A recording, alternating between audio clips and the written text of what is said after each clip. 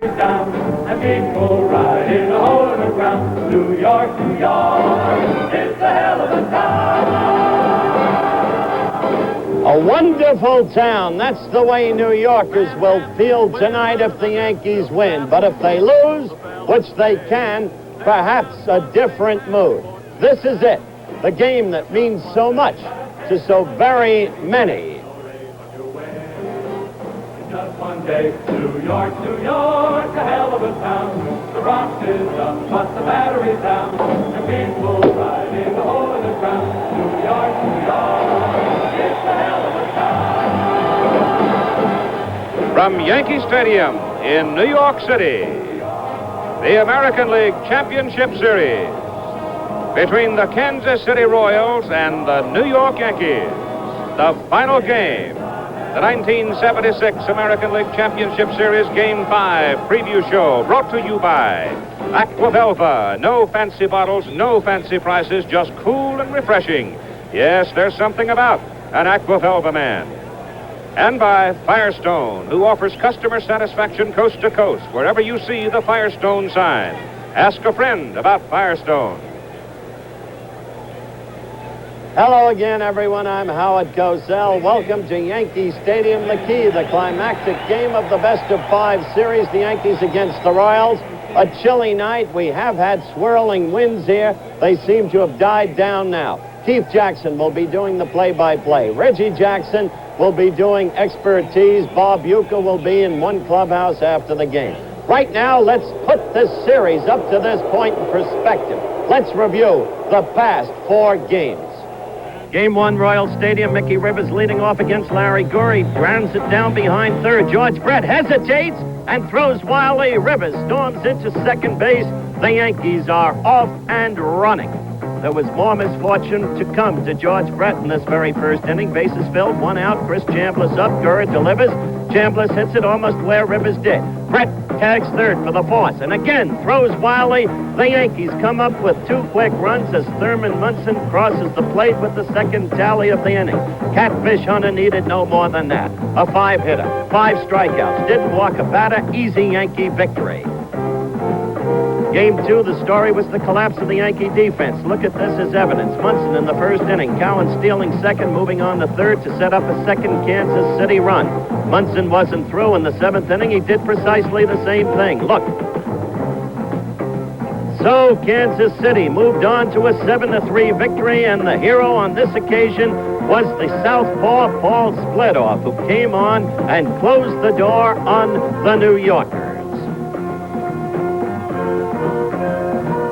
Game 3, Yankee Stadium. The Royals got 3 quick ones in the first. Chambliss answered back with a 2-run home run in the 4th. 3-2, a 1-run ball game, and then in the 6th inning, the Yankees tied it up. Man on base, Greg Nettles up, and lines a single to center. Collins with a late start. The Yankees went on to win it behind Ellis 5-3. Game number 4, Fred Patek up. 2nd inning, different Catfish Hunter, 2 on base. Gambling play by Rivers, and a double for Patek.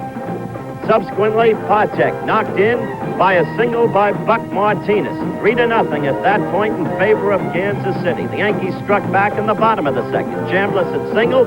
Nettles, the American League's leading home run hitter, with this blow up into the 3rd deck. 3-2, a 1-run ball game. But Kansas City didn't fold. Instead, they rallied. McRae on second. His first hit of the series, a double to right center. And then Jamie Quirk, the designated hitter, with this line shot to deep left center, a triple. Kansas City moved ahead 4-2, went on to win it 7-4. Mingori did the job in relief. There is no tomorrow. Hey, Pete Rose! What's a man really want from an aftershave? Not fancy perfume. Or fancy bottles? Not fancy prices. No! A man wants to smell like a man. There's something about Aquavelva. He wants to be cool and refreshed. There's something about Aquavelva. A man wants to feel like a man. Feel like a man. 'Cause there's something about an Aquavelva man. Hi, Max Mileage here, welcoming you to the Firestone Car Service Center, where you can count on us to help you get maximum mileage. We specialize in front-end alignment and precision wheel balancing. We replace worn-out shocks and overhaul drum and disc brakes and return the worn-out parts. Want to know more about Firestone's Max Mileage Car Service? Monroe-Matic heavy-duty shock absorbers, only $9.88 each. Available at Firestone stores and participating dealers. Here's the man, Jackson, number 2. This one is Reggie. Quickly, an analysis of the opposition pitches, Reg. Well, the obvious question is already been said, and will it be answered when the game is over? Yes, it will. The two opposing pitchers, Eddie Figueroa, fella. A little bit of controversy, I guess, surrounding this man. Why not Kenny Holtzman? Why not Doyle Alexander? Eddie Figueroa had some problems Sunday. He pitched 5 innings. He gave up 6 hits and 4 runs. The other fellow, Dennis Leonard, a powered pitcher, has had some problems all season, the latter part of the season, and he obviously had some problems Sunday. He only went 2 innings, so we're set for an interesting contest in the obvious biggest game of the year for both ball clubs. Capsule summarization, Reg. Thank you very much. Keith, the managers, the attitudes.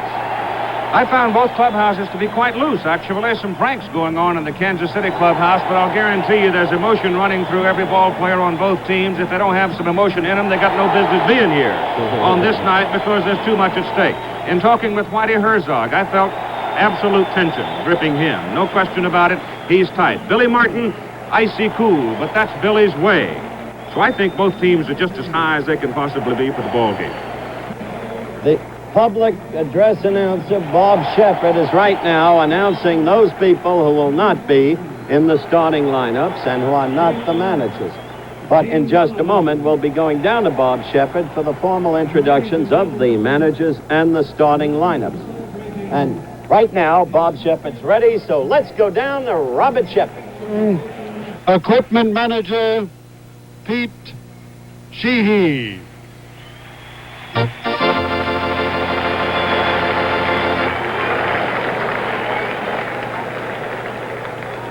Now, ladies and gentlemen, the man who led the Royals to a division title in his first full year with Kansas City, manager Whitey Herzog.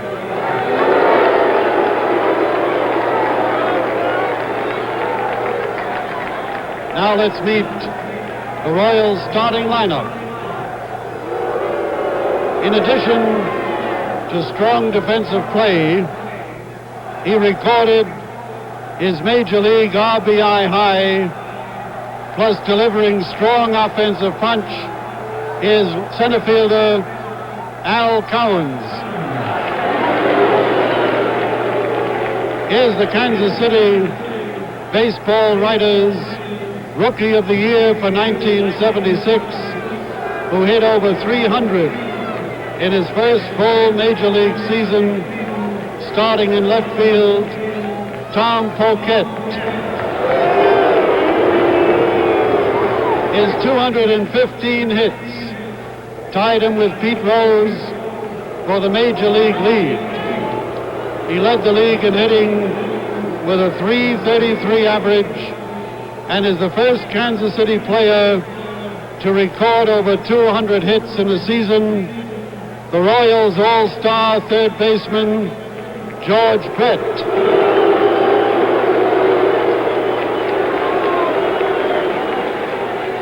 He is only one of the 3 American League players to record 95 or more RBIs in 4 of the last 5 seasons, the first baseman, John Mayberry. His average of .332 was the highest by a right-handed hitter in the American League in 17 years, and his 3rd consecutive season over 300. Here's the right fielder, Hal McRae.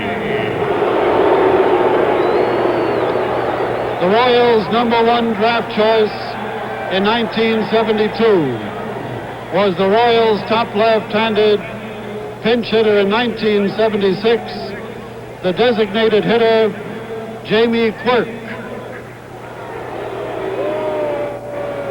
One of the most popular men ever to wear a baseball uniform, a veteran of 15 years in the big leagues, is the second baseman, Cookie Rojas. A career-high 51 stolen bases led the way for the speedy shortstop, Fred Partek.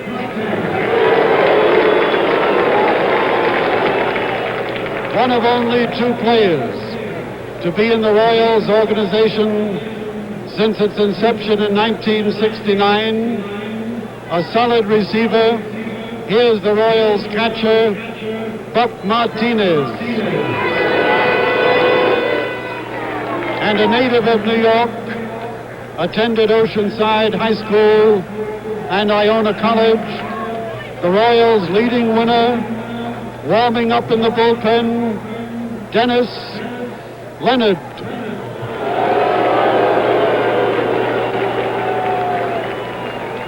Now, ladies and gentlemen, the Yankees.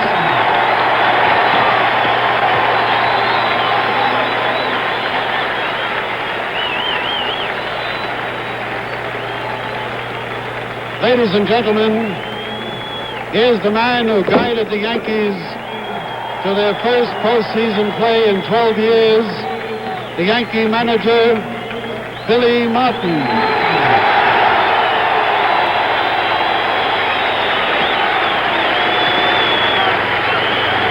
And the starting lineup. This man stole more bases than any Yankee in 33 years, while batting over 300 for the first time in his career, the center fielder, Mickey Rivers.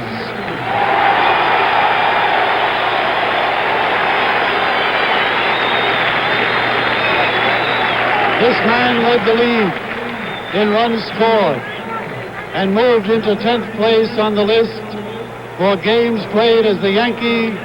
Here's the left fielder, Roy White.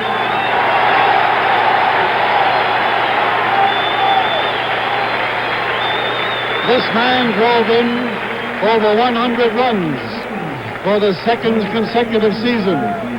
He is the first Yankee captain since Lou Gehrig, the captain, Thurman Munson.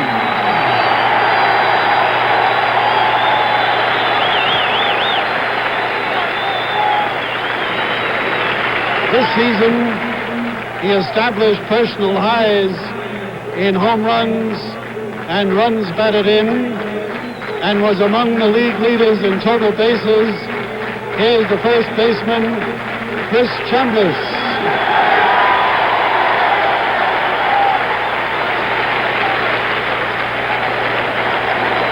Obtained by the Yankees in May from the Chicago White Sox, became the club's top designated hitter.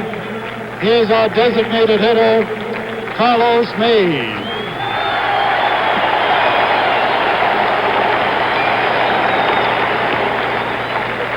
In leading the American League in home runs, he hit more homers than any other third baseman in Yankee history.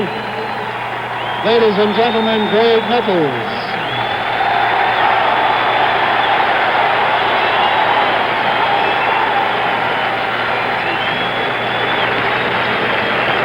The man who hit 15 of his 17 home runs right here in Yankee Stadium in his first year with the Yankees. Here's the right fielder, Oscar Gamble.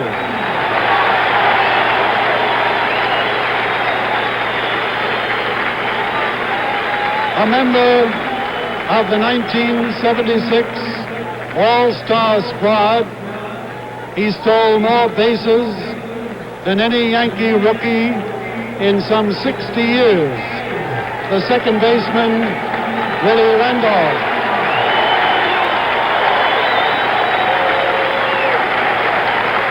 Here's the steady shortstop, whose brilliant glove and timely hitting helped secure the Yankees' first place finish. Ladies and gentlemen, Fred Stanley.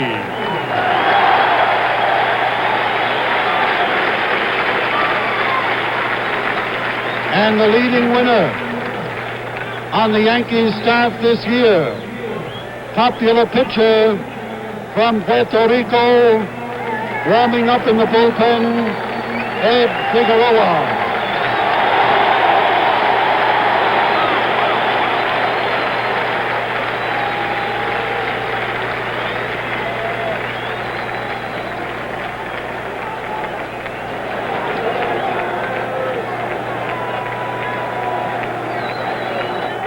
Now, ladies and gentlemen, will you please rise?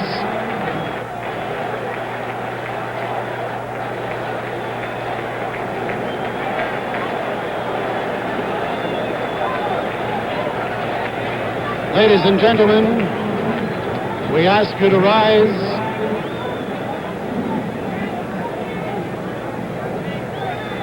And direct your attention to the microphone near home plate, asking you now to join one of America's great singing sensations, star of television, recordings, and Broadway Tony Award winner, Ms. Melba Moore, and our national anthem.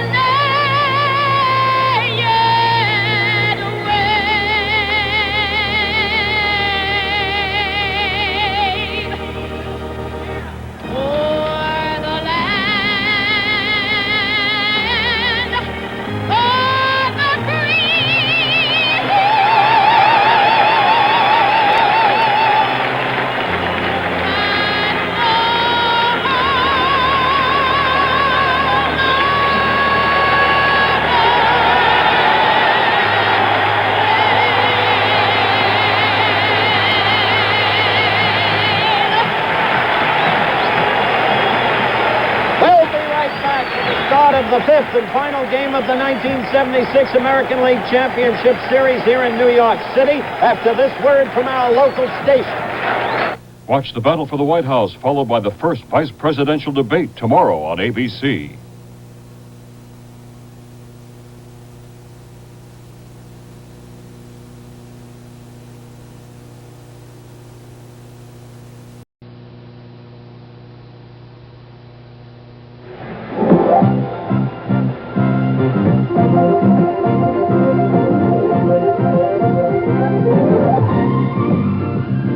The New York Yankees against the Kansas City Royals. Ed Figueroa against Dennis Leonard. Game 5 of the American League Championship Series.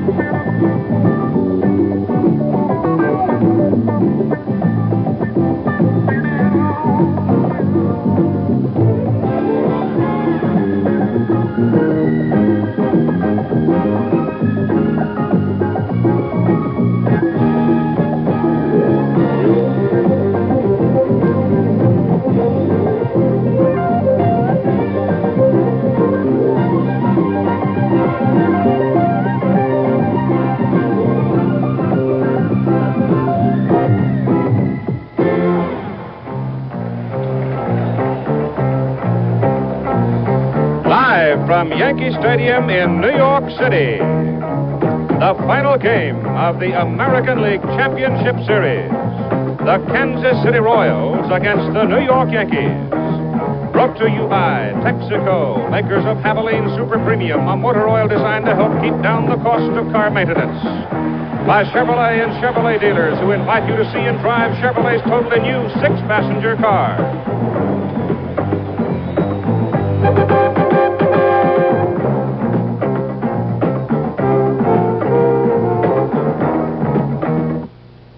Reach out and touch them, send a living gift. Reach out and touch them, send a green and growing gift. Reach out with green ribbon plants from the florists of FTD. Send FTD green ribbon plants by wire as easily as flowers. Your florist can send them almost anywhere if you say, send it the FTD way. Come on and reach out with green ribbon plants from the florists of FTD.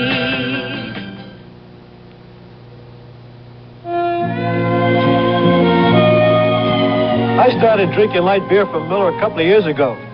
I started drinking it because I heard it was less filling. But you know something? I kept on drinking because it tastes so great. Now, I don't care what you guys like about it, as long as you like it. Hello, Mickey. Got a light? Sure, doll. What's a nice girl like you doing in a commercial like this? Light beer from Miller. Everything you always wanted in a beer, and less. You wouldn't expect a car with this much trunk room and this much sitting room to have a gas mileage rating like this. On the other hand, you wouldn't expect a car that has a gas mileage rating like this to have this much sitting room and this much trunk room. The new Chevrolet, with more headroom, more rear seat legroom, more trunk room, and more efficiency than last year's largest Chevys. Now that's more like it. Starting in left field for the New York Yankees tonight, number 6, Roy White, as we set the Yankee defense for the top of the first inning. In center field for New York, the flyer, Mickey Rivers.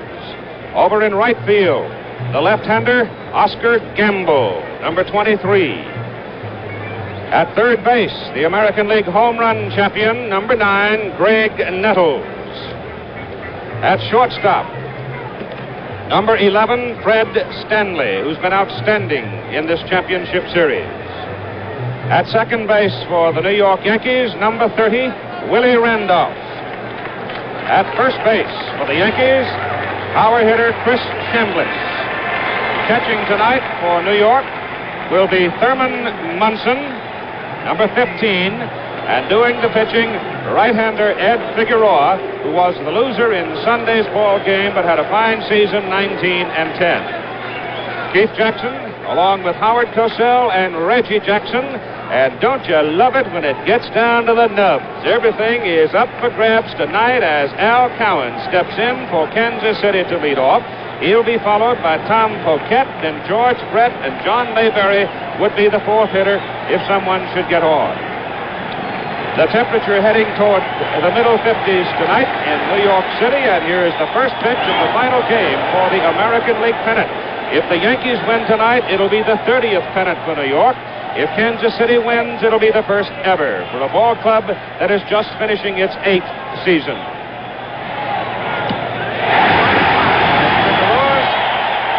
On the strike zone on the outside corner and low with his second pitch. The first pitch was high and away. The second pitch was really a hummer on the outside corner. Cowens kicks and takes this one a little low. They ask as to whether or not he tipped the ball. Thurman Munson obviously indicating that he thinks that he did. The plate umpire for tonight's game is the veteran Art French.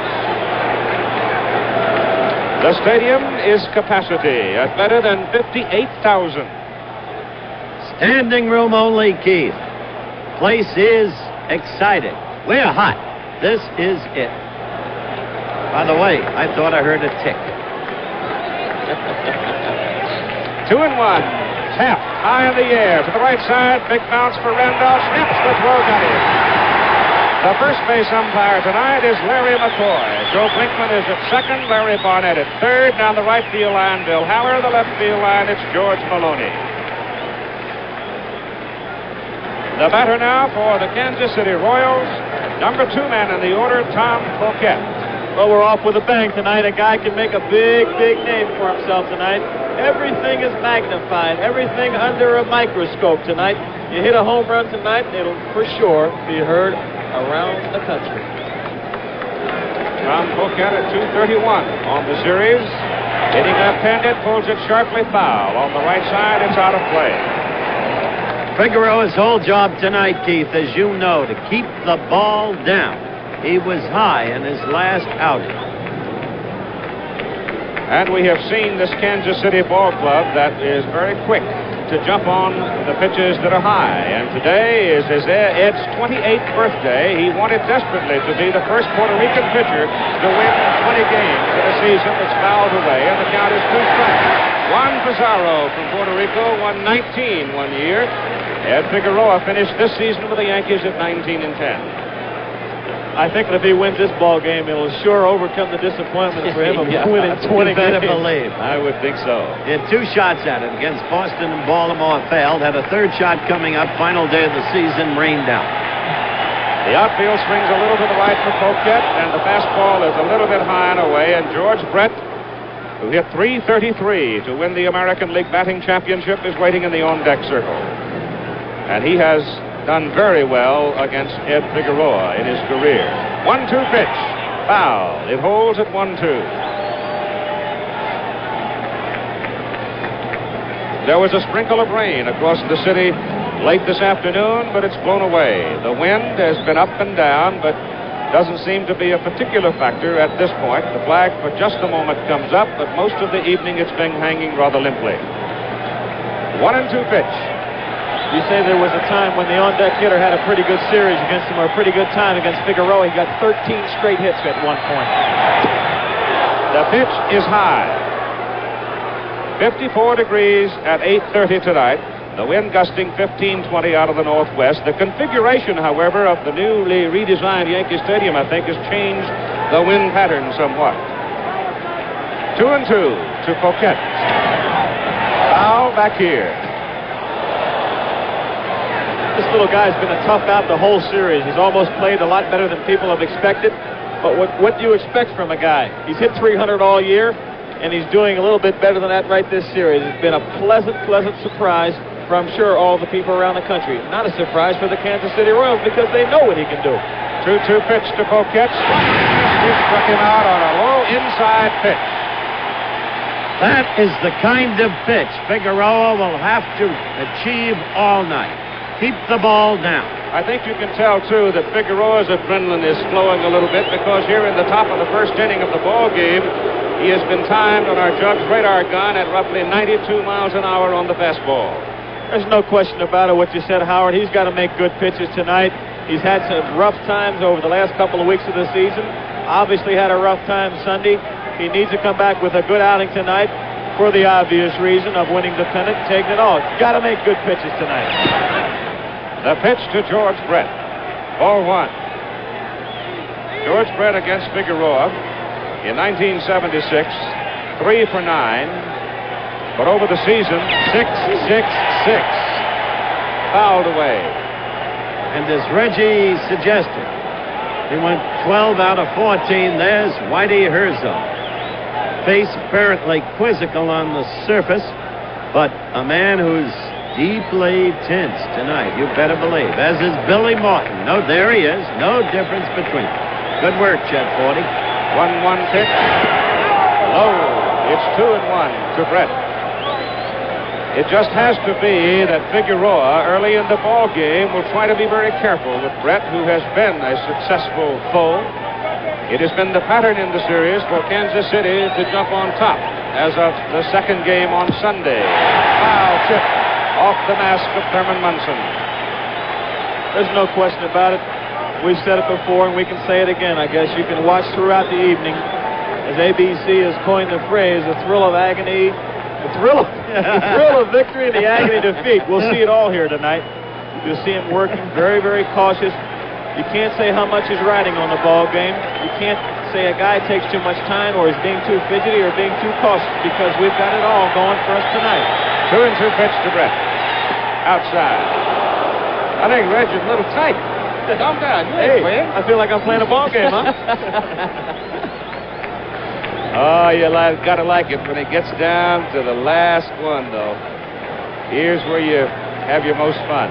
Here's where the extraordinary becomes ordinary. The pitch, pulled to right field. Base hit for George Brett. And he continues to wear out Figueroa. It's off the wall, and Brett goes into second, standing with a double. He really owns it.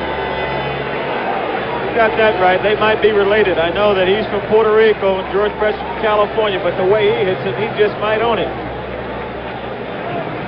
All right, Brett perched at second base, and the batter now is Big John Mayberry, the Kansas City first baseman, who is struggling in the closing hours of this 1976 season. 2 for 14 and 1 run batted in the championship series, hitting 143. And this is your guy, Keith. You know what he can do. He can rip a ball game open. High pop left side. It may carry beyond the playing surface, and it does. It's a souvenir.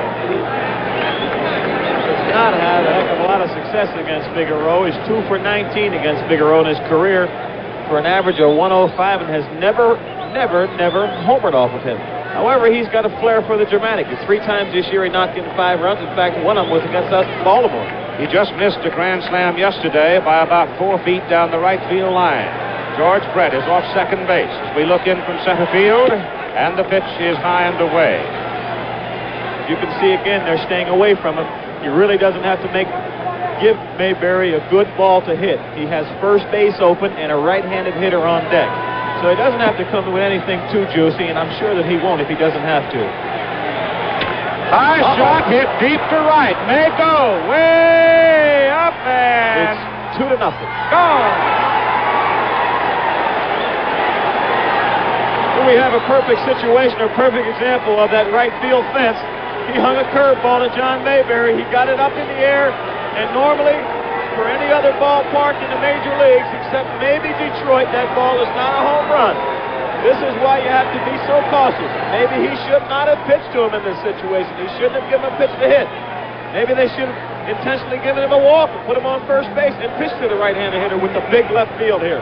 That's the first home run since August 14th for Mayberry. It's exactly right. And the guy who's now on the spot in the minds of every baseball fan in this country is Billy Martin, because the whole question was, should he start Figueroa, who has never had success against Kansas City? We're at 1-1, Keith. On Harold McRae, who is playing right field tonight. McRae broke out of his slump in the series yesterday with a double and a triple.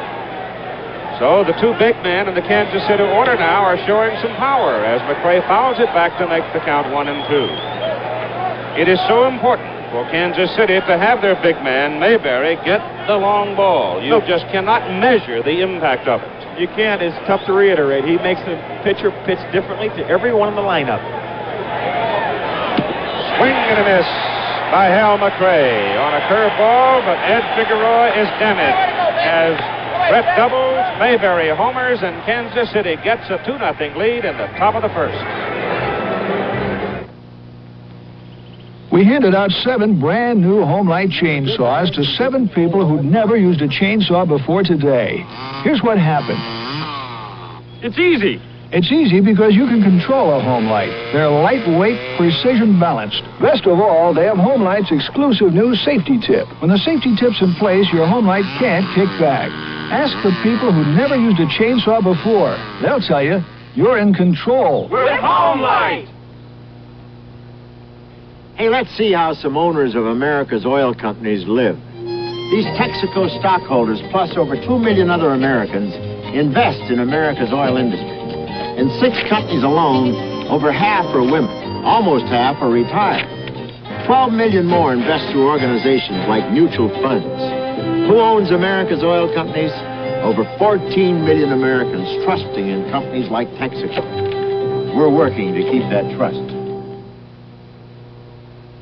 Make a weekend of football and fun even greater. Invite the Colonel and Kentucky Fried Chicken. Look at this is cooking, it's a meal.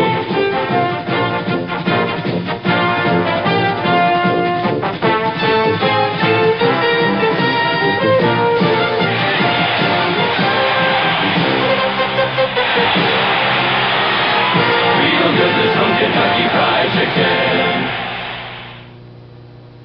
Setting the defense for the Kansas City Royals in left field, number 25, Tom Poquette. In number center field, Swift Al Cowens, number 18. Playing right field tonight, Hal McRae, number 11. Over at third base for the Kansas City Royals, it is George Brett. At shortstop, one of the quickest men in all of baseball, Fred Patek. At second base, the venerable Cookie Rojas, number 1. He's put his lollipop away. At first base, John Mayberry, who just hit the 2-run homer. Behind the plate for Kansas City, it's Buck Martinez.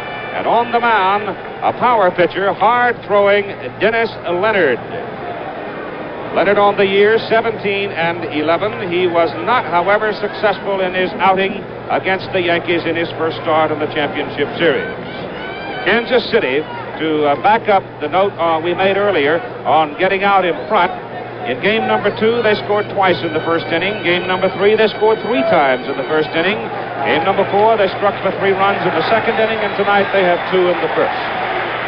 So it does not always indicate victory for them, obviously, because we come to this final game all even at 2-2. Leading off for the New York Yankees, it is Mickey Rivers at the top of the order, the center fielder. Batting second, it is Roy White, and then Thurman Munson will hit third with Chris Chambliss cleaning up. I think we should make note of the fact that Mickey Rivers, what we both feel, Keith, along with Howard, is the catalyst to this ball club offensively, and has not been on base that much. He's only 4 for 18. All right, Reggie Jackson, the pitch is fouled away into the upper deck by Mickey Rivers for strike 1, as Dennis Leonard got the ball where he needs to keep it when he's throwing the fastball. That's outside to this youngster, because Mickey can pull it. There's the breaking pitch. Now, this is the secret for Dennis Leonard. The pitching coach for the Kansas City Royals told me before the ball game, Galen Cisco, that Dennis has to get the breaking pitch over, otherwise he'll be gone. Ball is hit to left, Poquette on the move. Turns, goes He's in back, trouble. can't get it. Looked the wrong way. At the last moment, it's off the wall. Rivers going for 3. He's in trouble.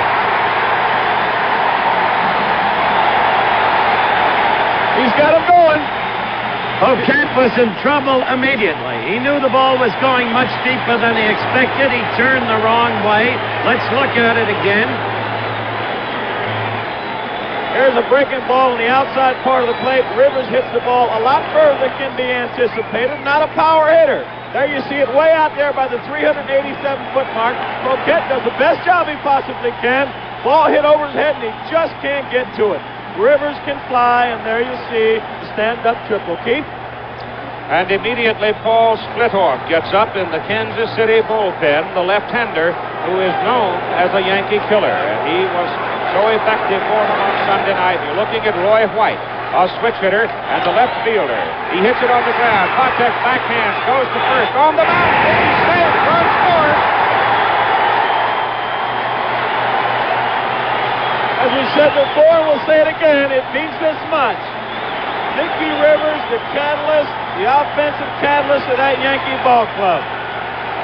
The infield was back. There you see the fastball. White making contact. They've almost given the New York Yankees a run right here. As you see, the infield is back. Just trying to get an out. The play hit the Patek's right. He tries to make the big long throw. White runs pretty well. Give Mayberry an assist. Give him a little credit for keeping that ball from going into the right field seat. Well, Mayberry, you can sometimes nonchalant it, is as good as any first baseman at scooping out the low ball. Patek played it perfectly, but White, a swift-footed, left-handed hitter, got down quickly. Now let's take a look in isolation on Mickey Rivers running home on the plate. As Reggie told you, the infield was playing back, giving up a run with a 2-run lead, and that's pro forma.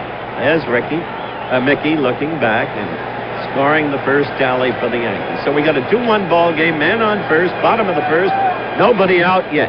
Mayberry having homered with 1 on. In case you've just joined us, in the first inning, Brett had doubled with 2 out. Paul Splitoff is in the bullpen getting ready in a hurry.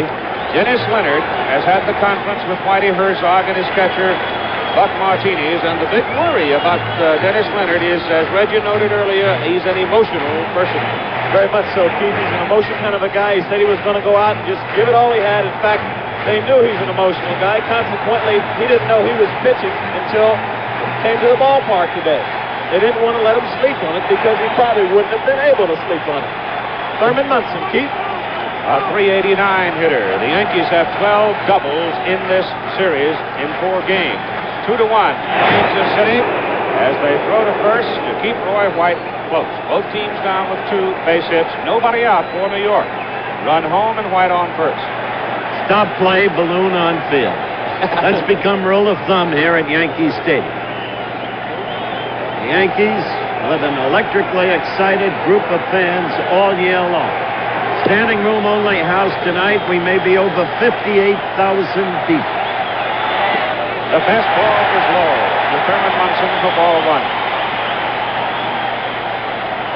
He's going to go right at him, as you see. I'm sure that they went out and had a conference in the mound and told him, just settle down and relax. As we stated before, and we'll say it again and again, because we feel it's important. It is important. He's an emotional guy. Got great ability, great talent. Let's keep it in control. I'm sure that's what they said to him. Wire goes Roy White. Munson swings and misses. Martinez throws too late. Roy White got a perfect jump on the ball. It was no contest. Martinez never had a chance. There's a big jump. It's a good jump. He takes his glance like he's supposed to. See Patek with the Eccles position. Again, no chance. Don't even bother to make a tag. Lee Buck Martinez had a little trouble finding the handle on that ball, Keith. Yep. Still nobody out for New York. Bottom of the first inning. A 2-1 ball game, and White at the turn with Munson up 1-1. Now we've got no outs, and I'm sure that Thurman, if he's going to get a base hit, will try to get it to right field. So if he does not get a hit, he'll advance the runner by hitting the ball to the right side of the infield. There you see him try, swing late, and try to advance that runner. That's the name of the game. Get that man over there with 1 out or less than 2 outs. You have the opportunity to score him with an error, a ground ball, or a fly ball. 1-2 count now on the Yankee catcher as Dennis Leonard trying to weather a first inning storm. Splitoff is active in the Kansas City bullpen.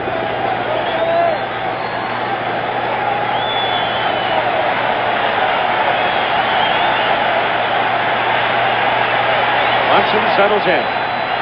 1-2. Billy Martin standing in the Yankee dugout. Popped up right side foul. You looked at Billy Martin. The face is tense. Why not? It's the biggest thing in his life, and it should be. And you will see next inning. The moment there's a sign of faltering further by Figueroa, Martin will have his bullpen working and have Figueroa out. Center fielder Al Cowens playing Munson toward right center, giving him left center. Figures, in fact, knows he's trying to hit it. But instead he goes to the hole and pulls it to left. Base hit. Here comes Roy White, holding at third as the throw is cut off by Mayberry. Now the throw in. Munson goes to second. Now that's intelligent base running. We pointed out yesterday that Munson, while not the swiftest man in the world, is relatively fleet for a catcher. Leonard is going out right now. Herzog's not going to live with this any longer. Second time the Yankees have done away with Leonard. Second time Leonard's had a 2-run lead. First time He lost it. It was 3-2 when Splitoff came on. Now it's still 2-1, but men on second and third and none out. And Munson then played exceptionally smart ball. We have Chris Chambliss coming up as the next hitter. He is a left-handed hitter. That means it is time to bring the left-hander in from the bullpen, Paul Splitoff. I'll bring Splitoff in right now. The left-handed pitcher to face the almost entirely left-handed hitting Yankee lineup. Well, it forces Billy Martin's hand pretty early, no question about it. He's gone on and put his left-handed hitters in. Carlos May, Oscar Gamble, and of course now Whitey has the left-handed pitcher coming in to throw to those guys for at least the next 2 or 3 at-bats. If he uses the other fellas, Lou Piniella and Elliot Maddox, he gets a chance to use up Billy Martin's 2 left-handed pitch hitters already. Or right-handed pinch hitters, I should say. I got it all fouled up, huh? They got me. I'm as nervous as they are. It happens, Reggie. So now here is Paul Splitoff into the ball game as Whitey Herzog goes back. Splitoff was an outstanding performer in the first part of the season when Kansas City ran off to a big lead in the American League Western Division. He finished the year 11-8 after tearing the sheath in the index finger of his left hand, and it took him a very long time to get over it. A small little injury, but when a pitcher depends almost entirely on that. Totally disabling injury to a pitcher. So they had to, as we pointed out on Sunday night, send him back to the instructional league. And then on the hope, and Paul said suddenly it began to feel well again, the tendonitis you've described in the finger. And the hope that Paul was right. And he was, well, they brought him back, worked him the last day of the season against Minnesota. He did not impress. But the documented record is clear. This guy is a Yankee nemesis. The Yankee history has had a number of nemesis. Once there was a pitcher with Detroit, a good little right-hander named Frank Larry. All he had to do was throw his glove out in the mound. Gone were the Yankees. Splitoff was the winning pitcher on Sunday night. 5 2/3 innings, no earned runs. He worked 4 full innings, struck out 1, and walked 2. So he gets an early call at the bottom of the first inning.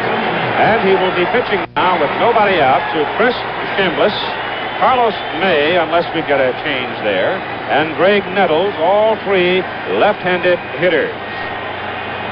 Roy White is at third base for New York, and Thurman Munson is at second base. 1 run in, nobody out. The pitch is very high to Chambliss. Chris, 6'1", 210 pounds, and there is Roy White edging off third. And remember what we've told you about Chambliss's ability to hit left-handers. Munson up at second there. Now back to the man at third, the lead runner. The ball 1 pitch to Chambliss is hit into left field. That should score White. He's quick. The throw from Poquette, it's a good throw, but it's off the mark. And the game is tied. That's getting it back even in a hurry. Now Figueroa's got a fresh start. It's 0-0 again. And let's start over. We've now got 8.5 innings to play. 8 2/3. Roy White in the dugout. Thurman Munson perched out at second base. You've got 1 out on the sacrifice fly by Chris Chambliss. And Billy Martin is going to let Carlos May hit. He's got to let him hit for a couple of times at least, Billy Martin does, Keith. Right. With the fact that he'll completely waste him if he goes in and pinch hits for him right now.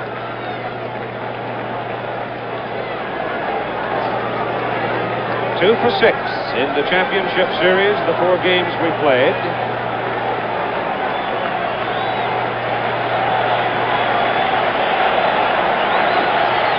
Note how far up the bat handle may go.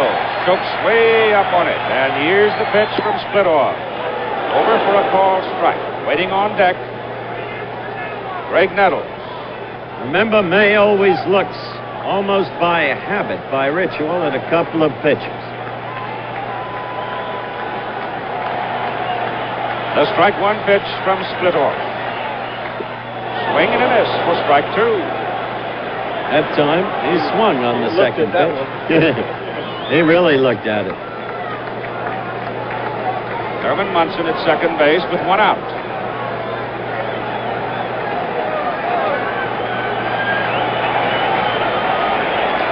Concentration and intensity in a guy's face.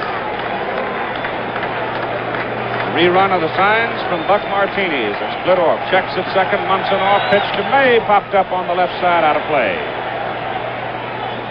Whitey Herzog did not start split off because he knows he has pitched sparingly over the latter half of the season because of the injury that Keith described.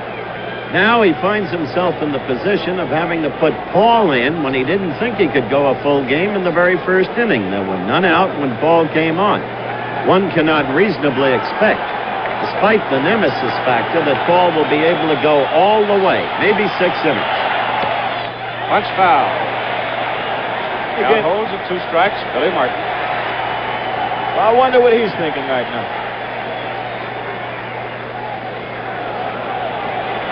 I can't help you.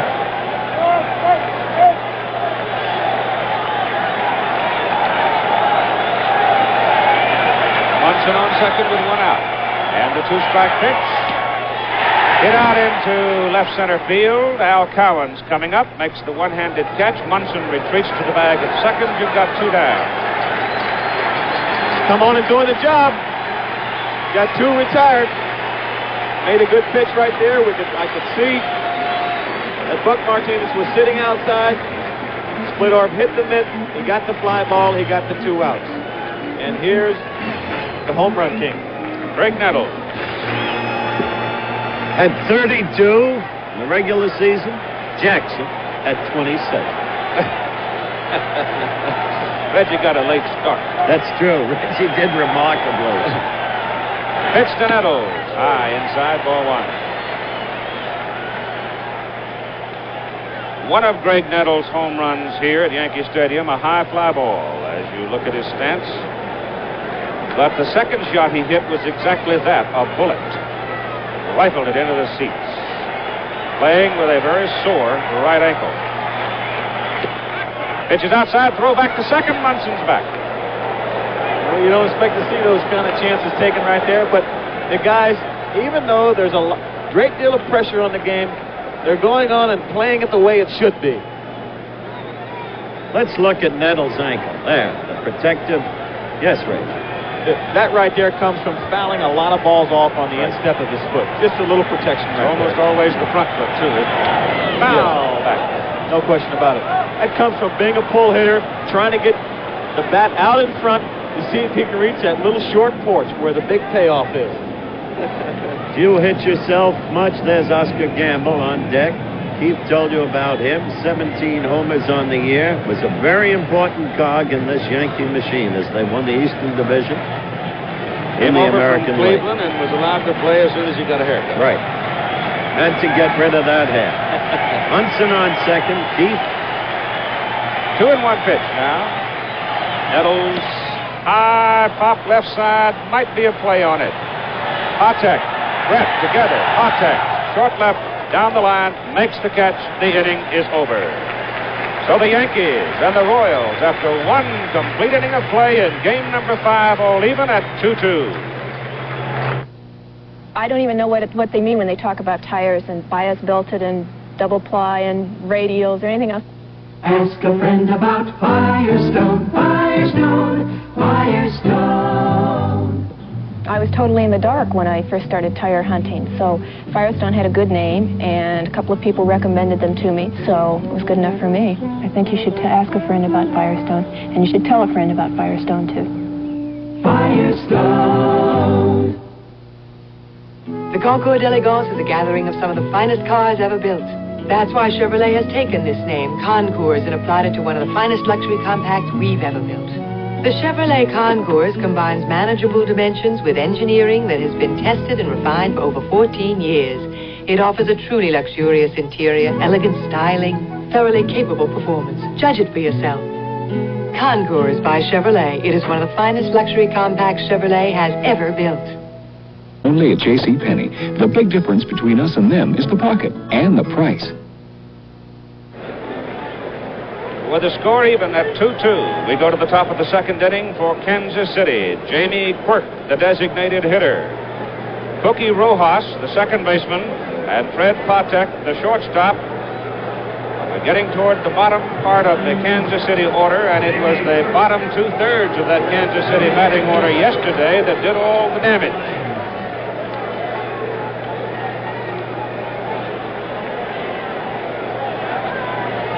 Jamie Quirk, a triple yesterday, and 2 runs batted in. He scored himself, and he hits a dart down the right side foul. Yes, he did, and that's not the way to start off an inning. Eddie, go back and rub that ball up, spit in that hand, and rub it down and in and out. Talk to the ball, maybe. He's still remembering that hanging curve he threw to Mayberry. Dreadful pitch. Should talk to the ball. Fouled off the other way.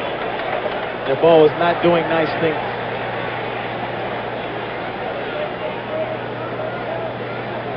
So Quirk now, the youngster out of Whittier, California, with a 2-strike count. Leading off for Kansas City, top of the second inning, takes high. It's 1-2. It's up, well up. Got to keep that ball down if he wants to stay alive much longer. There you see Thurman Munson telling Eddie Figueroa to follow through on the ball. He's been leaving the ball up high and not following through quite well enough for Thurman. He's telling him to throw this ball up right here. He's missing the target, Keith. That one was inside at the knees. It's 2-2. You can see Thurman trying to give him direction on the ball, and he's not getting the ball where Thurman would like it to be. He called for that ball to be up right there, and the ball was inside and about thigh high.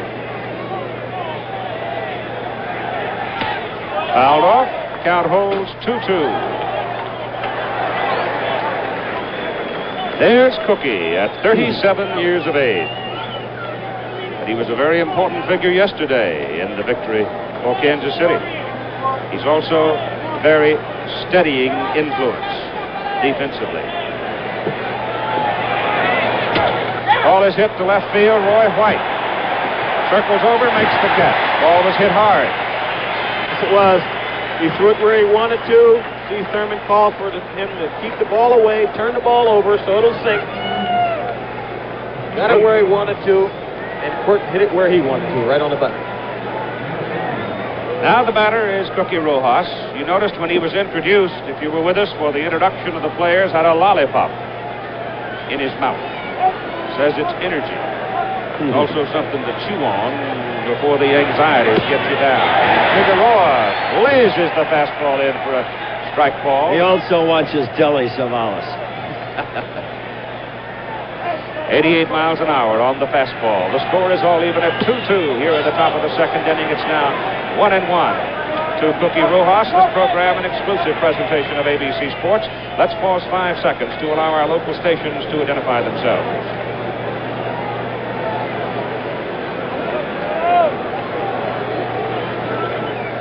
Keith Jackson, Howard Cosell, and Reggie Jackson sitting here in the booth overlooking the field of play at Yankee Stadium and the final game, the game that means the American League pennant. And a chance, if you can call it that, to go play the Cincinnati Reds in the World Series. Rojas delivers it up the middle, base hit for Cookie. So Cookie Rojas picks up his 3rd hit in 6 trips. He's hitting an even .500. Definitely doing the job that they asked him to do. They put him in the lineup. They were looking for some leadership, some stability, and he sure is providing it. 37 years old. You can call it old if you want to, but when I get to 37, I sure hope I don't feel like I'm old. I hope I can feel like I can play baseball if I want to. They called him old, but 37 is not old, is it, guys? We told you yesterday it was a very good year. I like hearing it. You're not that far away, Reg. Something to look forward to and something for us to look back on, I suppose. Here is Fred Patek now, the shortstop for Kansas City. And Fred Patek having a good series. 6 hits, 14 at-bats. He has 4 runs batted in. He's been outstanding defensively. 5'4", 144 pounds. Ball 1 the count.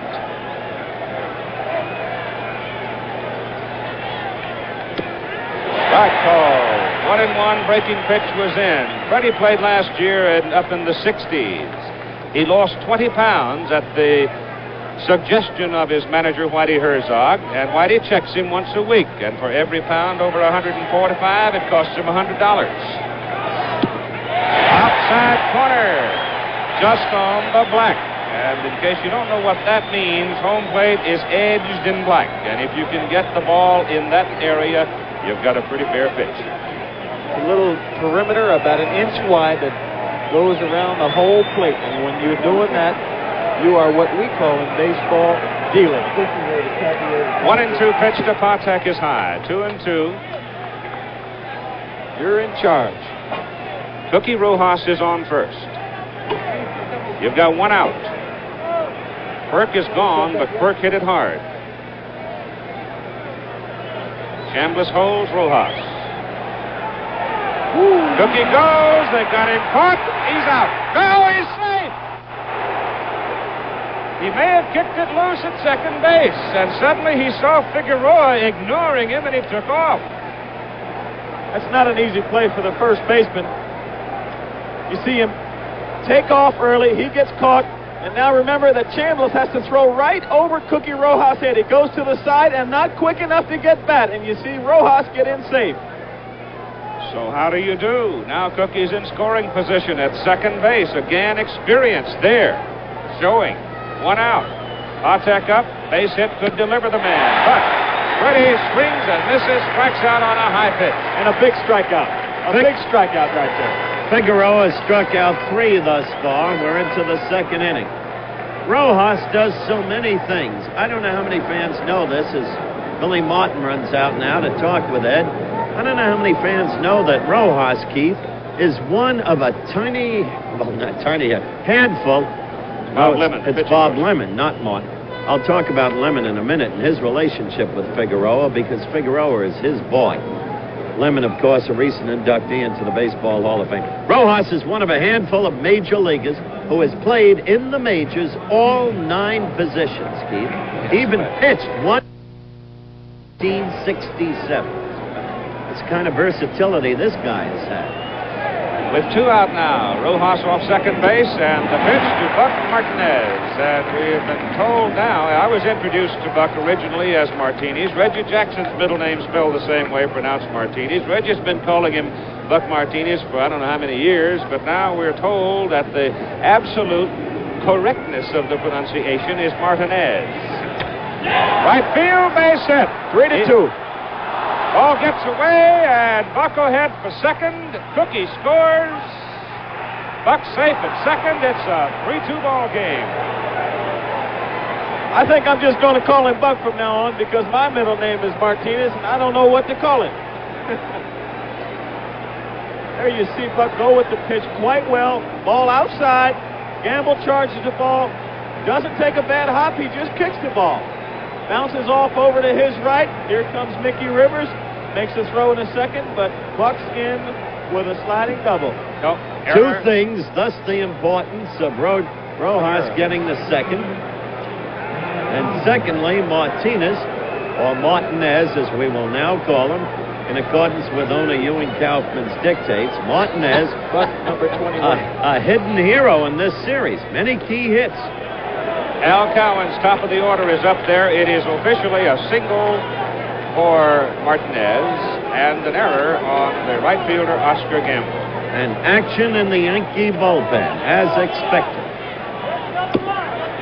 Figueroa on the corner with a strike. 1-1.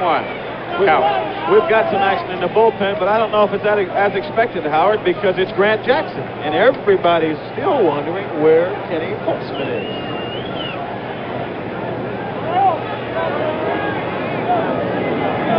Martinez off second base. Buck with a big lead. Ball tapped over the mound. Randolph has it. Throws to first. And the inning is over. But the Kansas City Royals regained the lead here in the top of the second inning. After 1.5, lead the Yankees 3-2. You're looking at the only oil filter of its kind in the world. Monroe's new Filter Plus. The difference is a patented time-release chemical disc. This disc automatically dissolves protective chemicals back into your oil, rebuilding its protective potency as no ordinary filter can. Protecting your engine as no ordinary filter can.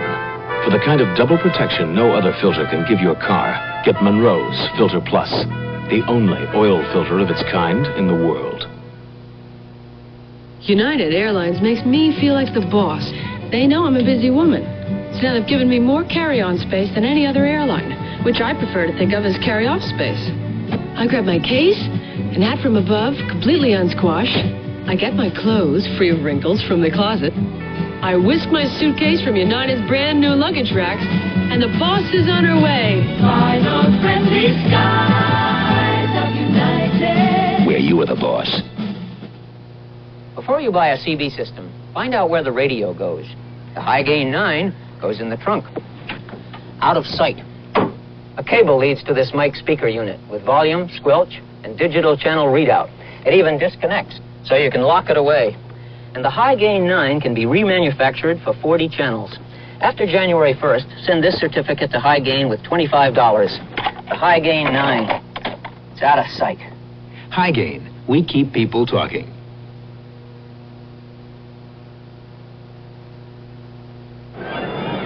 He gave his lollipop to Cookie Rojas for the evening. Telly Savalas. The only one, not Yul Brynner, but Telly Savalas.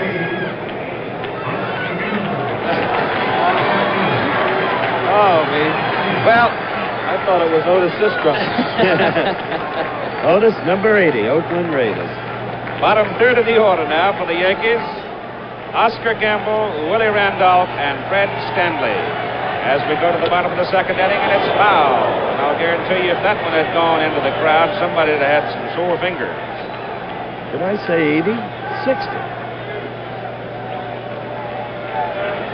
The man of the hour, Keith. Ball split off. Dennis Leonard pitched to 3 hitters, had very little success, and split off was summoned. And he did the job, and it's now 2 strikes on Oscar Gamble as Oscar looks at a breaking pitch. And it's in on the corner. Let's make note of the fact he's come on and he's pitched well. Already he's starting to set a pattern, starting to get in a groove. That one's high and away. 1-2. They've got to stop before he gets going. 1 ball and 2 strikes. You see him get the pitch, get it to 0-2, and then he'll go away with a bad pitch. Cardinal rule: don't give up a base hit with 2 strikes and no balls on a hit. Just missed. 2-2. Oscar Gamble, who represents home run power. Now let's make note. If he comes back into the strike zone now, he's got things working for him.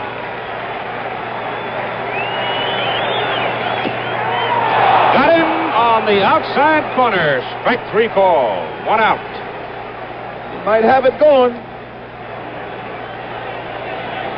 You see a guy set a pattern like that. He makes a couple of pitches, gets a couple of good strikes, and he tries to get the hitter to go after a bad pitch to see if he'll swing at a bad ball. Why give him a good pitch when you have things going? When you want to come back and you have the ability to make a good pitch like that, you're in great shape. Willie Randolph takes a fastball down the pipe. Strike 1 call. Willie 2 for 14 and a run batted in. And he didn't like it either.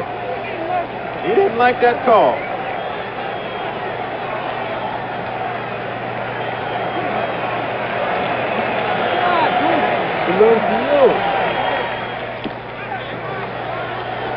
One and 1 to Willie.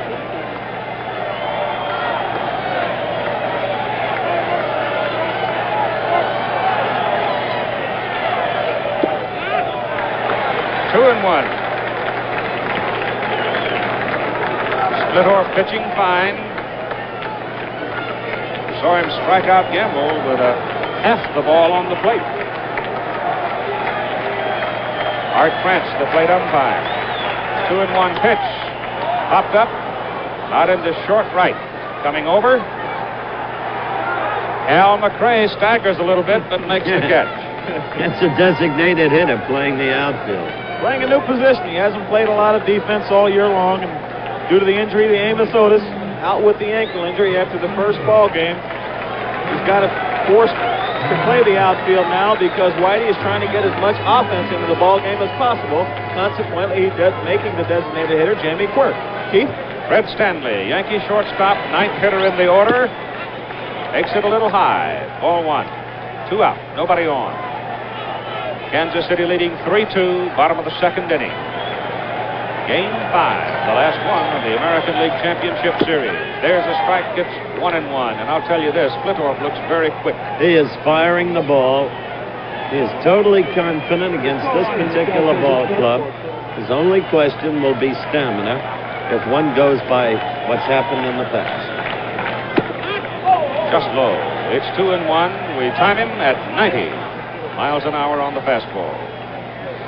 Incidentally, we had Ellie Howard hit some one-bouncers on the infield at Kansas City and here at Yankee Stadium to give you some difference between artificial turf and real grass. We'll define that later. Bouncer to Brett at third base. George is through on the money. Friends, Fred Stanley is out. The inning is over.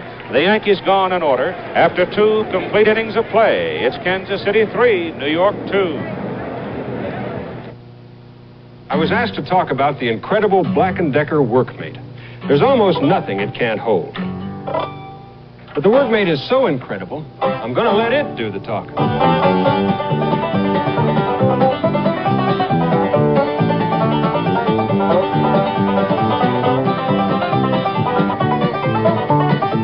The Workmate from Black & Decker, and nobody else.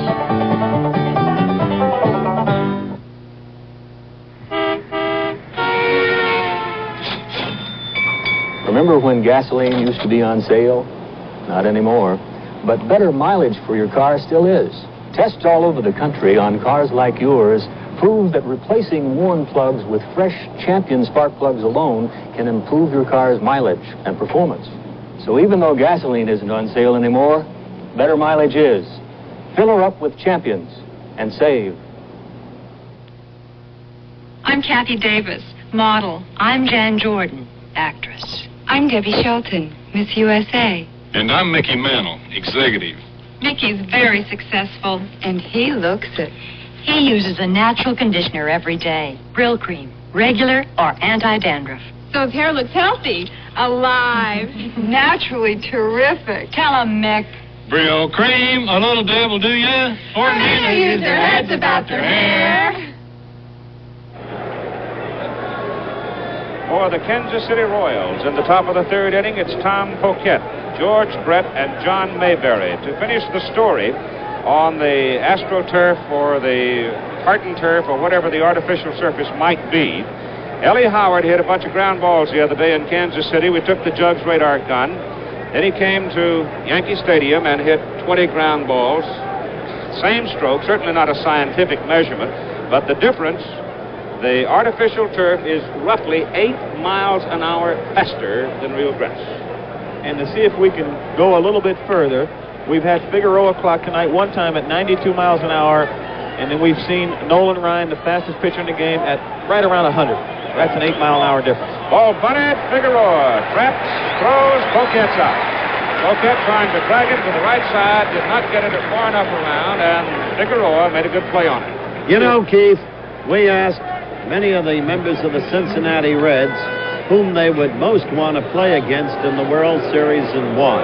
And during the course of this contest, you're going to be meeting many of the Cincinnati Reds. Guys like Peppery Pete Rose, Slugging George Foster, and the rest of that awesome bunch, including Johnny Bench. And you'll hear from them.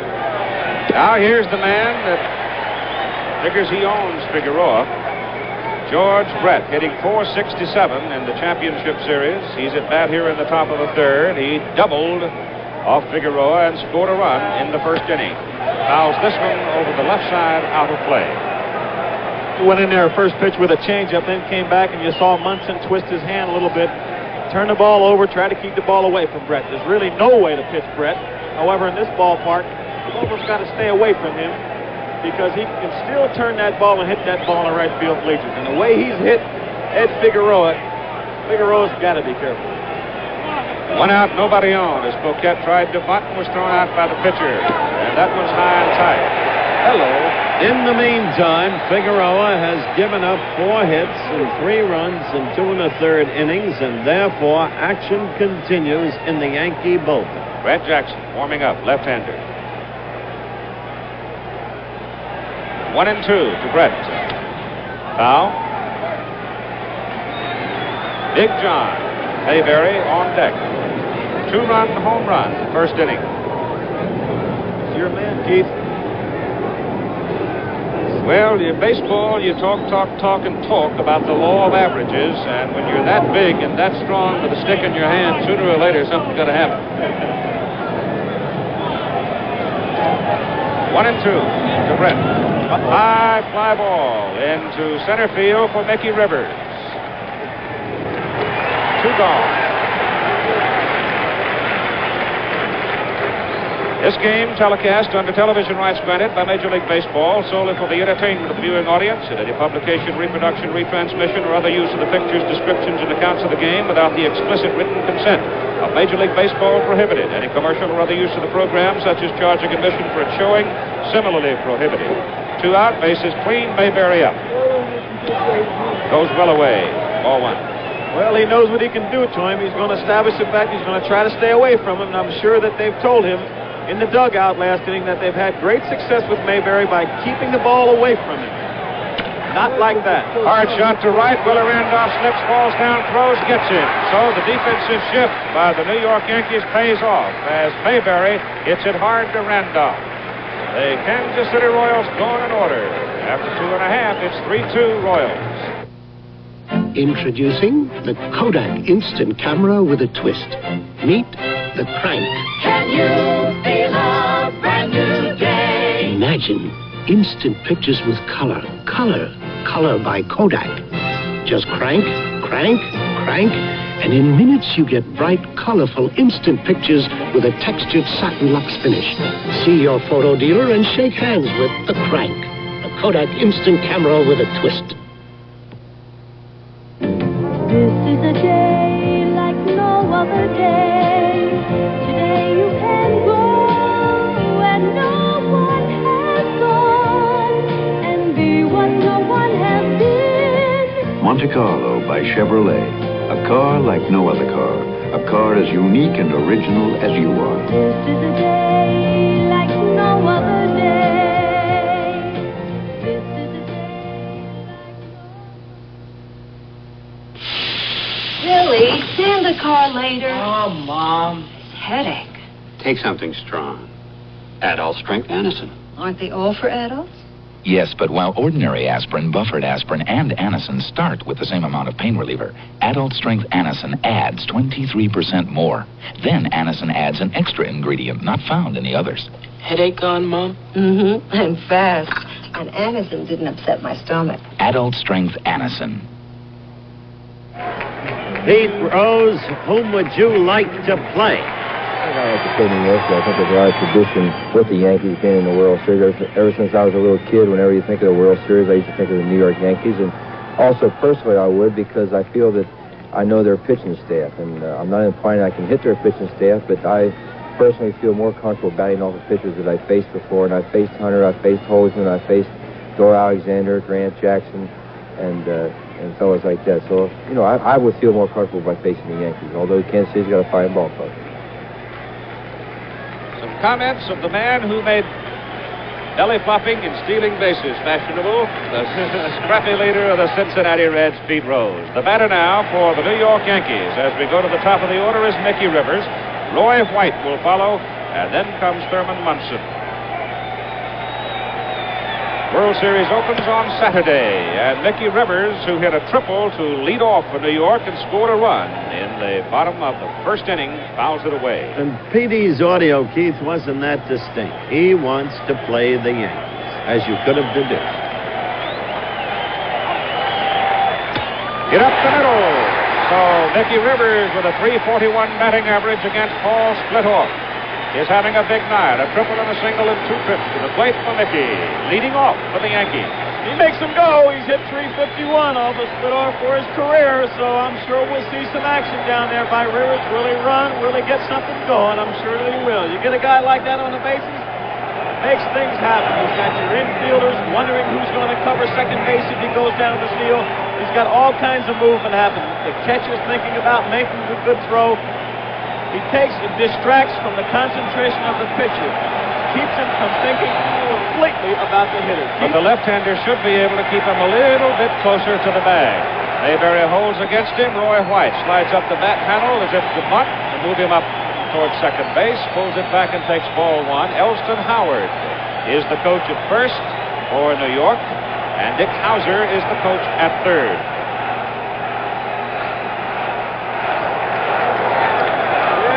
We've got it going now. Listen to the crowd. Kansas City leading 3-2. New York at bat, bottom of the third inning. Splitoff is retired prior to Mickey Rivers' sixth straight. And he makes an easy throw to keep Mickey close with Thurman Munson waiting in the on-deck circle, the big Yankee captain and catcher. Roy White, a switch hitter, the left fielder. Outside for the breaking pitch, and it is 2-0. Got to get this runner over to second base, get him in the scoring position. See all kinds of things happening out there. Your outfielders are wondering what to do with the ball, getting it in their minds what to do with it if he hits the ball in the outfield, where to throw it because Rivers can fly. We're going to see some action on the bases now. Keith? Does not go. Pitch is in there for a strike. 2-1. It's surprising. 2 balls and no strikes, and he takes the ball. That's a time when you can just about crank up and let it fly. It's either that or a breaking pitch. You've got a chance to lay it down. Nice soft stroke. I think Billy Martin a little bit disturbed that Roy didn't put that one down if the bunt has in fact been called. Apparently it has.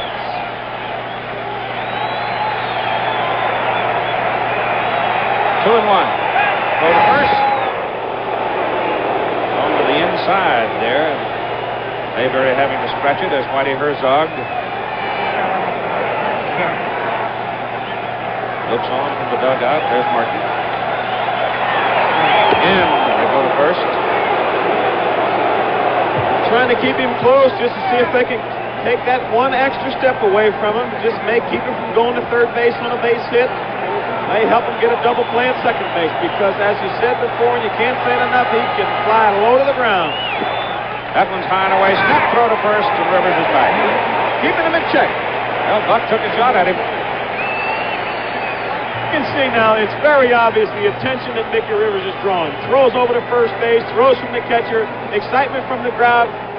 He just turns everybody on, turns on the action, makes things happen.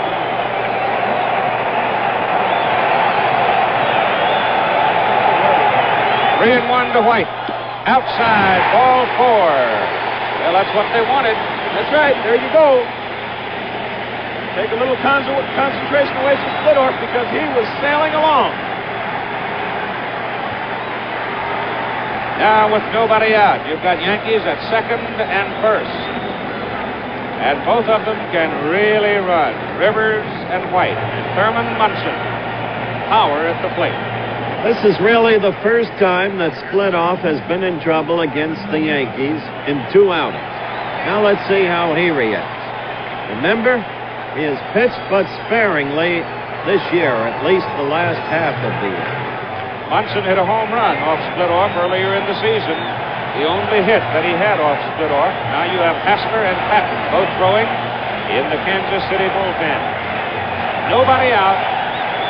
Rivers on second and White on first for New York.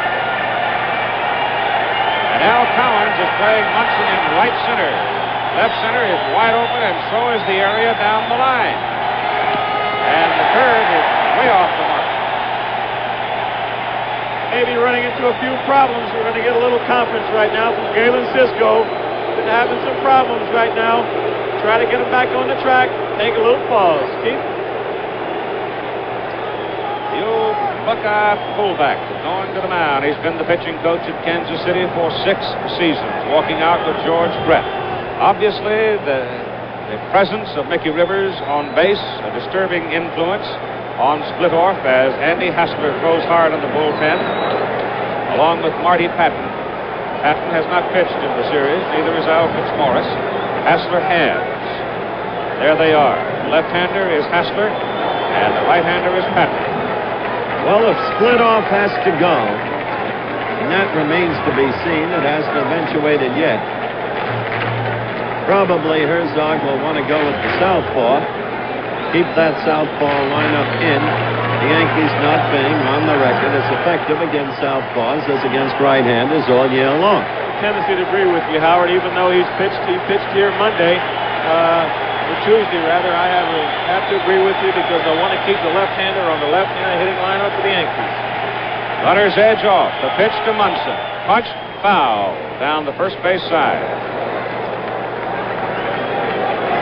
No matter how cold The Yanks are hot.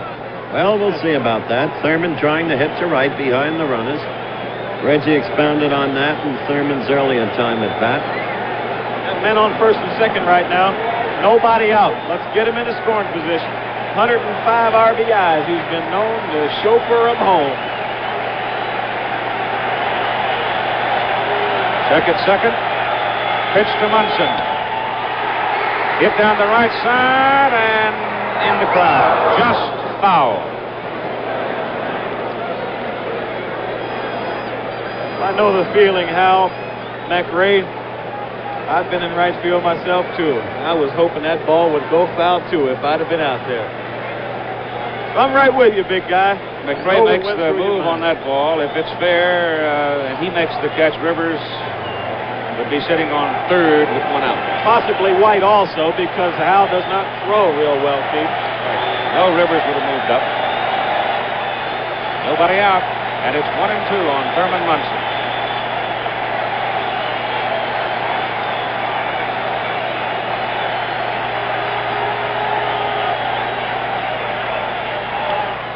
Fouled off again over the right side and back in the crowd. Thurman still trying to manipulate that bat, hit it to right field. Splitoff is an interesting kid to study, Reggie, when he's on the mound with those specs, seemingly squinting even through them to catch the signs. Look. It used to be a scary sight. Ryan Dern out there, a little bit wild, 100 miles an hour. Look out. Thurman Munson. 1-2 pitch. Foul. Down on the third base side, out of play. And Mickey Rivers, way down the line, headed toward third. Suddenly, Paul was low and inside. That can be a terribly dangerous pitch for Thurman Munson. Well, he's a pretty good hitter. Well, not a pretty good hitter, but a great hitter. So he's got to pitch him tough. He's got a .476 lifetime average against Paul Splitoff. Got a base hit off him last time. He's 2 for 3 off him in the series. So he's got to be careful. Again, just a bluff right there, but he's got to try to keep Mickey Rivers close. If you can get that one extra step or keep him from getting the extra step, it may mean the difference in scoring a run or not. No one in the outfield where the Royals has a great arm. And, boy, that little guy can put the pressure on to Mickey Rivers. Wind is blowing almost straight out from home plate right now. Ball is hit. Center field for a base hit. Here comes Mickey Rivers around third. He will score. The throw in to the second baseman, Rojas, as White goes to third. A single for Thurman Munson. It produces a run, and we've got a ball game all even again at 3-3. Never say die for the Yankees. They've done it all year long. You drive in 100 runs, you drive in 100 runs, you can do something all the time. He's been a big pressure guy. You can see why he's being heavily considered for the most valuable player award, because he's driving in big, important runs. He's an exceptional player, Keith. And the big thing here is that they've broken through against Beutel, the guy who has plagued them. Now confetti being thrown all over the field, the game being delayed as they do sanitation work to the premises. Well, it's the same thing in any sport, I guess. When it's down, closing seconds of a ball game, basketball game, give the ball to Jerry West, give it to Rick Barry, and then you're in a hockey game, get it to Bobby Orr. You're in a baseball game, the guys on the bench look for the big guys, and I guess that's why that some of the salaries are inflated or whatever you want to say. But when the money's on the line, you expect to get it from the big guys, and the big guys want to be there in those situations. Please, just like you, Howard. Big time, you got to be there. That's it. Right? That's it. Put it on the table, Rich. Out in the bullpen for the Kansas City Royals. Looks like Marty Patton. That's exactly who it is, Marty Patton. Andy Hassler alongside of him. A pitch to Chris Chambliss. The Yankee first baseman fouls it off, and Dick Hauser makes the play. Make note of the infield, the way it's sitting right now. They're back in double play depth. A ground ball and second base or shortstop, and they won't have a play at Roy White at the plate. So they're conceding a run to see if they can get the double play. White edging off third. There he is, and nobody out. Yankees bidding for the lead in the ball game here in the bottom of the third inning. You see a situation here where he might try to pitch Chambliss up to see if he can get a pop-up. He hits the ball anywhere, unless it's first or third, they're going to give up a run. 1-1 count on Chris. Foul back, it's 1-2. I'll tell you, you've got to swallow a little hard when you start throwing Chambliss up high, though, because he can lose it.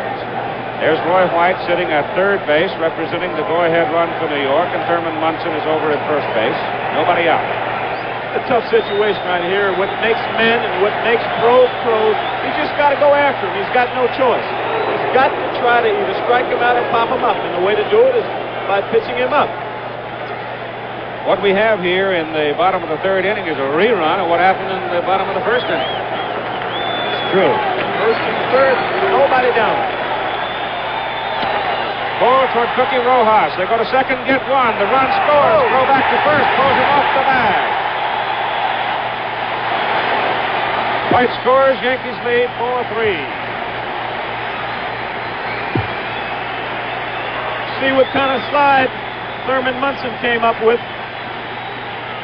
As I said, they'll be given the run-up going into home, going after the double play, trying to get 2 outs. They believe they're going to score more runs this ball game.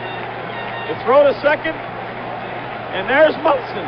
Didn't quite see it, but he took Patek out of the play and caused a bad throw. Nice job by Mayberry. Nice job by Munson. Another little thing that's not shown in the scorebook. Break up that double play.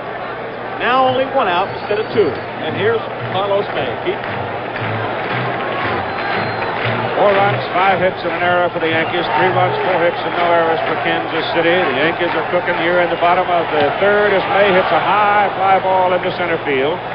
Al Cowens drifting in and has the second out of the inning.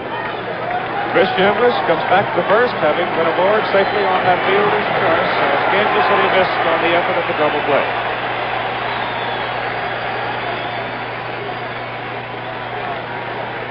New York won the opener 4-1. Kansas City came back 7-3. Then New York 5-3. Then Kansas City 7-4. And this is the final game in the best-of-5 championship series. The batter will be Greg Nettles. Paul Splittorff steps off the pitching rubber as Hal McRae is doing some cleaning up out in right field.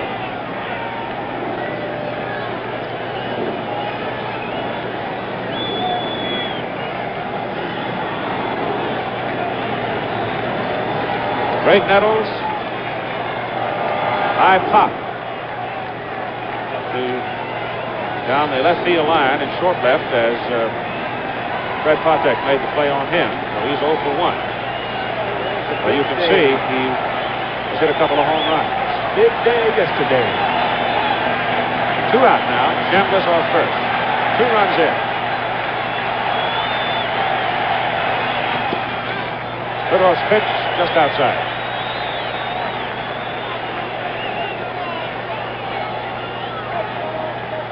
Cowens plays Nettles in deep right center. McRae. Well back in right. Just outside again. 2 balls and no strikes. Well, he's behind right now 2-0. I'm sure you won't see Mr. Nettles being bashful. Cowens plays Nettles in deep right center. McRae. Well back in right. Just outside again. 2 balls and no strikes. Well, he's behind right now 2-0. I'm sure you won't see Mr. Nettles being bashful. He'll be letting the shaft out, as they say in golf. Getting the old one wood out, the driver. High fly ball. Freddie Patek goes back. Cowens comes in. Patek is the man. Makes the catch. And the inning is over. But the New York Yankees strike for 2 runs, and after 3 complete innings of play, take a 4-3 lead over the Royals.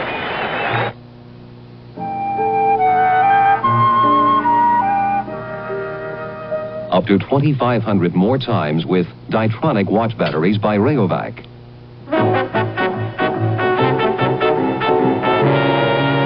Up up to 2,500 more times with Ditronic by Rayovac. Up to 2,500 more times than ordinary watch batteries. Ditronic, only from Rayovac. Excuse me, what will you feed your horse? Horse? He looks hungry. Feed him Purina horse chow. And your goat? Purina goat chow? Purina also makes foods like veal chow, rabbit chow, steer chow, monkey chow. Okay, but I want to feed my dog. Feed him the food made by the people who know animals. Purina dog chow. We pour everything we know about animals into every bag. Bruno, that's a lot of experience you're eating. And now your dog can experience a great new taste, new beef, bacon, and cheese flavor. Sir, here are the 90-page reports for the Binkley Brothers meeting. 2 copies? Do you know how many Binkley Brothers there are? Joe, I need this fast, please. The Xerox 9200 duplicating system can automatically duplicate and assemble a limitless number of reports at an amazing 2 pages a second. A report for every Binkley and a Binkley for every report. Good morning, boys. Good morning, Mother. You need one more copy. Bob Bailey, Cincinnati Reds. Who do you want to play in the series? Well, I think there's still some magic attached to the Yankees, and if I had my preference, I'd prefer to go to Yankee Stadium and play there. I've never been there, and it'd be quite an experience. Bob is no longer that svelte young man that came out of Long Beach, is he? No, he was some big bonus baby with the Pittsburgh Pirates. He was supposed to become one of the greatest Pirates ever played. That didn't happen either. He's been around. Montreal. Probably be one of the designated hitters for Sparky Anderson in the World Series. You're looking at Hal McRae, who spent the better part of the season for Kansas City as a designated hitter. He stands at the plate. And following Hal McRae, then we'll have Jamie Quirk and Cookie Rojas, and McRae pops it up to the infield. Chambliss gets the call from the pitcher Figueroa, puts it away. Big Ed directing traffic. Didn't want anybody fooling with his first baseman on that one. Let me tell you, Keith, I thought Split Off got away cheaply. 1 in, men on first and third, none out. Got out of it. Chambliss on the force, and then retired the left-hander. But his major problem is going to be, from here on in, stamina. I think it's clear already that having come on in the third on Sunday night past and worked through the eighth, he is not as sharp as he was on Sunday night. Now it is Jamie Quirk, the designated hitter, facing the right-hander Ed Figueroa. 28 years of age today. Hits it over the mound. Stanley charges. Throws on the run. Gets it. That's one of my favorite plays right there, Keith. Shows how much agility, how much movement, how much lateral movement a guy has. Really shows what kind of an athlete a guy is. Don't have to hit a lot of home runs. Don't have to hit a lot of great average, but look at the movement, the ability. They call it in baseball how much cat a fella has in him, how he moves. Did you see how much he was thrown out by? Remember, we remarked yesterday, Reggie, Quirk is without foot speed. Cookie Rojas, single, stolen base, scored a run. Back in the second inning for Kansas City. Yankees are leading here in the top of the fourth, 4-3. If Rojas hits a fly ball, it's well hit to right and left. The boy back to make the catch, and Kansas City is gone in order. So after 3.5 innings of play in the championship game, the Yankees lead the Royals 4-3. What do you get when you press on a can of Noxema? Great balls of comfort. You get Great balls of comfort. You get Great balls of comfort. It's Noxema. The closer you shave, the more you need the comfort of Noxema. Wild Forest, Lime, Medicated Menthol, and Regular. Great balls of comfort. It's Noxema. You know the Johnson folks have come up with a new free insurance plan to protect you against CB ripoff? That's right. Just buy a Johnson Messenger 23-channel CB radio between October 10th and December 18th, and y'all can sign up for the free insurance plan that protects your radio against theft for 12 months, no premium. Then if your new radio should get stolen, all you got to do is send in your replacement request, police report, $29 deductible charge, and a new radio will be shipped to you. See a Johnson CB dealer today about the CB theft protection plan. You hear? I'm with you. He's got it now. Hutch's new love has a secret past as a party girl. Is that what you're trying to tell me, buddy? Starsky and Hutch, then. The premiere of a new series. I don't want to be responsible for a mass murder. Their assignments, the toughest. If I go, we all go. Their cases, the most controversial. Strictly front-page crime. Robert Stack heads a special police team with different styles, but the same goal. Get the most wanted. Right after Starsky and Hutch. Saturday starting at 9, 8 Central and Mountain on ABC. Back here at Yankee Stadium. For the Yankees, it'll be Oscar Gamble, Willie Randolph, and Fred Stanley. And Telly Savalas. Way to go, Telly. Telly's all wrapped up in all that fur, but out of the Yankee bullpen, it looks like they've got some kind of a small container out there and a small fire to keep themselves warm. Bottom of the fourth inning. For the Yankees, they lead 4-3. Paul Splitoff delivers to Gamble, and he goes up to bunt it. Foul tips it, and it's strike one. Gamble struck out looking. Willie Randolph will follow, and then Stanley. Bottom third of the order has not been able to break through against Splitoff so far. It's been the top of the order that's done all the damage so far in the game for New York. Gamble hasn't played against left-handers all year long. He's hit 15 home runs off right-handers, only 2 off left-handers. He's only hit 178, Howard. Fouled away and into the crowd, and of course we have covered the point as well that Billy Martin wants to keep Elliott Maddox and Lou Piniella for later in the game in case he needs some pinch hitting. Ellie Hendricks, though, the catcher, came up and delivered in the only time he's been called on in the series. And Splitoff throws hard outside. 1 ball and 2 strikes now, the count.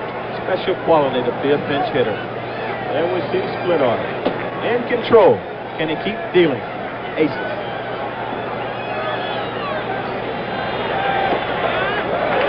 I'll tell you, that took a little courage on Oscar's part to take that. Yes, pitch. it did. You see again, ball and 2 strikes, and he went and tried to make a pitch. So maybe he's starting to settle back down into a groove again. I believe Kansas City will score again. So the Yankees better get some action going. Just low. In fact, quite low. Yankee Stadium. Rebuilt in a way and refurbished a lot to the tune of about $100 million. $55 million of which was the allocated cost to the city. Peanuts. This is New York. 3-2. Bounce past the pitcher. Rojas got a hurry. Cookie snaps it. Mayberry scoops it. A good play by John. Excellent play. Big league all the way. There he is. Providing leadership, stability to the ball club, doing his job. Rojas made a good play, but so did Mayberry. Now watch this.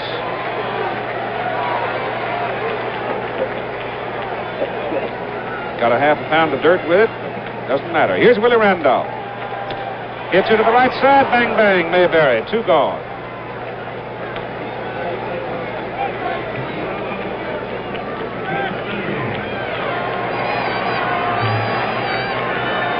They do make it look easy, don't they? He's got good hands for a big man. Sure does. Good, soft hands.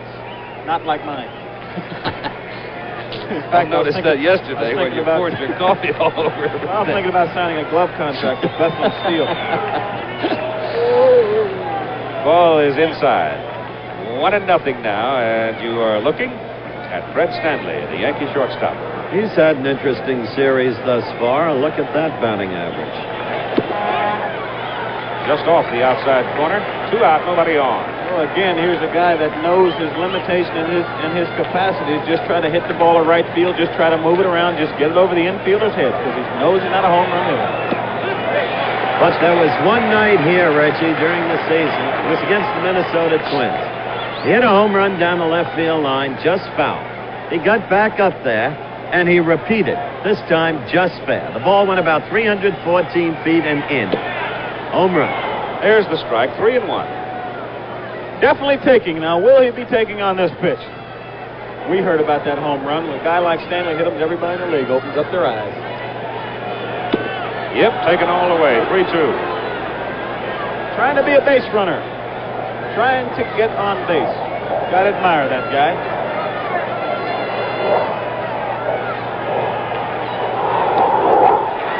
That pitch was just low, and Stanley waits him out, gets the free pass. And it worked. You see him using his ability.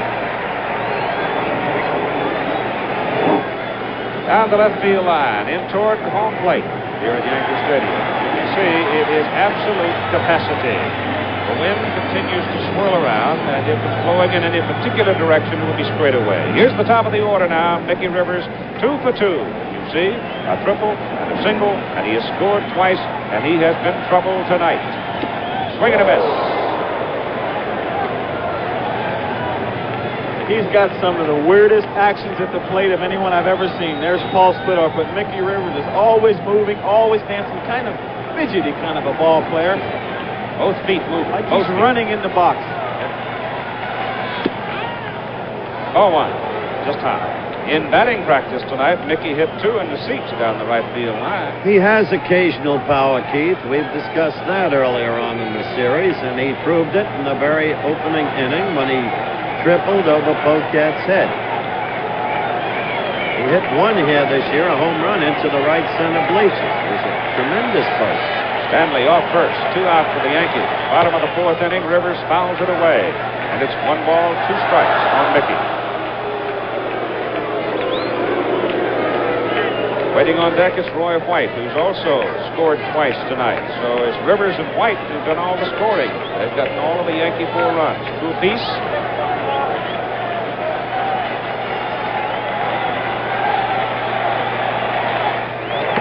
Over first. I don't know if we can get a look, but you see the second baseman and shortstop in constant conversation to see who is going to cover that bag. A sophisticated game, baseball.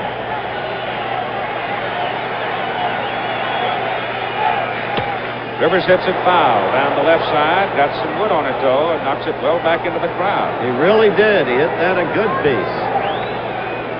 A little more to the right. Could have gotten in there. It had that much carry. There's a lot of things that go on during the baseball game. Even when it's kind of quiet, you have your second baseman and shortstop. You're wondering who's going to cover. You have the concentration on the batter by the pitcher and the catcher, and the outfielders wondering where they're going to throw the ball when they receive it during this kind of a situation. Pull to the right side into right field, base hit. Fred Stanley going around second, heading for third. Throw comes in to Cookie Rojas. We've got Yankees at the corner. He is a hot hitter tonight. I might as well tell you, folks, that principal owner George Steinbrenner was not happy with Mickey Rivers' performance last night, and he had Mickey privately up in his office after the game, some 30 minutes after the contest had ended, and he let Mickey have a good piece of his mind. Apparently, it took hold, because Mickey is a hot hitter tonight. Andy Hassler and Marty Patton again in the Kansas City bullpen. With Fred Stanley at third, there's the right-hander Patton. Always amazes me how somebody that never played the game can tell somebody how to play it. Don't be bitter. Roy White at the plate. There's Andy Hassler throwing in the Kansas City bullpen. Ball 1 on Roy White. I'll keep it in. Better have to. Don't come down the Oakland clubhouse to the Baltimore clubhouse and tell me what to do. Roy White. Need a base hit. Just high. There's Stanley on third. Rivers on first. 2 out. Bottom of the 4th inning. Yankees lead 4-3.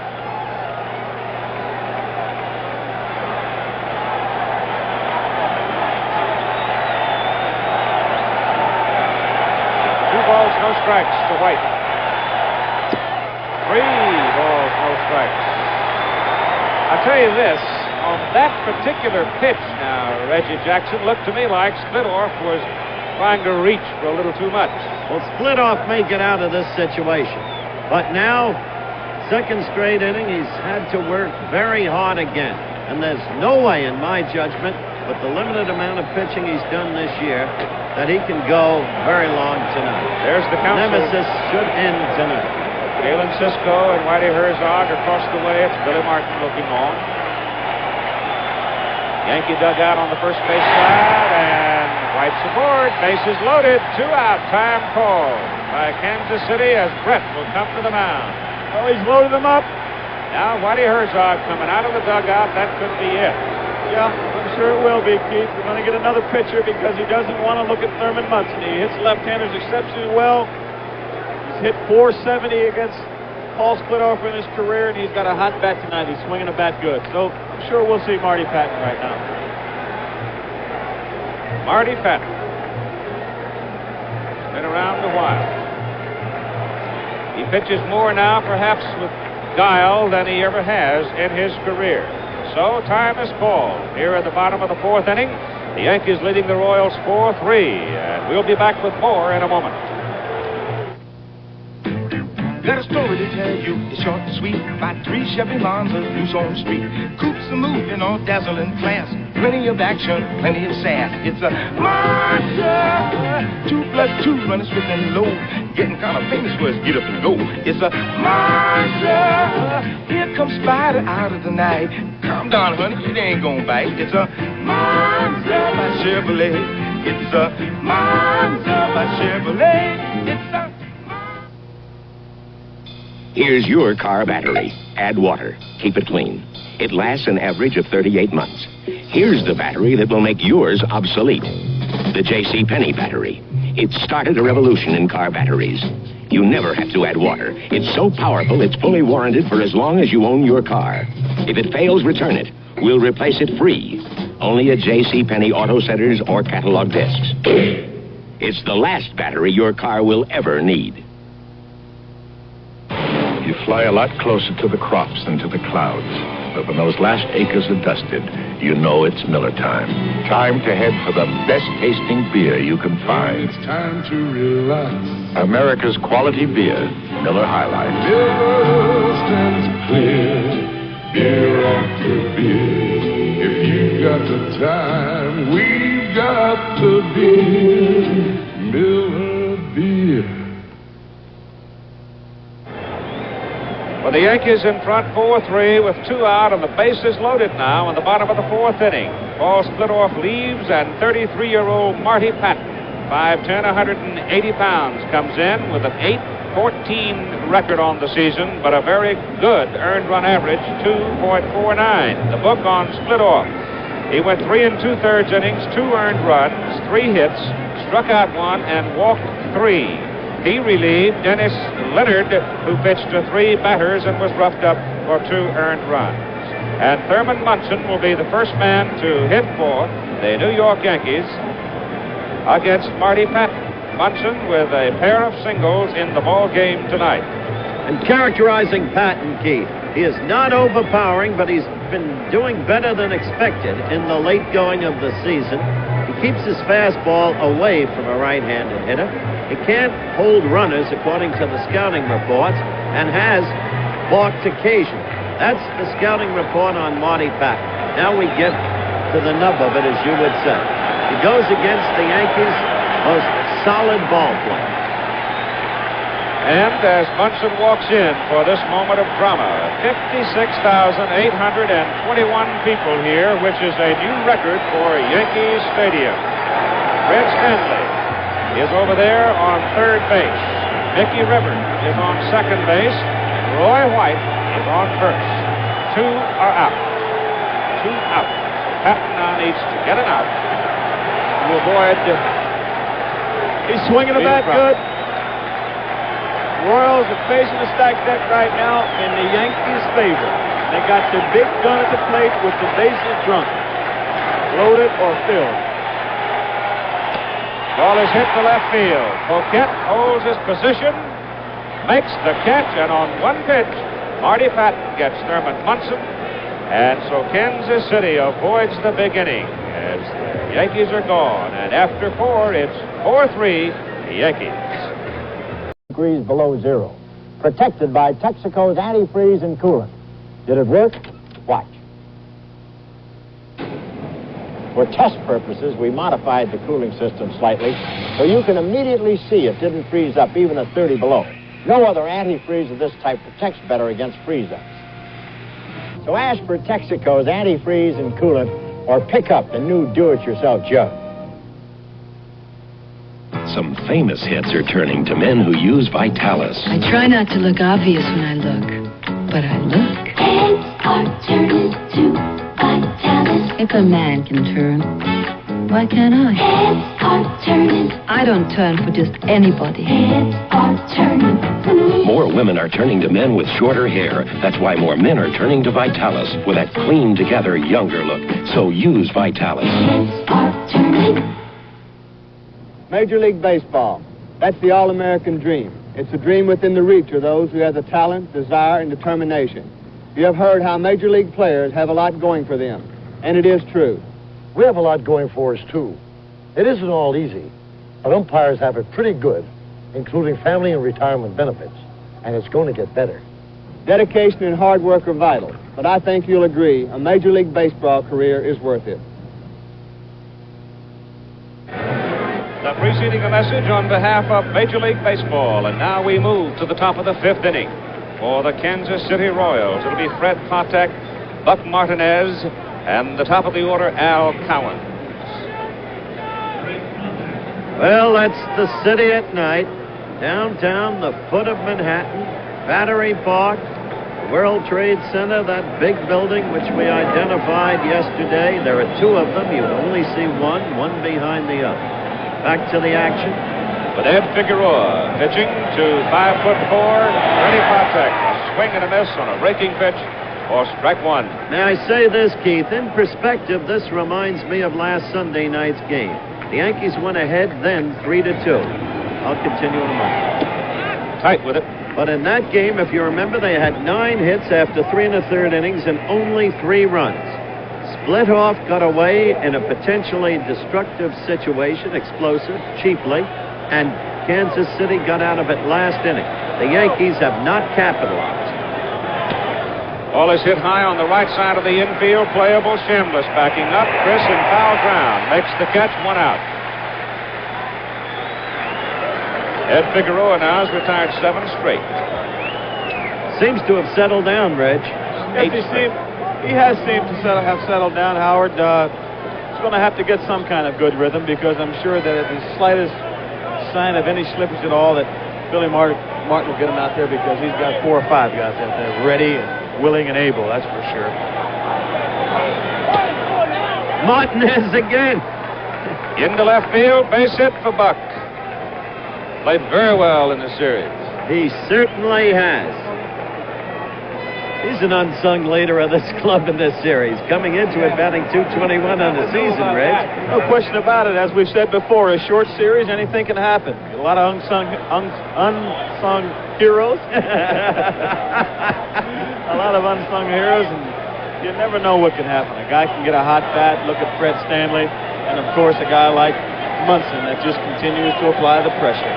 Al Cowens' batting average, however, in the series has been shrinking some here at Yankee Stadium. Now down to 158. He's at the plate and takes ball 1 from Figueroa. We get more action now in the Yankee bullpen. Looks like it might be Jackson again. It is. Grant Jackson, number 25, left-hander.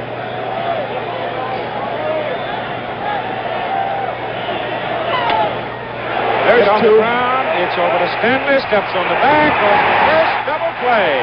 And the inning is over. So after 4.5 innings of play, New York, 4 runs, 6 hits, 1 error. Kansas City, 3 runs, 5 hits, no error.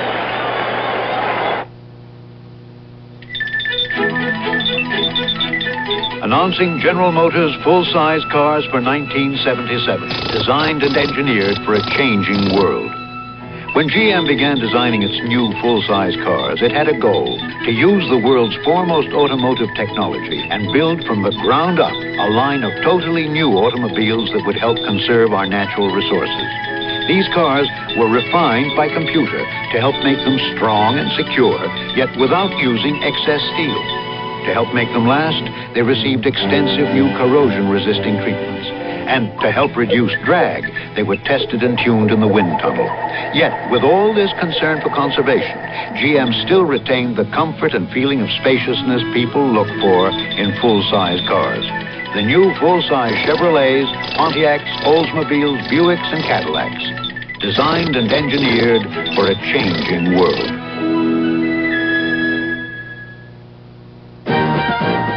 Hi, I'm Connie Stevens. Homecoming days are going on now, so come on over to Ace. Whatever you need for your home this fall, remember, Ace is the place. Lots of bargains all through the store. Paints, appliances, power tools. Your Ace man's got them all. He can save you money on national brands during Ace Homecoming Days. Ace is the place with the helpful hardware man. We have Andy Hassler on the mound now in relief, and Don Gullett of the Cincinnati Reds. Whom do you want to go against in the forthcoming World Series? I have a feeling that New York possibly might win the ball game tonight, but like I say, nobody knows what can happen in a ball game like this. But I'm looking forward, really, going back to New York. We were there in, I think, '73 when we played the Mets, and I think we want to get back to New York. And I've always heard a lot about Yankee Stadium, and I'd like to be there and like to try my luck here. Comments of Don Gullett of the Cincinnati Reds, the hard-throwing left-hander. Andy Hassler now is the third Kansas City pitcher. I'll tell you, fourth Kansas City pitcher. Marty Patton did his job. He came in through one pitch. Got Thurman Munson out, and Marty now sitting in the dugout watching the first appearance in the series for Hassler. He pitched 5 innings, 4 earned runs on 4 hits, struck out 3, and walked 3. On the season, there the total. He's been well documented as having shaken off a thunderous 18-game losing streak with California, waived for the Angels, picked up by Kansas City, finished the year 5-6 for the Royals. And now Andy Hassler, a big 6'5", 215-pounder out of Phoenix, Arizona, delivers to Chris Chambliss, leading off for the New York Yankees. Here in the bottom of the 5th inning, Chambliss will be followed by Carlos May and then Greg Nettles. And May is in the on-deck circle. Chambliss hits it hard to right center field. May go. It's up against the wall. Al McRae picks it up, throws it in. 2 bases for Chambliss. It's a beautiful thing to see that man stand up there against left-handers. Well, left-handers never really have bothered Chris, Howard. He's been a consistent ball player. He's played every day since he's been in the big league. It never really has been benched against left-handers, and that's the reason he's had an outstanding season this year. In there every day. That's the only way you can drive in over 90 runs. I'm sorry, Reg. That's his 9th hit, Keith, in the championship series. That ties Pete Rose. Right. Hear that, Pete? Got a man on second base right now. The obvious situation. Will he bunt and try to get him over to third? 4-3. Will they try to make it 5-3? So the other team has to get 3 runs. Keep. Mark Littell. They call him Country Boy in Kansas City. He is the ace fireman. At least he throws the hardest of all of the relievers for Kansas City. And Carlos May now at the plate. Nobody out. And Chris Chambliss on second base. New York leading 4-3 at the Yankees at bat here in the bottom of the 5th. Very important to score a run night right now. They can put a lot of pressure on Kansas City right now, psychologically, just by taking advantage of this scoring opportunity. If the Kansas City Royals get out of it, they will have some momentum going for them. So a psychological game going right now. Hassler's pitch, good one. Tough. As Carlos tried to bunt it and missed it. He's tough. Big, 3/4 arm, throwing left-hander, and a little bit wild. Just wild enough to kind of keep you off balance at the plate. He's even tough to bunt, Keith.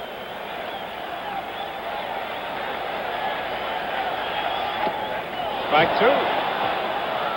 And they didn't bunt. They didn't bunt. Nope. Nobody out. He's tough. The runner over. This guy is tough. Now Carlos May's job will be to hit the ball to the right side of the infield. Again, can't emphasize it enough. You can't say it enough. The name of the game is to win, and to do that, you've got to get runners in scoring position. Struck him out on 3 pitches. Well, there was an opportunity where you could have had a pinch hitter, whatever, but the Yankees have a lead right now. Maybe Billy is saving him for an opportune time or when he feels he really needs it. Now the batter is Greg Nettles. With 1 out, Chambliss on second base, having doubled to lead the inning. Andy Hassler, the 4th Kansas City pitcher in the ball game.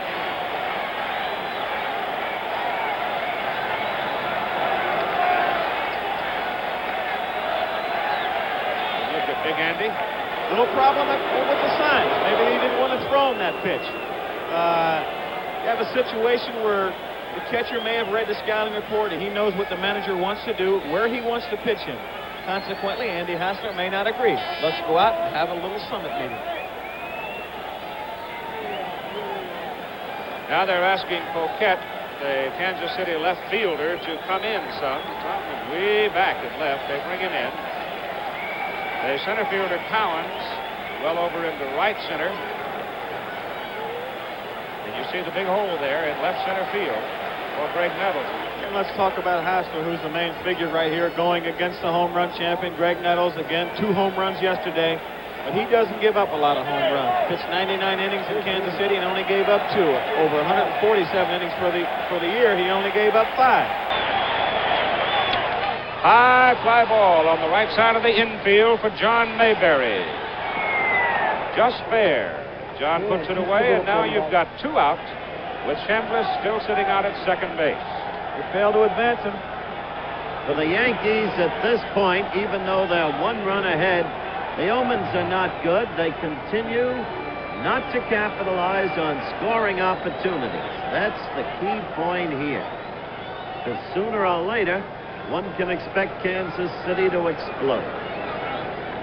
Oscar Gamble, 250 hitter in the championship series. He hasn't hit well off left-handers either, Keith. He's looked at a call third strike and grounded out second to first. Tonight he's 0 for 2, strike 1. Dips it foul.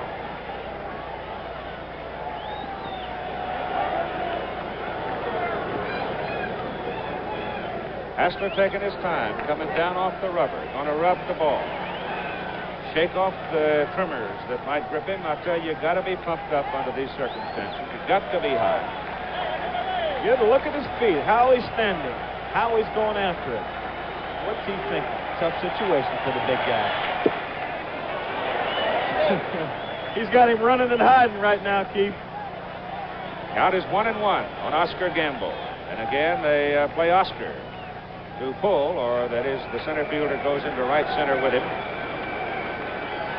Again, let's make note, if they get out of this inning, they're going to be psychologically up. Jams him inside, 2-1. Situation where the Yankees fail to advance that leadoff double over the third base. And when you're out there on the field, you know what these things mean. Get that runner over to third in the scoring position. If they don't do it, it's a success for the defensive ball club. Chambliss off second. Hassler pitches. Gamble hits it foul down the left field line in the crowd. And Christopher will go back to second base. Mark Littell is the man right now in the Kansas City bullpen. Young pitcher that can really throw the baseball hard, or if you like, swiftly. Railway Express, Wells Fargo, right now, instant coffee.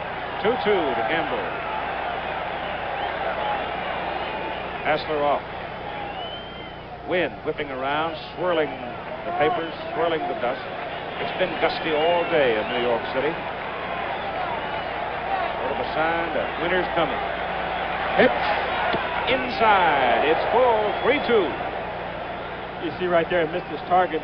Buck Martinez was sitting outside. Oscar Gamble moved back off the plate from an inside fastball.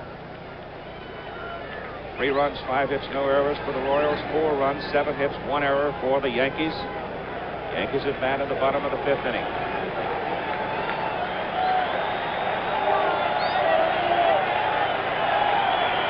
Three-two pitch to Gamble. Check swing, roller, let it go. It'll be foul, and Hassler scoops it up the moment it goes outside the chalk line.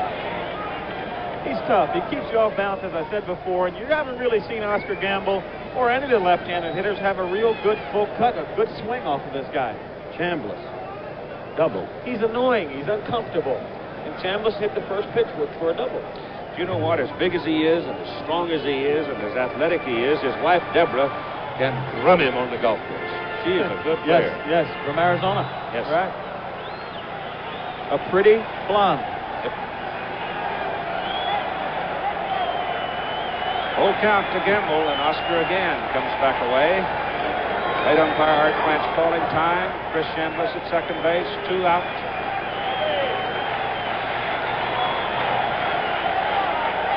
Pitcher and a hitter squared off here, and Hessler steps off. Playing game. In the series, the Yankees have hit the Royals 52-34. But the Royals have scored more runs, and it's still 2 games apiece.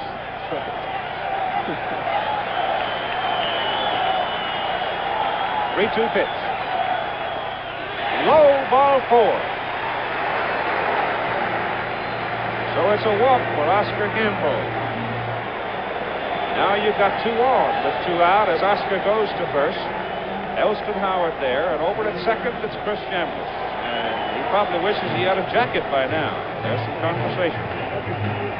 Now you got Willie Randolph up, Keith. On the series, he's only 2 for 14. But I remind you that during the season, this kid rarely killed a rally. Now, it's a clutch moment. And Hessler comes high for ball 1. And here comes Galen Cisco out of the dugout going to the mound.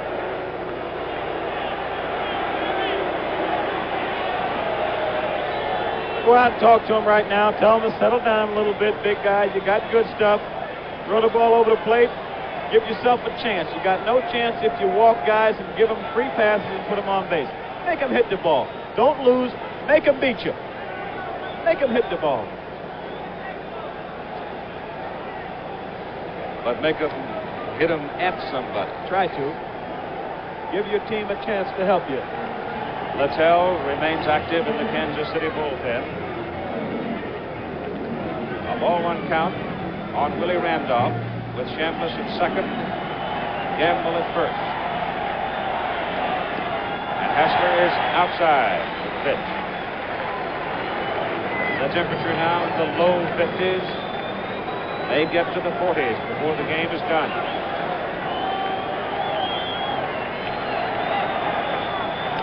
Foul. 1 in. Looked like he reached back and then snapped. Ball just broke enough. And Willie Randolph had full stride going on the pitch, as if he really wanted to pull the trigger on it. Must have been a slider because it was just enough to make him miss. No great cause for alarm when Hessler gets behind. That's been his characteristic. A little bit wild, but with good stuff. Now he can come back and make 3, 4 good pitches. Well, it's now 3-1. So he's 1 pitch away from loading the bases, and Whitey Herzog is suffering. You think his mind isn't going 100 miles an hour right now? He doesn't want to spend Littell this early either, I don't think. That's high, ball 4. Now the bases are loaded with 2 out. Well, let him pitch to him, I'm sure. Red Stanley is the man. Second straight inning, the Yankees have had the bases loaded. Last inning, Munson ended it. Hitting at the first pitch. Flying out. And there have been 2 outs each time the bases have been loaded in this situation, Howard. So it takes a base hit, and they break the ball game open right now. We're not going to see another left-handed pitcher right now. We're going to leave Hessler in there. Strike call as he throws the fastball to Stanley. They've got left-handed hitters coming up again. Mickey Rivers, and of course it doesn't make any difference if you make a change because behind him you got Roy White. There's only 1 more left-handed pitcher out there in the bullpen for the Royals, and that's Steve Mingora. They may need him later on in the ballgame. Strike 2 to Fred Stanley. So Hessler now, having trouble with his control, throws 2 bullets to Fred Stanley and gets him 0-2 with the bases full and 2 out here in the bottom of the 5th inning. He can be wild, and again, he can come back and make some perfect pitches on you. He's got great stuff. Now, let me see it. A 2-strike pitch. High. There are your Yankees on base. Chris Chambliss is at third base. Oscar Gamble's up at second base, and Willie Randolph's at first.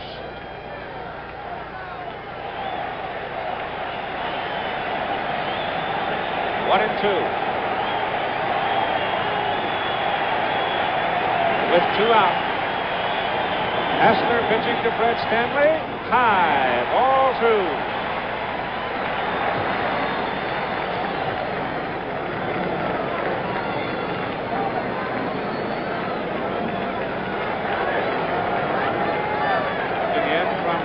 Field from the corner. 2-2 hit from the right side. Line drive at Rojas, and Cookie grabs it to end the inning. So the Yankees leave the bases loaded, leading the ball game 4-3. We'll be back with more after this word from our local station. Meet Detective Holmes and his robot partner, Yoyanovich. Well, see you tomorrow, partner. I got a date tonight. Hey, Alex, what do you do on a date? You have dinner, you go dancing, you hug a little, you kiss a little, you neck a little. Sounds like fun. What do you do all that with? With a woman. Oh, I'll make a note of that. Holmes and Yo-Yo. Saturday night at 8, 7 Central and Mountain on ABC.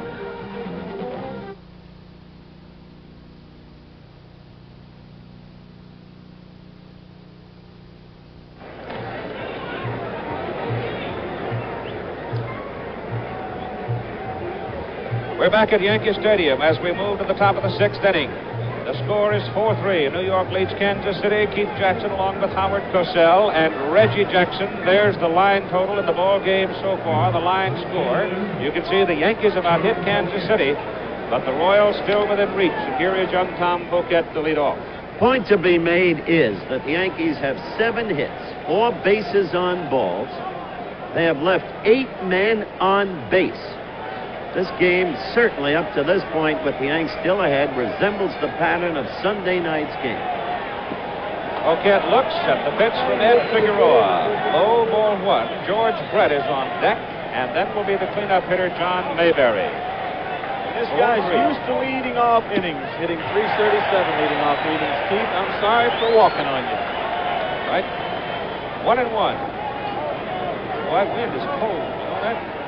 Winters are coming to New York. Howard, you better get a heavier coat. Taps it over the mound. Over for it is Randolph. Throws him out. 1 gone.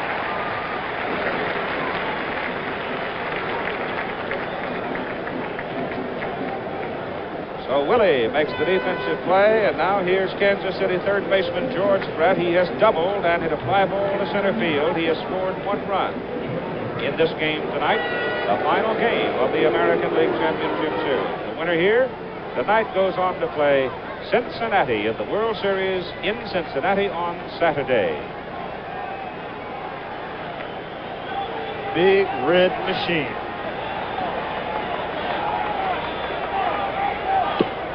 Figueroa's fastball is high. George Brett said he doesn't look to hit home runs sometimes, but in a situation like this, they're 1 run down, and he hits Figueroa so well, just maybe. Goes away from him. It's 2 balls and no strikes. Grant Jackson is in the Yankee bullpen, and Mark Littell in the Kansas City bullpen. An ideal situation. The count is 2-0. There you see Thurman telling them to keep the ball down. Keep the ball down.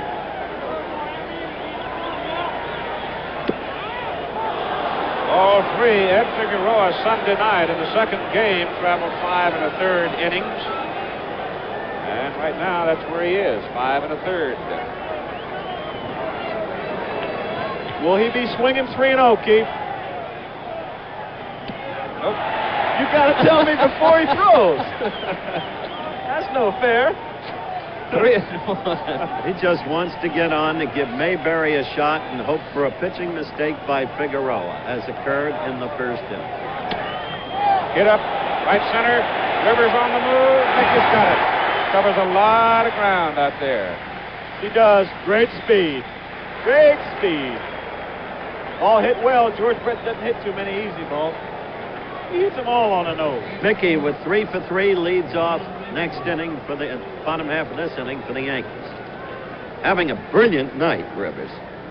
John Mayberry, 2-run homer in the first inning. Here's the big guy. And Munson and Reggie Munson's going out to talk to Figueroa. Very simple. A reminder. There's one way to pitch Mayberry. Don't give him the inside half of the plate. Shift takes effect. Keep the ball away. Preferably, of course, low.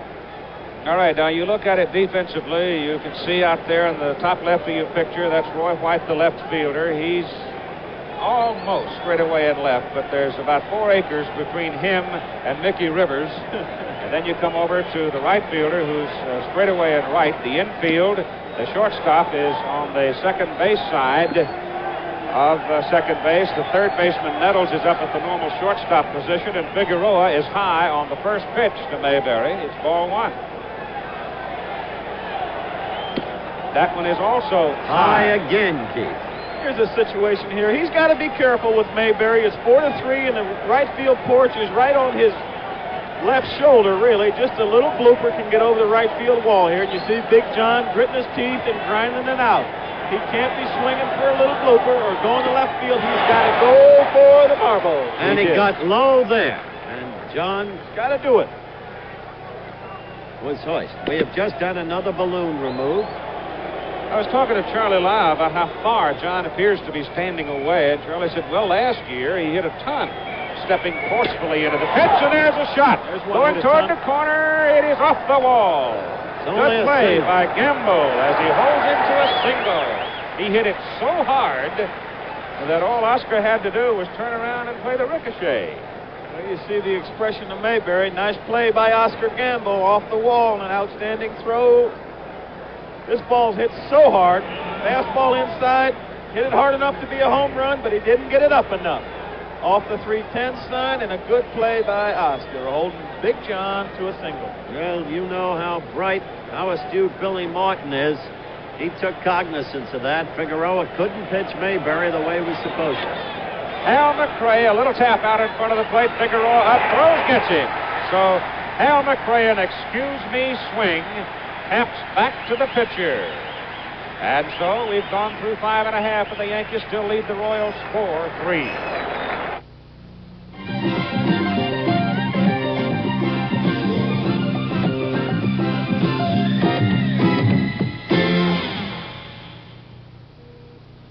How would you like to win $35,000 just for having a little dog like this? About $70,000 for something like this. $100,000 for a big dog like this. One dog food can make that happen. Which dog food? Chuck Wagon. Announcing the Chuck Wagon Win Your Dog's Weight in Gold contest. Win a grand prize worth up to $100,000. Details and entry blank on specially marked packages of Chuck Wagon dog food. Win your dog's weight in gold from Chuck Wagon.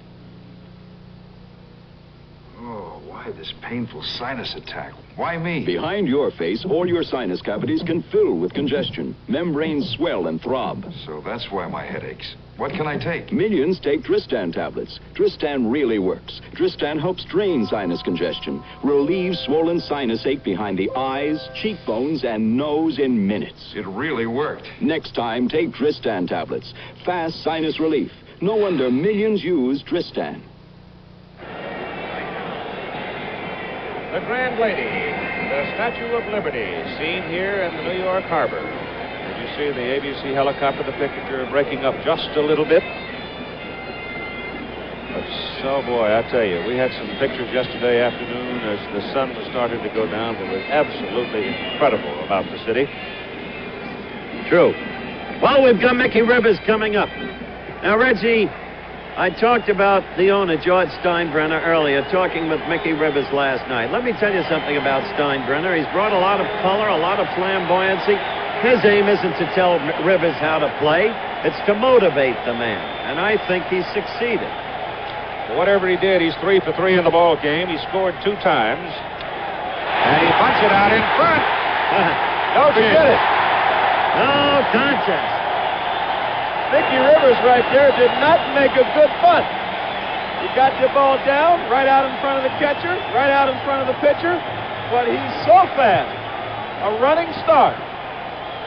One of the fastest men in baseball. Hey, don't ask how. Beware, Big Red Machine. The man can fly. That equals, incidentally, an American League championship, in fact, a championship series records for most hits in a single game. You think I made Pete Rose and Joe Morgan right now? Yeah. Get up out of their chair? I guess the record is 5, so Rivers now, with 4 in a row, is 1 away from the record.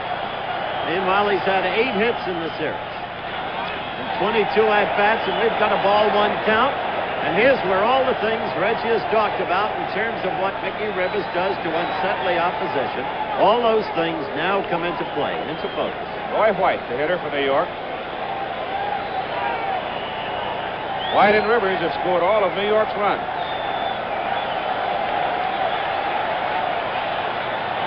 Bunch the ball. Good bunt. Mayberry on the play. Rojas covers it first. They get Roy White. Mickey Rivers is at second base on the sacrifice. Roy remains 1 for 1 on the day. Single in the first, 2 bases on balls, and now the sacrifice. One out. Billy Martin has had enough. He wants a run, and he wants it now. Well, he's played good baseball right there. He advanced the runner, Roy White, doing a job. And now they've got to contend with the big guy, Thurman Munson. They'll probably pitch around him or pitch to him tough. They may even go on and give him an intentional pass and make Chris Chambliss drive the run in instead of Munson. Well, Galen Cisco has come to the mound to talk with Andy Hassler and Buck Martinez, and they're making their decision right now. And you can see that Andy is in full agreement with whatever the coach is saying. Mark Littell and Steve Mingori. Mingori is the left-hander.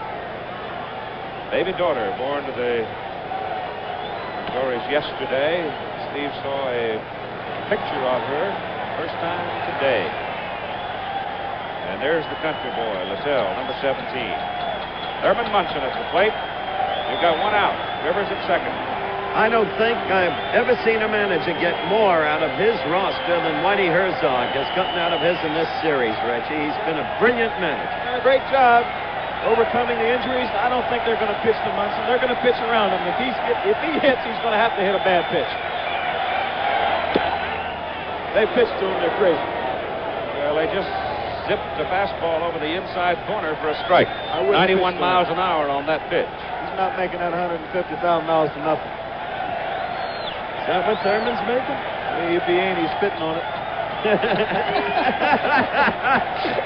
You're with it, man. Rivers off second base. Hits it to right. Base hit. There comes your insurance run around third base. Munson digging for second. He's out. Thurman Munson trying to go to second.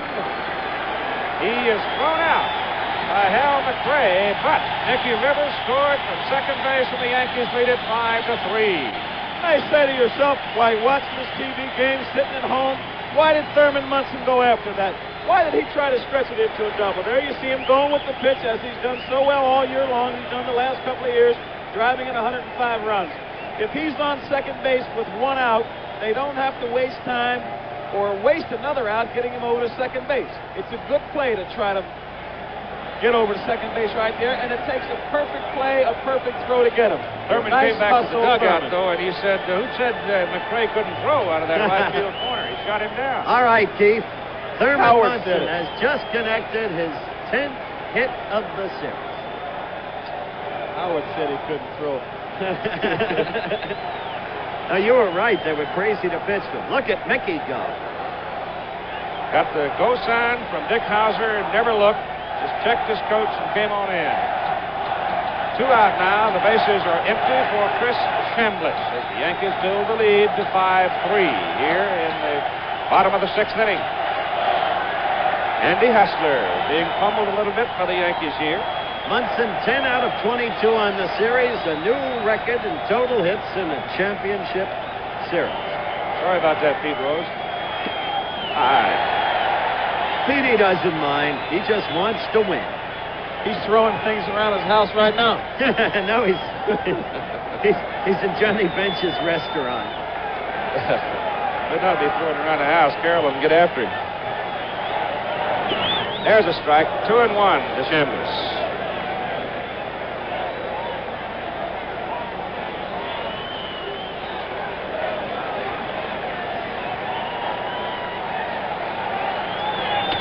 Up the middle. Little Breeder into center field for Chambliss. And so now the Yankees are really jumping on Hassler. And he's got 10 base hits. That's right. And he continues to chew up left-handers. That guy a pirate?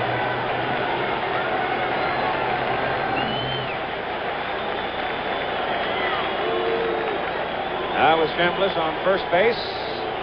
No movement in the Kansas City dugout, though Herzog and Cisco have talked again, and Whitey's pacing. Reggie Chambliss is 10 out of 20. 500 on the series.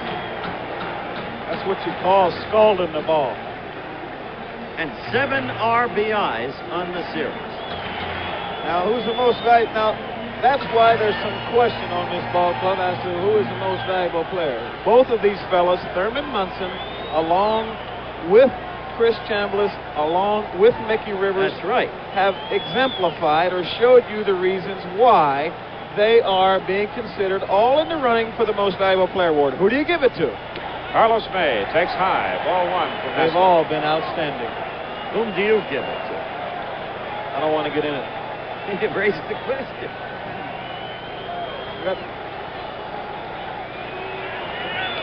Fouled away, it's 1-1 on Carlos May.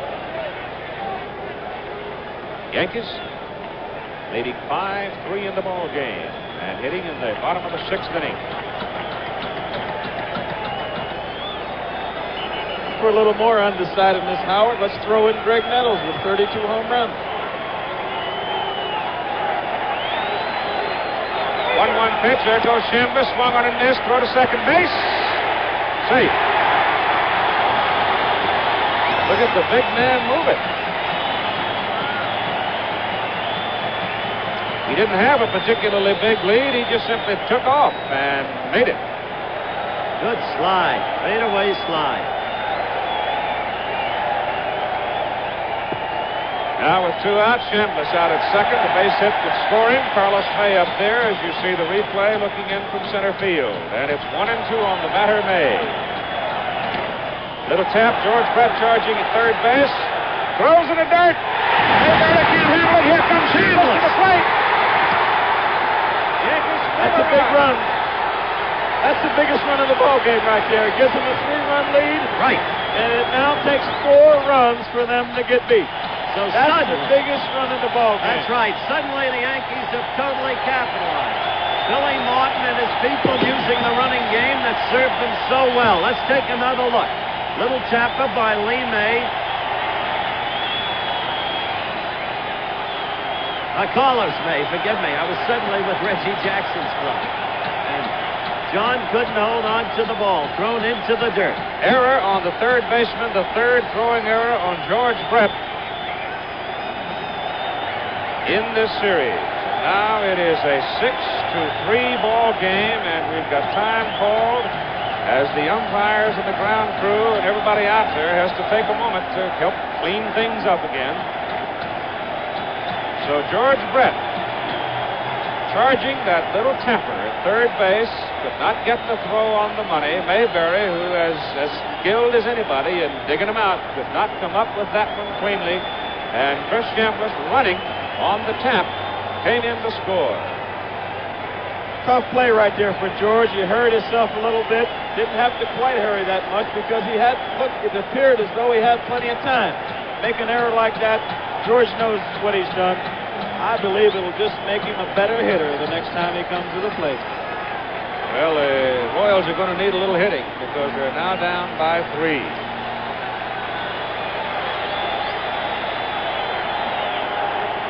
Howard, you know I'm not going to talk bad about my ball players. You're making that apparent.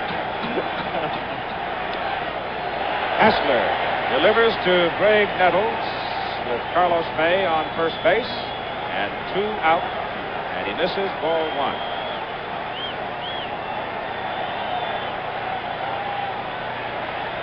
It runs through your mind. Make a mistake like that, you know you want to try to make up for it. Carlos is called off the bases, and obviously we're going to get a runner.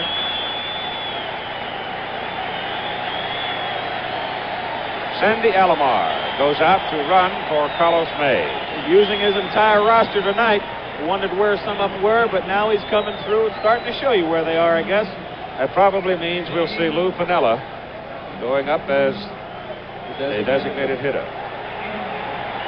Get an idea what the top of the Yankee batting order has done tonight. 16 appearances for them. They've been on base 13 times. Rivers on base 4 times.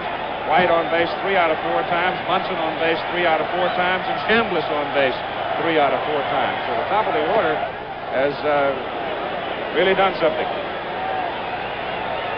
Going to have to be careful right now with Greg Nettles, because if Greg can unload one right now, and it'll be hallelujah. See you at the pass. Meet you in Cincinnati. Andy Hessler still out there. Thurman Munson said to me tonight, regardless of the outcome, I live in Canton, so I'm going to Cincinnati no matter what happens. Those 4 men, Keith, that you just named, by the way, have 10 hits tonight. Here goes Alomar. Throw! Got him! Inning is over, but it is a big inning for the Yankees as they score 2 and now enjoy a 3-run cushion. After 6 innings of play, the Yankees 6 and the Royals 3. The reviews are in. In Gourmet magazine, Hugh Johnson wrote, Hearty Burgundy was the opening revelation of my California journey. The Signet Encyclopedia of Wine, E. Frank Enriquez, writing about Hearty Burgundy. Expert and novice alike have sung the praises of this good red wine. Holiday magazine, Robert Lawrence Balzer. Gallo Hearty Burgundy, the greatest value in red wine in America. Judge it yourself. Gallo Hearty Burgundy is the best of the Burgundies. Chevy Chevette, it'll drive you happy. Chevy Chevette, it'll drive you happy. Check that price sticker and listen to your heart beat quicker. Look at this mileage rating. What's the sense of waiting? Chevy Chevette, it'll drive you happy. Chevy Chevette, it'll drive you happy. Chevy Chevette, it'll drive you happy. Color coming right at you. Color coming to stay. Sharp, beautiful pictures. The SX70 Pronto way. Get sharp, beautiful pictures in minutes with Pronto, Polaroid's low-priced automatic, and the new super clear SX70 film. It's clear, it's got to be Pronto. It's clear, it's got to be Pronto. It's clear, Polaroid's Pronto. What do you say? Pronto! Manager Sparky Anderson, whom do you want to face? I don't care which one we play. I think they're both outstanding ball clubs. But to be in the World Series, I wouldn't mind if we played the Nankai Hawks over in Japan.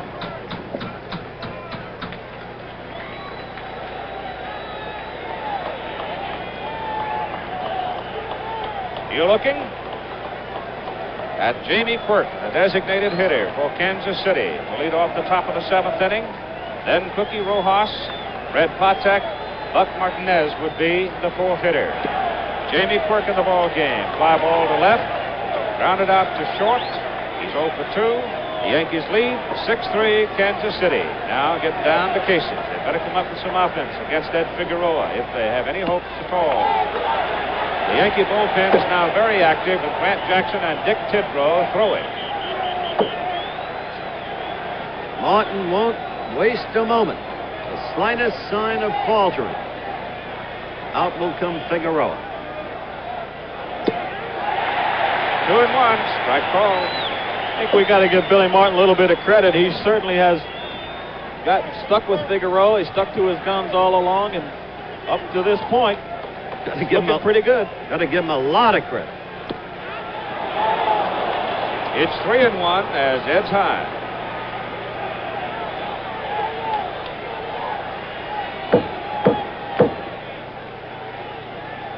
Talk about the fiery, feisty Billy Martin.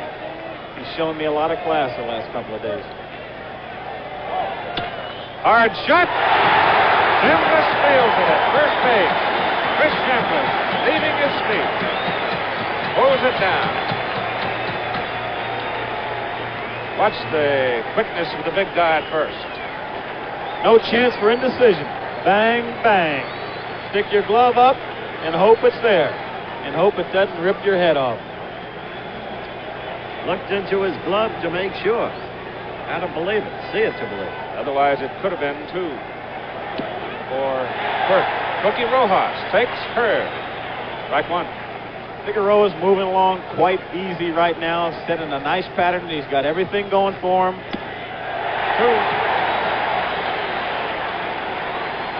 There's the Yankee bullpen. Right-hander Tidrow, left-hander Jackson. Got the momentum going. Got the crowd on his side. Just scored a couple of runs. Sailing along. Who can wreck the ship? Popped up. Back of the plate. Munson coming. Can't make the play. Slides up against the backstop. Be careful, Herman. They might need you in Cincinnati. Are you giving it to them, Keith? I said Are you might. giving it to I us, said Keith? might.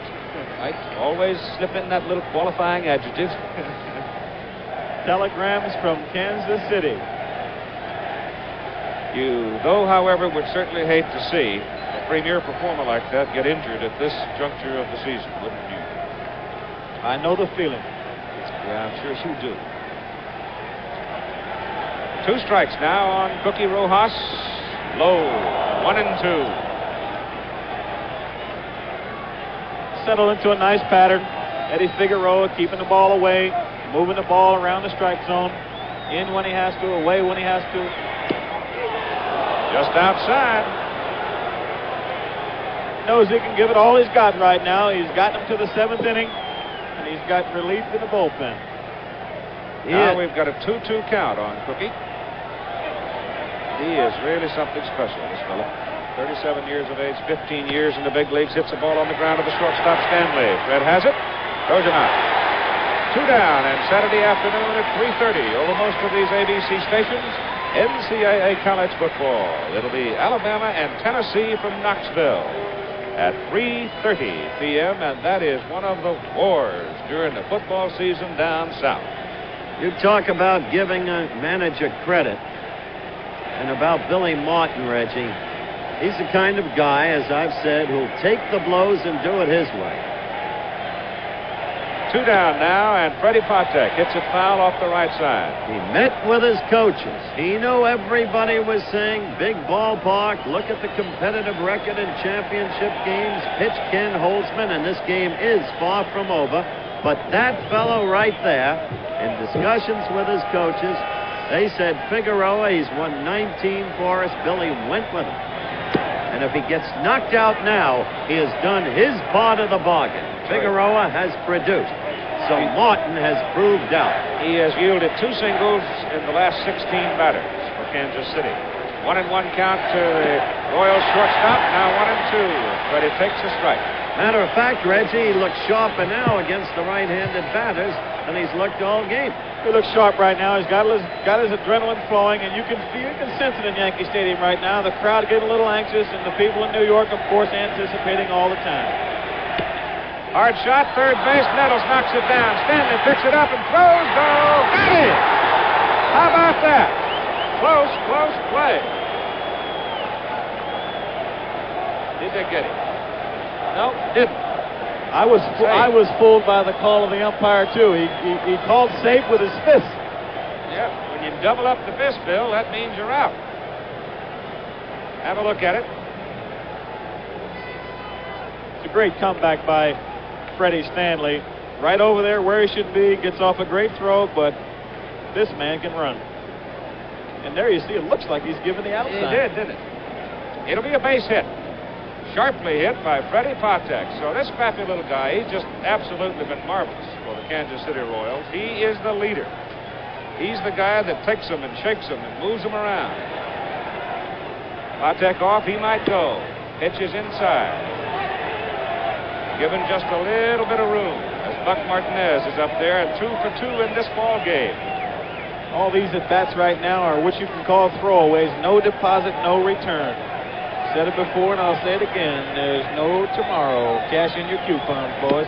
High to Martinez, and Figueroa asks for another baseball. It's 2 balls and no strikes with Freddie Patek on first base. Waiting in the on-deck circle, Al Cowens. There's Patek. Remind you again that Tidrow is heating in the bullpen, and so is Grant Jackson.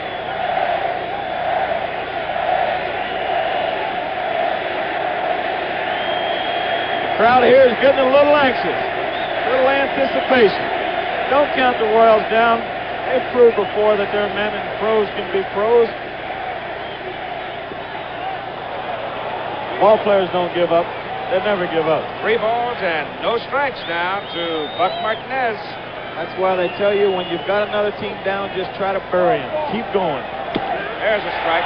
Don't let up. Not in the bigs.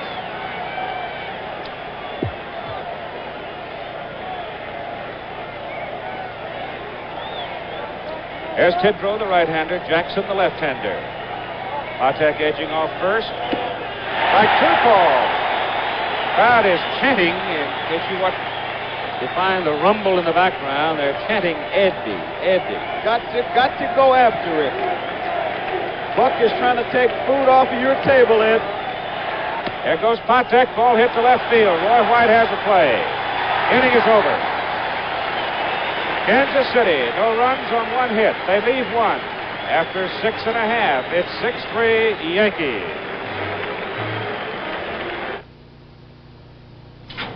What are you doing? Hey, hotshot, I hear you won't get dressed without your right guard. You know I'm not getting dressed without my right guard. Here's your right guard, double protection antiperspirant. Hey, see me some, will you? We know it's so effective at protecting you from wetness and odor. It also helps protect your clothes from wetness, stains, and odor. Guys, you know I won't get dressed without my right guard. Thank you. Right guard, double protection, spray or roll-on. Don't get dressed without it. There is an evil that lurks at the end of the day. That evil is the shadow. It creeps up and makes your face rough and ugly. But the Gillette Track 2 fights the shadow. Its twin-blade shave lasts long. The first blade stretches the whisker out so the second blade can shave it again. Closer. And a closer shave means a longer-lasting shave. The Gillette Track 2 shave with regular or adjustable cartridges can outlast the shadow. He's very happy. Barbara Walters and Harry Reasoner have been on the scene of history-making events. Talk to world leaders. Watch them on ABC. Harry Reasoner and Barbara Walters on the ABC Evening News. Weeknights here on ABC.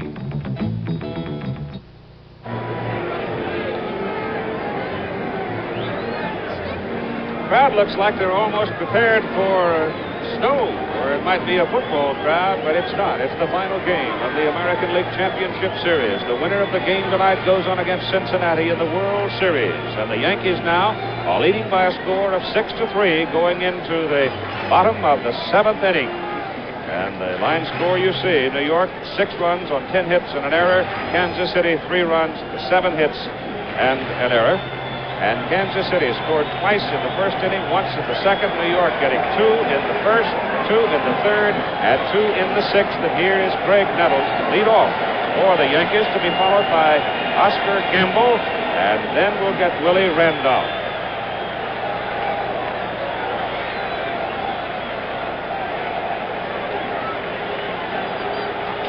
And Andy Hassler is still the man.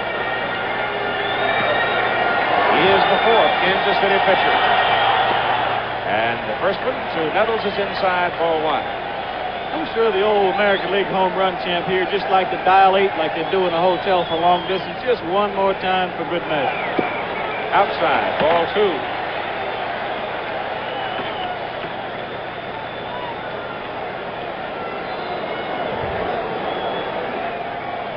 Nettles is the only Yankee not to reach first base tonight.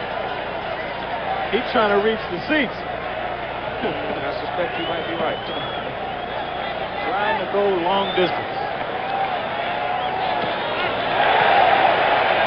Anywhere, station to station, not person to person. 3 balls and no strikes now as our director, Chet Forty, stayed close to give you a look at Greg Nettles' face as he took ball 3. Now Hassler comes with ball 4. Ball gets away from Buck Martinez. Nettles hustles to first, turns, but Buck holds him. Littell now is active again in that Kansas City bullpen. Now reached the point where they can call on him. And probably will if Andy Hassler gets in any kind of trouble here. especially right now since he's got two right-handed hitters coming up next. The Yankees have already used Carlos, man. Of course, Oscar Gamble, he can get out of the way now. So if he loses Oscar Gamble, I'm sure we'll see Littell to face Randolph and Stanley. But Martinez to throw and gets Gamble on the sacrifice as they move Nettles to second. Now with one out, have the man in scoring position for Willie Randolph. And here comes Littell. As expected. 5.5 innings of this ball game. It was a squeaker. The Yankees 4, the Royals 3. The Yankees leaving a ton of men on base, relatively speaking, and the game bore similar proportions to last Sunday night's game. But it didn't turn out that way, or at least it hasn't up to this point, because suddenly the Yankees erupted for 2 runs in the bottom of the 6th inning, and now Martin seeks more insurance using a good sacrifice bunt by Oscar Gamble. Andy Hassler leaves, sits down in the dugout, and Mark Littell is coming in. Hard-throwing right-hander who did not allow an earned run in 46 of his 59 relief appearances in 1976 for the Kansas City Royals. Reg, did you bat against Littell? Yes, I faced him a couple times during this season, Howard. He's a hard thrower. He comes right at you. Fastball, slider. Has a changeup, but he doesn't throw it very much. So we've got a timeout here at Yankee Stadium as we get the new pitcher, Mark Littell, and we'll be right back with more. While I'm doing the things I like, Sears is doing the dirty work for me. Because we bought this Sears Kenmore dishwasher on sale for $199.88 and saved $50. This Kenmore has 2 washing systems. There's even a power miser switch that helps conserve electricity. Get this Kenmore dishwasher on sale now for $199.88 and save $50. Sears does the dirty work for me, so I can do the things I like. Mama. The battery that proved itself in the freezing cold of Colorado and in the scorching heat of Death Valley is now on sale nationally. Save $7 on the Die Hard. Now only $39.99. Get the battery that has extra power to start your car when most batteries won't. Get the Die Hard and save $7. Only at Sears. Fans enjoy the drama of the World Series by getting your copy of the 1976 World Series program, the same one that sold at the series. Inside, there are over 50 color pages with features and photos about the divisional winners, plus stories about how the World Series all began and its memorable moments since then. Look for the program at selected newsstands or send a check or money order for $250 to World Series Program, Post Office Box 666, San Francisco, California 94101. Preceding a message on behalf of Major League Baseball.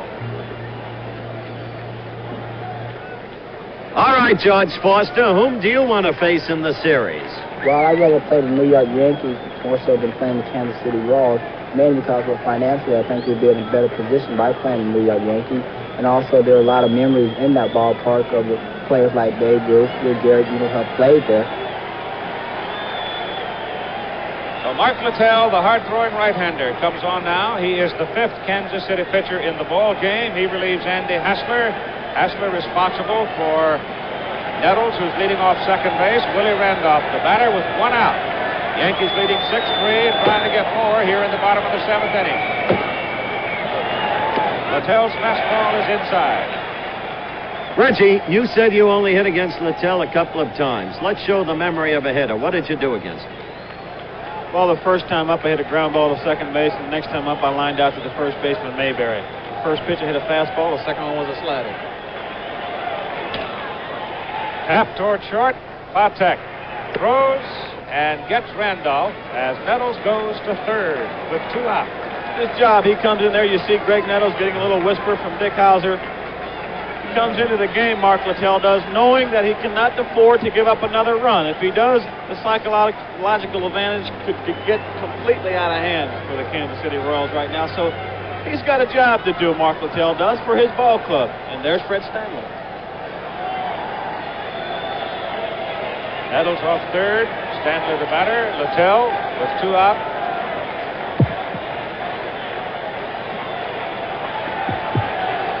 Ngori is in the Kansas City pen right now, staying warm. And the pitch just inside, ball 1.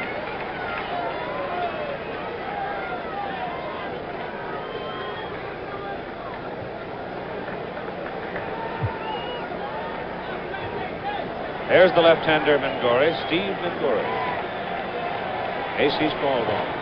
You know that Whitey Herzog now is going to use everybody he thinks that might have a chance to produce some runs. Kansas City needs 3 to tie. Ball is hit to the right side, and McRae coming in a hurry makes the catch on the run. So Hell makes the catch in right field. The Yankees threaten but don't score. After 7, it's 6-3 Yankees, and we'll be back with more baseball after this word from our local station.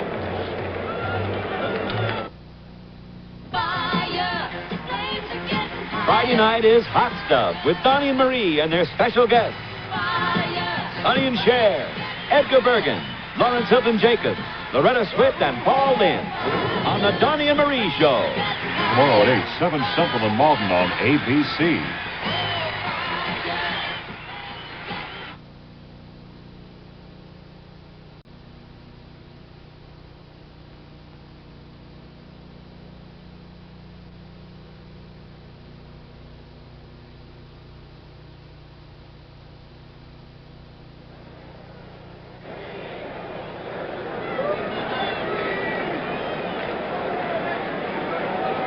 As we look down on Yankee Stadium from our picture aboard the ABC helicopter, here's the story of the ball game as Kansas City comes up at the top of the 8th inning. Yankees 6 runs, 10 hits, and 1 error. Kansas City 3 runs, 7 hits, and 1 error. Ed Figueroa, the starter, he's gone all the way, and he now will face the top of the order for Kansas City. Al Cowens, Tom Coquette, and George Brett. Cowens, Coquette must start getting on base. Kansas City's to have a chance in this ball game. And the first pitch from Figueroa to Cowens is high and tight. Well, you can see Cowens hasn't done a heck of a lot since he got that hit. I guess you could say a day or so ago, but he's got to get something going to get Kansas City back in this ball game. Foul on the screen. Need a base runner. Figueroa says no. Little change of baseball. You know, the other day I mentioned why sometimes they change baseballs. Sometimes the ball might be a little bit bigger than the other. It might not feel right to the pitcher. Consequently, he's got the option to change baseballs. Sometimes you might find one that doesn't have the stitches up or down or close. Hard shot, left field, base hit for Cowens. And Roy White gets it back in a hurry. And now there it is. Steve Burroughs, the first base coach. Well, Kansas City has somebody to work with, and Billy Martin is on the way to the mound, and you might very well, in fact, you're going to get a pitching change right here. Jackson and Tidrow are out of the bullpen, both heated up, and apparently Billy wants the left-hander Jackson. Well, as I said earlier, he's done his job, Figueroa. Crowd stands, gives Figueroa some ovation. When they were screaming, Eddie, Eddie, Eddie, before in unison, the origin of that cry relates to a former New York Ranger goalie, Eddie Jacquemin, whom the fans at Madison Square Garden loved. The Rangers traded him away to Detroit. When Eddie came back, the arena resounded all night with the cry of Eddie, Eddie, Eddie. They've transplanted it here to Eddie Figueroa. And so Grant Jackson is now on his way in to relieve Eddie Figueroa here in the top of the 8th inning, and we'll be back. That's more like it. Yes, that's more like it. That's more like the kind of car that we all need today. Now that's more like it. Yes, that's more like it. Now that's more like it. That's much more like it.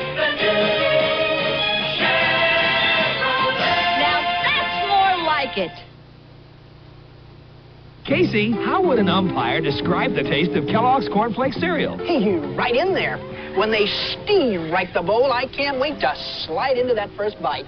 I put the milk on first, the sugar on second, the fruit on third till the bowl's filled. Then I step up for the winning taste that makes Kellogg's Corn Flakes a favorite in the world cereal. Wow, what a mouthful! Hey, out of this world mouthful. Kellogg's Corn Flakes.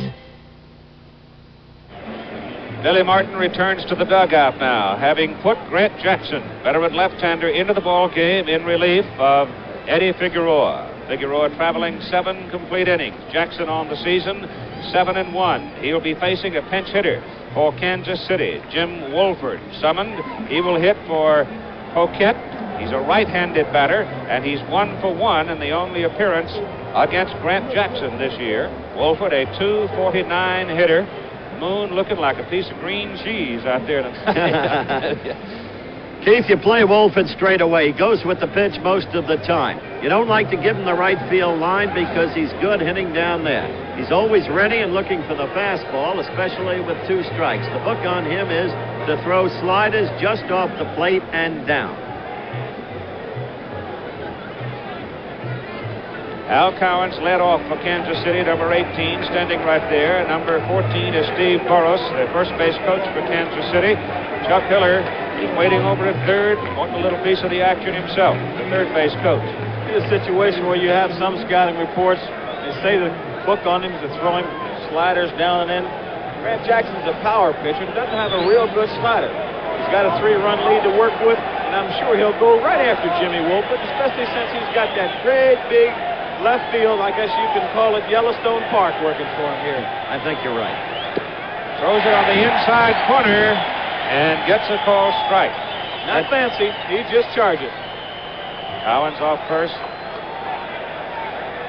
That one's high. It's 1-1. On deck, George Brett.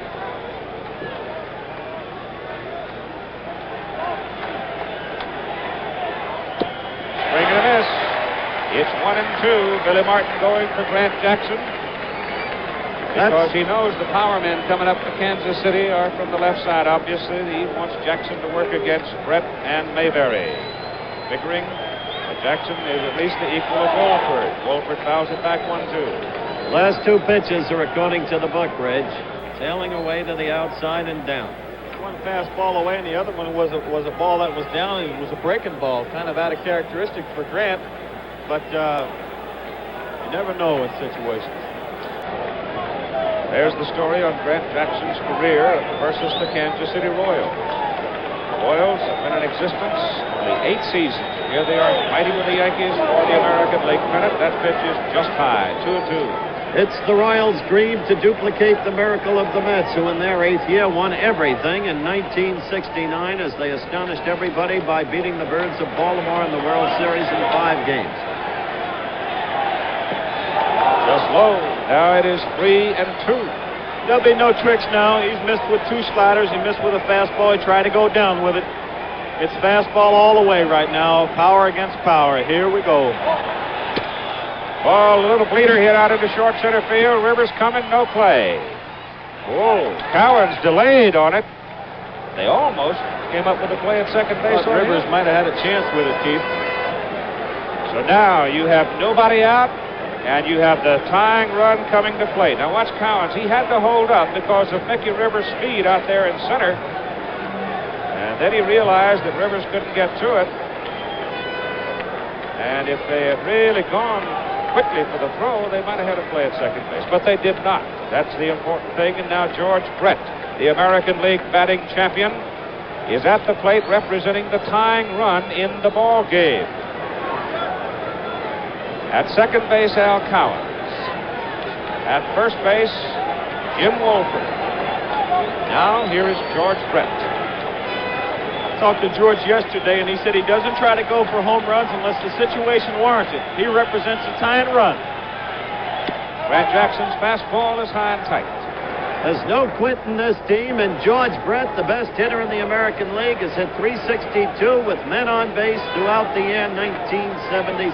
You couldn't have a better man up. High drive, hit to right field. Home run. It's gone. There it is. The ball game is tied. Certain situations, like he said, he doesn't like to look for pitches because it takes away from his greatest asset of just hitting the ball hard in particular spots. But there he is. I said it earlier, he made an error. What did I say? I'm no gospel, but I think I know athletes. It'll make him a better hitter when he comes back to the plate. Take a look at the little short porch over there. George Brett. You might not be a scientific hitter, George, but you can do it. And obviously he gets a roaring welcome into the Royals dugout. And you can hear the quiet of this crowd.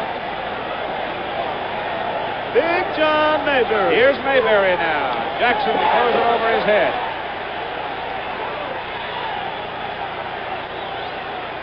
They're all even in runs and all even in hits and even in errors in this ball game.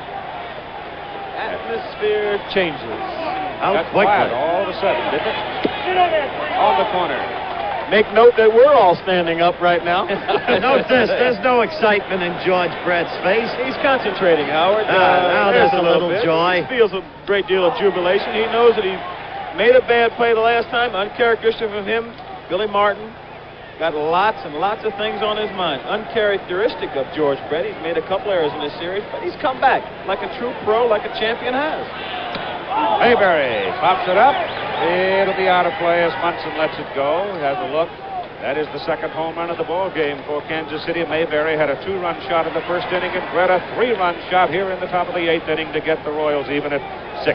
Not one-sided, Howard. I'm just telling it like it is. That's the way to go, Reggie. Inside to Mayberry. It's 2-2 to John. Martin played every percentage. Came in with a left-hander. George Brett can hit anybody. Foul. You got to get that one down. Got to get that one down because the next run just might be worth $20,000 to the team that gets it. In Kansas City, there is jubilation right now, and why not? What a bunch of young ball players. Hold to the right side and over to make the play. In the exaggerated defensive shift against Mayberry, Randolph throws him out. Now you've got one way. Kansas City with 2 home runs tonight indicates they're coming out perhaps of the slump that has plagued them. They had hit only 3 home runs in their previous 37 games, including the championship series, and they've gone bang bang tonight. And here's Hal McRae playing right field. Outside from Grant Jackson. Well, we'll see the resiliency of Grant Jackson. We'll see the resiliency of the Yankees.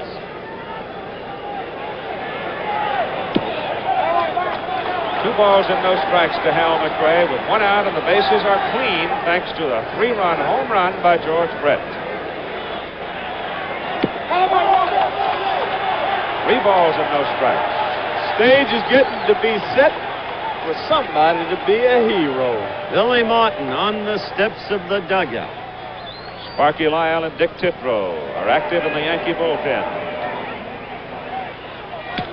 Ball is hit to left. Roy White drifts back and makes the catch. Make note that he let him swing away 3-0. Right. Something you don't normally do in a ballpark like this because it's not easy to reach the wall. That is true, but as I've said before, there are many similarities between Herzog and Martin. In a sense, they've grown up in the same baseball way, and they play that kind of venturesome baseball. Both drive the same car. They both had on cashmere sweaters today. Did they? Yeah. Similarities. Jamie Quirk at the plate. Strike call. The designated hitter.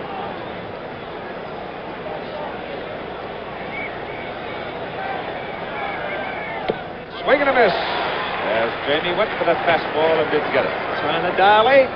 Long distance. Yep. Tripled yesterday.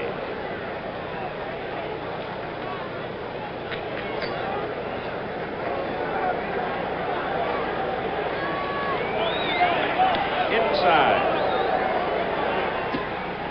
Ball and 2 strikes. Just a waste pitch right there, and I'm sure he'll try to keep the ball away from Jamie. Because, again, of that ever-presence of the right field fence. Ooh, would Cincinnati like to look at that? Struck him out. Well, it was a big, big inning for the Kansas City Royals. A 3-run home run by George Brett. And after 7.5, we're all even at 6-6.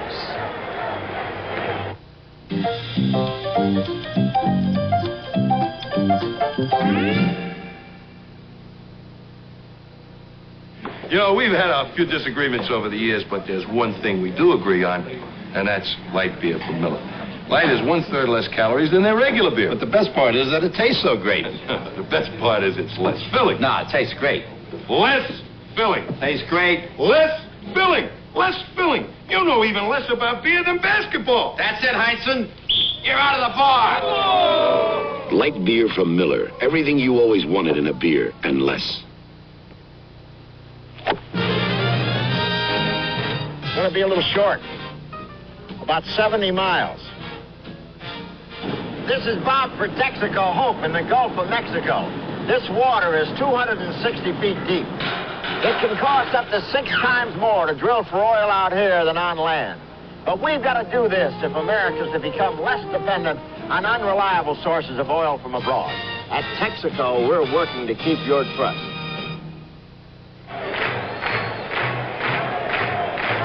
There it is, Kansas City, 6, 10 runs, an error. New York, 6, 10 runs, an error.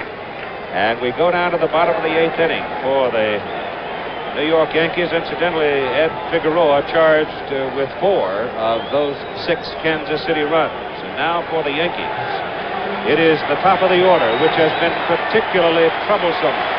Mickey Rivers, a triple, and 3 singles. He has scored 3 times. He'll be followed by Roy White and then Thurman Munson. And Mark Littell out on the mound for Kansas City. Mickey Rivers, we've said it before, the catalyst of the offense. 4 hits already. He supplied half of the runs, half of the offense. Got a chance for 5 hits. And Littell, fastball, misses, ball 1. Last guy to get 5 hits, a teammate of mine, Paul Blair, against the Minnesota Twins in 1969. 5-5. Ball 2. Under any circumstances, we come to a tie situation in the 8th inning where Herzog has the very man in there that he would most want. A power pitcher, big, strong, and unafraid. Martin has done everything right. It didn't work for him. Strike. 2-1. Stayed with Figueroa, got the most out of him, came in with a southpaw pitcher who's been his best pitcher on the team during the fading weeks of the season. Put him against a left-handed hitter. High fly ball hit to right center. McRae goes over, makes the catch. George Brett is, I don't know what kind of hitter he is. He's just a good one. I don't know if he's left-handed or right-handed because he shows no signs of giving in to anybody. Right. He has, I don't think he's had a bad out in the 5 games we've had up to this point. Got a chance. He might have a future in this game. Roy White, great now, play. Switch hitter for New York. With 1 out, bases empty. Game all even at 6-6. Let's make note of the fact Roy White now a right-handed hitter. He becomes a .320 hitter. He's hit 12 of his 14 home runs left-handed. Right here in Yankee Stadium with the short porch, he becomes a threat. He's 1 for 2 against Littell this season. Bill Haller, the right field umpire, going out to clean something off the field. A lot of debris floating around tonight. Wind getting a hold of some of the confetti. Here it is to White. Shot at Mayberry. Good play by John, and Roy White's out. Hit it hard. Excellent play. Had a little trouble getting a handle on it, but he kept his body in front of it just in case he would have had a problem with it. So very quickly, you've got 2 down for Thurman Munson. Watch this play as Mayberry gets in front of it, gets his man. Ooh. Get right down the line. Hot potato. So quickly, Littell has 2 out. And you can still feel the sense of momentum of the Royals with that 3-run outburst in the 8th inning. Thurman Munson. Single 3 times tonight, swings and misses. Thurman wants to see the baseball. Sometimes I always wonder, the pitcher has the option to change the ball anytime he wants to. The batter can only look at it. If the umpire says it's out, it's out. If not, it's back to the pitcher. A little fairness in this game, huh? Thurman Munson has delivered 2 runs, knocked across 2 tonight for New York. Kansas City riding home run power for John Mayberry and George Brett into a 6-6 tie. Whitey Herzog watching from the dugout. With 2 out, nobody on. Swing and a miss, strike 2. Goes right after you. Now I'm quite sure he'll try and make a pitch. No balls and 2 strikes. He doesn't want to give Thurman anything that'll cost him the American League pennant.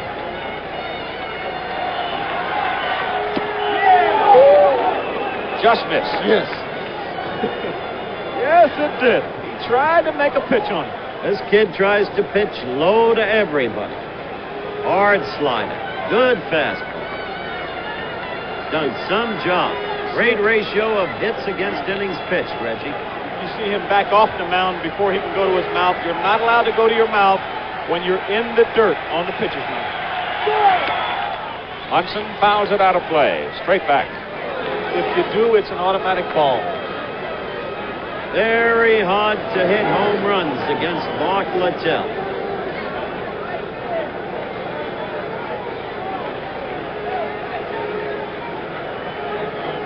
Takes his time. Whole night. I can see why he wants to warm up the fingers a little. There's sometimes when they'll let you blow on your hand on a cold night like this, but he's stepping off the mound because he's wetting his fingers, which you're not allowed to do. 1-2 pitch to Munson. Struck him out. So Littell does his thing here in the bottom of the 8th inning. And after 8 complete innings of play, we're stretching this one to the limit. Kansas City 6, New York 6. Take a look at who takes Geritol. I'm Carolyn Rose. This is my husband, Pete.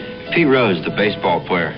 When your husband's an athlete, you think a lot about good health, and that includes your own. So I try to get enough exercise and rest. And you take Geritol every day. Geritol, to be sure you get enough iron and some very important vitamins. Geritol. Geritol every day. And now you can get special savings on Geritol at stores where you shop. Try Geritol soon and save. How do you improve the Firestone Forever battery? It's so good already that if it ever fails to hold a charge for you in that car, Firestone will replace it free with proof of purchase, providing the battery hasn't been damaged due to accident or abuse. Commercial use excluded. How do you make it even better? You make it so you shouldn't ever have to add water. The Firestone Forever battery, now even better. 6-6 tie as Kansas City will come to the plate in the top of the 9th inning. And on the mound for the New York Yankees, their 3rd pitcher, Dick Tidrow. Tidrow in 1976 started the season as a relief pitcher. Sparky was the primary left-hander and Dick the right-hander. In the second half of the season, Tidrow recorded 6 saves in his last 10 appearances, so he's pitched very effectively for the New York Yankees in the latter part of the season. Now, Reggie Jackson, you face this big guy. Tell us about him. Get my newspaper so I can read up on him. Big 6'4" guy, Dick Tidrow from California, from Hayward.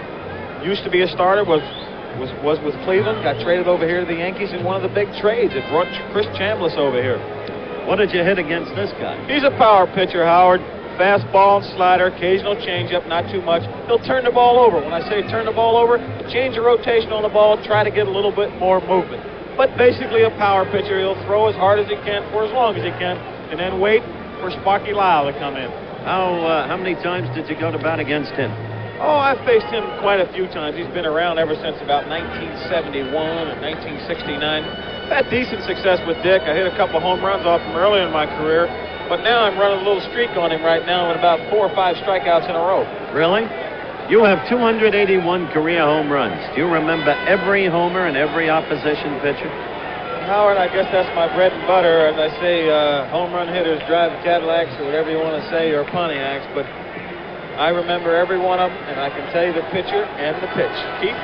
All right, Cookie Rojas to lead it off for Kansas City at the top of the ninth. Freddie Patek and Buck Martinez. And Cookie hits a hard one-bouncer to Fred Stanley. And he's out. We're in a situation right now where every hitter that comes to the plate, there's Fred Stanley after making a fine play. Every hitter that comes to the plate, at least this is the way it was when I played in the playoffs, you've got to produce now. You don't want to foul your pitch off. You want to try to get it, and when you do get it, you want to try to capitalize on it because you know there's no tomorrow. Say it again, but it has a great deal of meaning. Here's the little guy, Freddie Patek, Kansas City shortstop, and he looks it low, ball one. 162 games, then 4 more, then the final game. Down now to the 9th inning, and still all even. On the corner, strike one. Get a shot at close up at their faces. They're concentrating all they can right now. Pulling out every stop, reaching down as far as they possibly go. You'll see the best baseball they can produce right now. Patek 2 for 3 against Tidrow this season. Swings and fouls this one off. Waiting on deck, Buck Martinez. Sparky Lyle and Doyle Alexander are throwing now in the New York bullpen. 1 out. Nobody on. There, Alexander, the right-hander, Lyle, the left-hander. Alexander to make his first appearance if he should get a call. We've not seen him in the series. Lyle has made 1 appearance. 1-2 to Patek. Foul. And we need a new piece of lumber. Broke the bat. Took that breaking pitch right in on the hands. A hard slider. I remember Raleigh Fingers said one time, I wouldn't mind seeing them take all the marbles, put all the money out, just play 1 game opening day, and whoever wins, you're the champion. That's what we've got here tonight. We've got to have 1 inning and see who the champion is. Could have a lot of fat ball players. Could have a lot of innings. 1-2 to Freddie Patek. Dick Tidrow, third New York pitcher. And now Patek out, time call. Art French behind the plate, calling the balls and strikes. You come this far, go this long, get to this point in the decisive game, and the pressure is enormous on everybody. There's a real Yankee fan right there. 1-2. Fouled off, and Patek hangs in. Munson is shaken up with that one. He's hurt. Looked like it hit him just under the mask. Adam's apple. Oh, that really hurts. The hazards of catching. Hit on his shoulder, hit on the hands. You take a look at any catcher's hands. His fingers, half of them have been broken. Bruises on his shins. Let's look at it from the center field camera.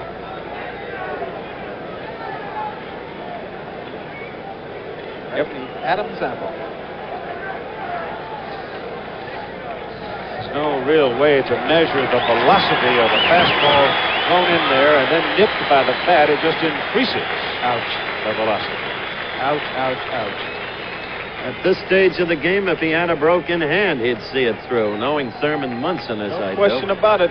The situation here, I had a guy I played with all year long, just would relish, Keith. Get in a situation, we went into Baltimore, went into Oakland one time, and I said to Lee May, I said, Lee, the grass is high here. Don't you worry about getting base hits? He said, Jack, where I'm trying to go, the grass don't grow.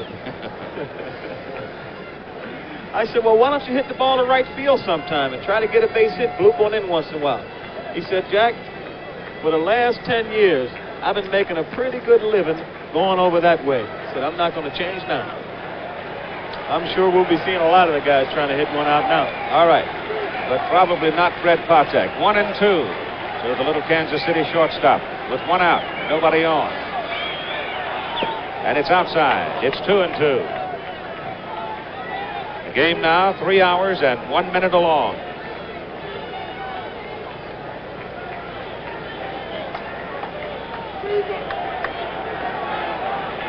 Two to Patek.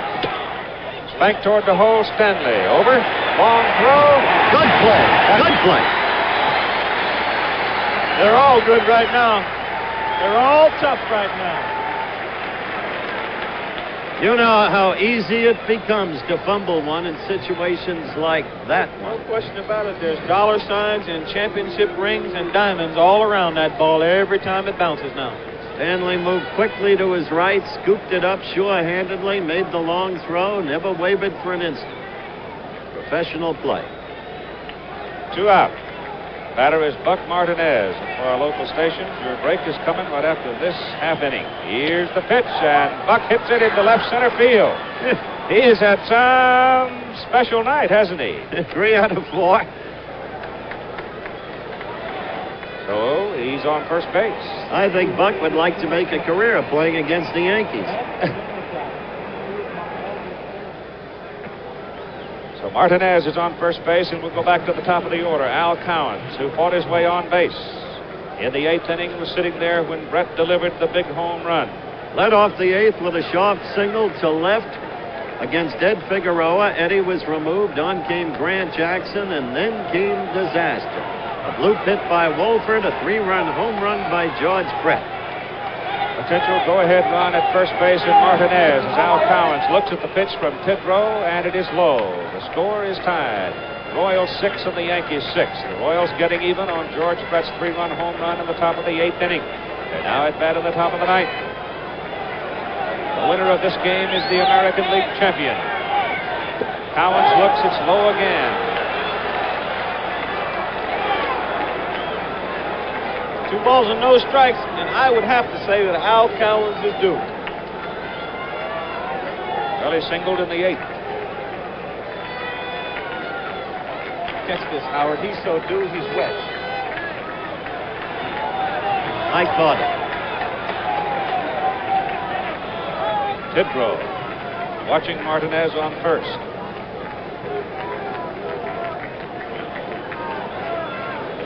Watch the signs again.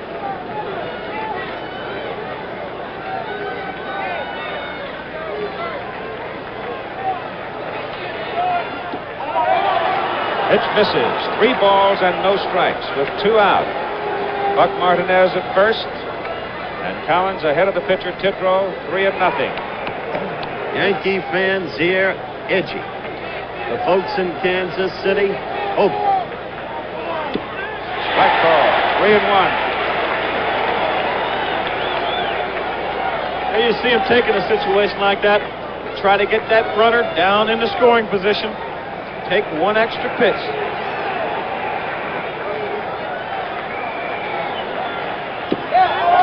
Ball 4. It is. So Buck Martinez goes to second base, Cowens to first base. And now it is Jim Wolford. Wolford, the right-hander who came on to hit and replaced Poquette in the lineup, and Billy Martin hustles to the mound. Sparky Lyle and Doyle Alexander in the Yankee bullpen if he wants one of them. I don't think he'll take Tidrow out. Wolford, by the way, during the season hit only .208 with runners on base. He did hit .270 with the bases empty throughout the '76 season. Yeah, but he got a single a few minutes ago. He sure did. A big blooper, and that set up the Brett home run. No question about it. Billy Martin out of the dugout goes out and says, you got to go after this man. If he hit .408, .208, or .108, you don't want to face George Brett because we all know what he can do.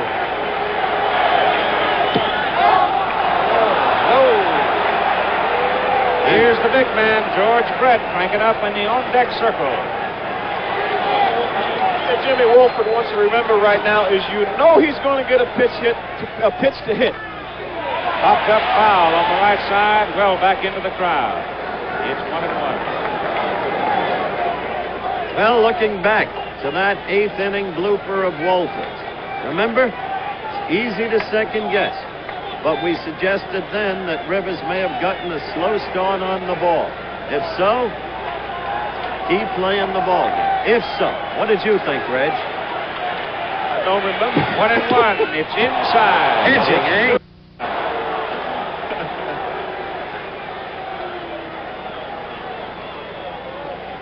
Jimmy Wolford has all of left center field.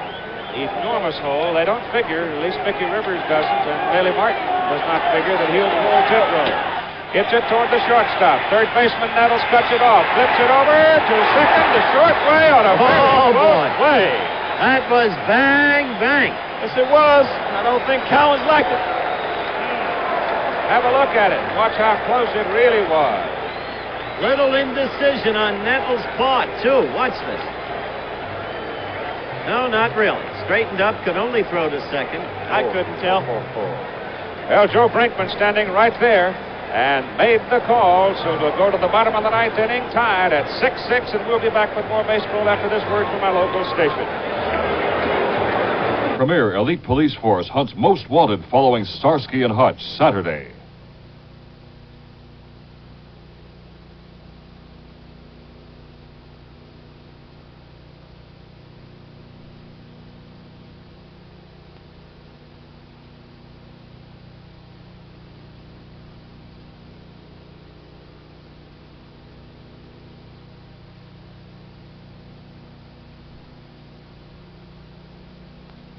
Another look at that play at second base that ended the top of the ninth inning. Boy, I tell you that. Hello, y'all in Kansas City. Cowens looked disbelievingly at him. All right, we'll go to the bottom of the ninth inning now, and Mark Beutel is on the mound. It'll be Chambliss, Sandy Alomar, and Greg Nettles. So it'll be Alomar as the designated hitter, a left-hander. The stage is set for a hero for somebody. At times like this, when I was playing, I was nervous. And I mean as nervous as a long-tailed cat in a room full of rockets. Why did you use the fast tank when I was playing? All right, it's Chris Chambliss now, who steps up, and the crowd comes alive here. And I'm sure a lot of folks holding their breath out in the middle of the country. And there's a man right there very concerned with what's about to happen as the big power-hitting Yankee first baseman steps up. Now they getting some more junk off of the right field area. Al McRae helping clean it up. Chambliss is pacing back and forth. And Littell gets a couple of extra pitches to stay warm as they're throwing the debris off the field. There's the line score. We're in the bottom of the ninth inning. This game is for the American League Championship. I don't want to wear you out repeating it, but that's what it is. So consequently, the outcome has enormous meaning.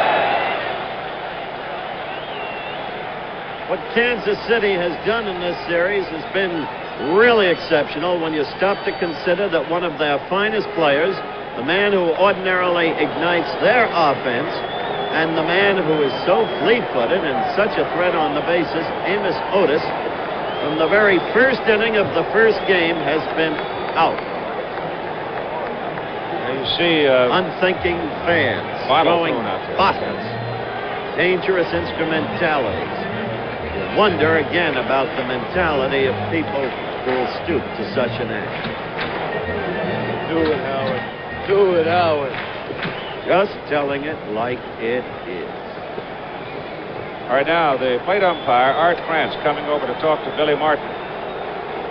And I'm sure that if it continues, we're going to have some admonishing words from the public address system about it.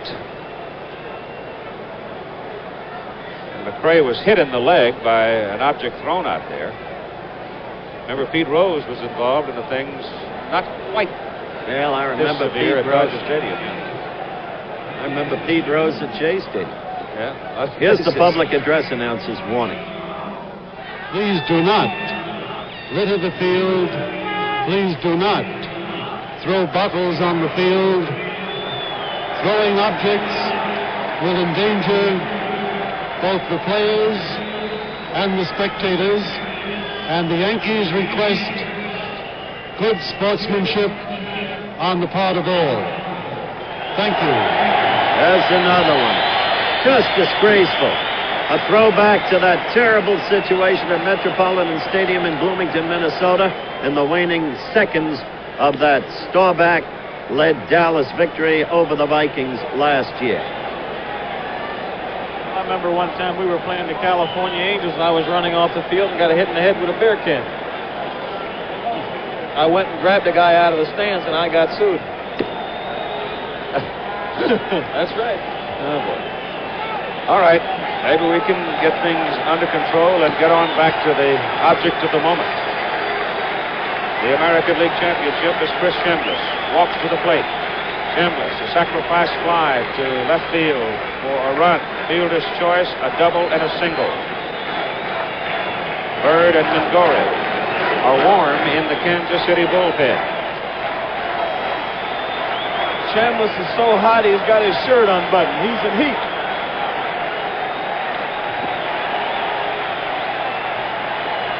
Mark Beutel delivers high drive. Hits it right center field. That's gone. It is gone. Chris Chambliss has won the American League pennant for the New York Yankees. A thrilling, dramatic game with overtones of that great sixth game in the World Series a year ago, and then the seventh game too. What a way for the American League season to end. A spunky young Kansas City team. Look at them mob Chris Chambliss. What a season he has had. What a series he has had.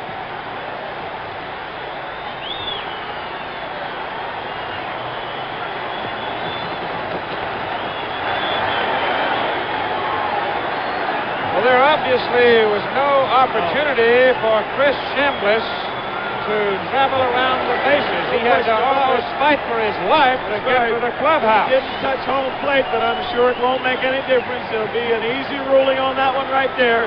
It's a home run all the way. The stage was set for Mr. Chambliss. He set record after record. And it's a shame they don't have a Most Valuable Player award for the playoffs. He hit that home run against a good, tough young reliever whose whole record indicated how difficult it was to hit home runs often. Chambliss went up there with one purpose in mind, to hit the ball out of the ballpark. He achieved his second home run of the playoff series, his 11th hit of the playoff series, his 8th run batted in the playoff series. A remarkable individual effort by the man from the University of California at Los Angeles.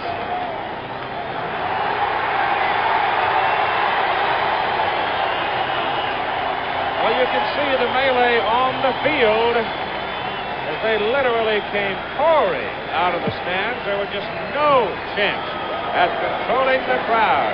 And so the New York Yankees, on Chris Chambliss' home run, defeat the Kansas City Royals by the same score. The Cincinnati Reds won the National League Championship from the Philadelphia Phillies, 7-6. And you can see how many people have spilled out onto the field. Dick Tidrow will get the win in relief, and Mark Beutel will take the loss.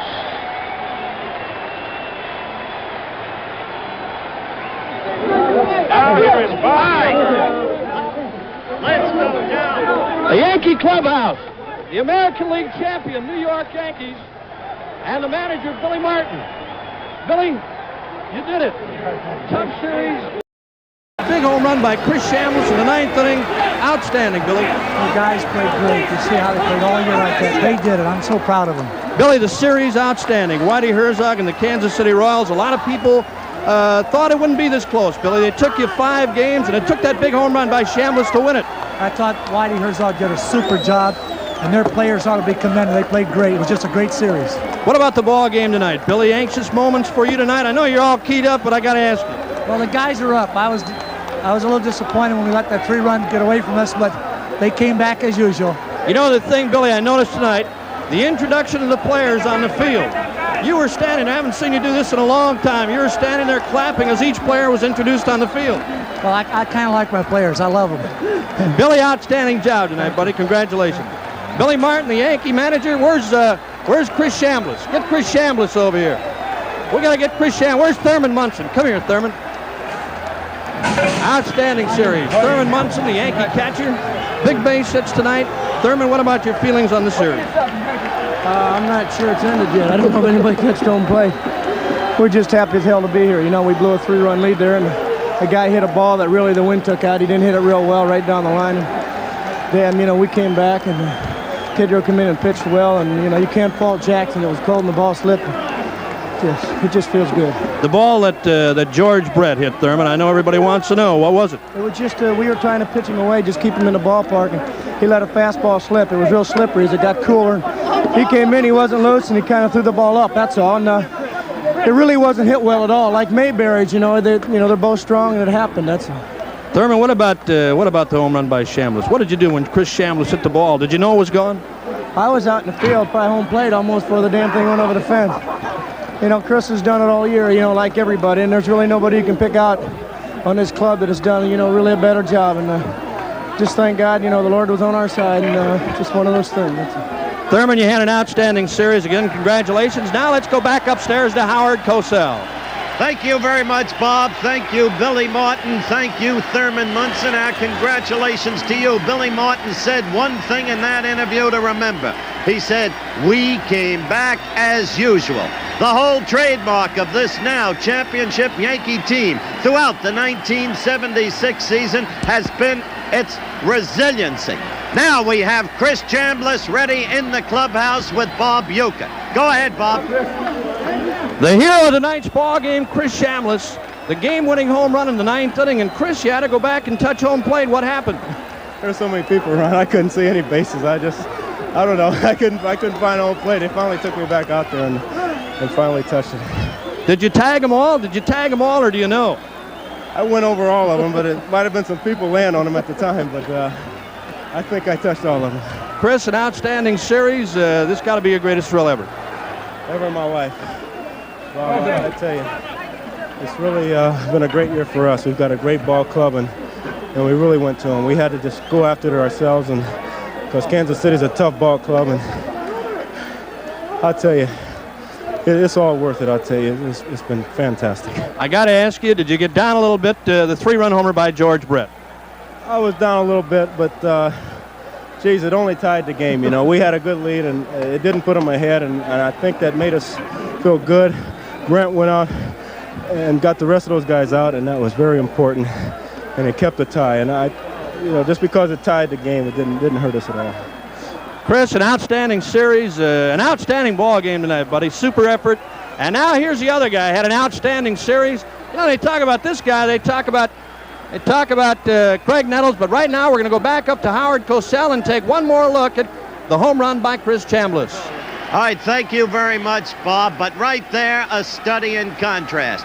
The exultation, the jubilation of the Yankee clubhouse, and there, the utter disappointment, despair, the disbelief of the Kansas City clubhouse.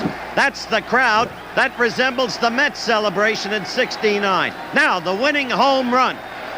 Here we are. The pitch coming up from Mark Littell. Chris Chambliss in that closed stance. The ball going out to right center. And the despairing leap by McRae. There he stands with his back to the wall.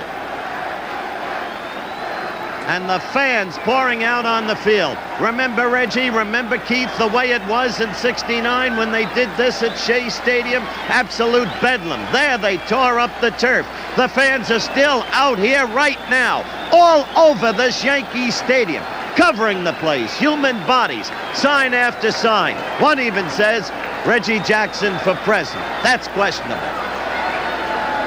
But there you go. There's the scene. One body after another. The fingers raised. We're number one. We're number one. So the Yankees have become number one. Our congratulations to George Steinbrenner, Gabe Paul, to manager Billy Martin, to the New York Yankees. Equal congratulations to Mr. Ewing Kaufman, Mr. Joe Burt, a brilliant manager, Whitey Herzog. I'm hopeful still before we close out that we can get a word with Whitey. He's been a class person from the very beginning of this series. We are still awaiting word as to whether or not we can get to Whitey Herzog. Let's try. Down to the visitors' clubhouse and Warner Wolf. George, I don't think there's anything to say at this point. Just you had the ball club was great. You guys, you know, it's a shame that you 167 games and it comes down to one pitch. You're right. There's nothing you can say about it right now. So I guess if it's a consolation, nobody figured you guys with the bad, tough breaks with the pitchers and the home run you hit put you back in the ball game, 6-6. It's just perhaps what really? The ball club is a great ball club. I guess it's hard to say anything. You got to be proud of the team, obviously, George. Proud of the team. You said there's a consolation. I don't think there is when you come this far and you're playing for one thing. And here we came so close, and then it's on one pitch of the game, and there's no one to blame. You know, when we won, the team won, and when we lose, the team loses. And to come this far and lose on the bottom of the ninth inning, it's, I don't know, it's very sad, very crushing. George, when you hit the home run, you're not a home run hitter, but 2 were on at the time. Were you going for a home run at that time, George? Yeah. No base hit, going for the 3-run home. And the fence is 310 feet. I think I can hit one that far. So I tried to hit one 310 feet. George, you couldn't have tried any harder, and just congratulations to the Royals. Just, it's too bad somebody had to lose. Howard? Very difficult, a very tender moment for George Brett. The disappointment etched in the face, the sob in the voice, all of his life at this present moment. And it won't change very quickly. In any event, that's the story. It's written in those scores. Once again, our congratulations to that fine young Kansas City team that has so much still before it, and to the New York Yankees, the American League champions, who go now, beginning Saturday, against the Cincinnati Reds in the World Series. Keith, close it out, please. Final score, New York 7, Kansas City 6. Be sure to join us Saturday for NCAA college football as Alabama goes to Knoxville against the Tennessee Volunteers in an old traditional down south. 3:30 Eastern time over most of these ABC stations. Travel arrangements made through and promotional fee paid by United Airlines. Fly the friendly skies of United where you're the boss. The preceding a presentation of ABC Sports, recognized around the world as the leader in sports television. What's the matter with my baby? We're going to have to do a cesarean. Oh, dear God. 4 couples face the birth of their first child. An all-star cast in a very special movie about the miracle of life, showing an actual birth, having babies. Due to mature subject matter, parental discretion is advised. Sunday on ABC. Hit a home run and brought the Yankees the American League pennant. Tom? John Johnson is somewhere in that crowd. We hope he's still alive and well, and he and Peter Bannon, who is in the Yankee locker room, will be bringing us some live reports. Stay tuned. I'll have the videotape highlights of the biggest Yankee win in 12 years.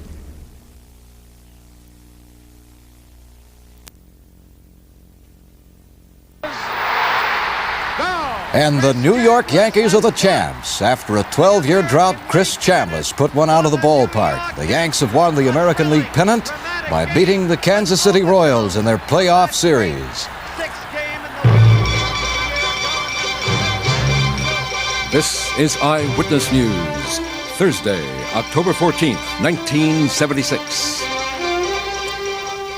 Good evening, everybody. I'm Tom Ellis, and you know what the story is tonight. And John Johnson is at that story. He's outside Yankee Stadium right now, and I guess you could describe it as pandemonium. John? We're here. We're number 1.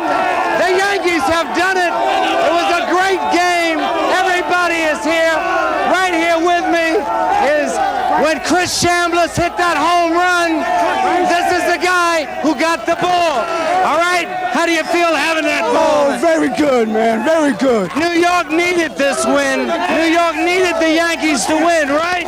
What do you got? Would you sell me that ball? No, not for $1 million. For $1 million. All right. All right. Now, wait a minute. Cincinnati is next. New York needs a World Series. Is that right? Do we need a World Series? We certainly do. It's pandemonium here. It is a great night for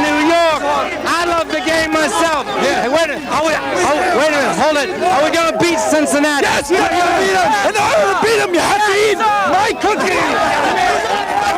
New York's number one. New York's number one. All right, it's out of pandemonium here.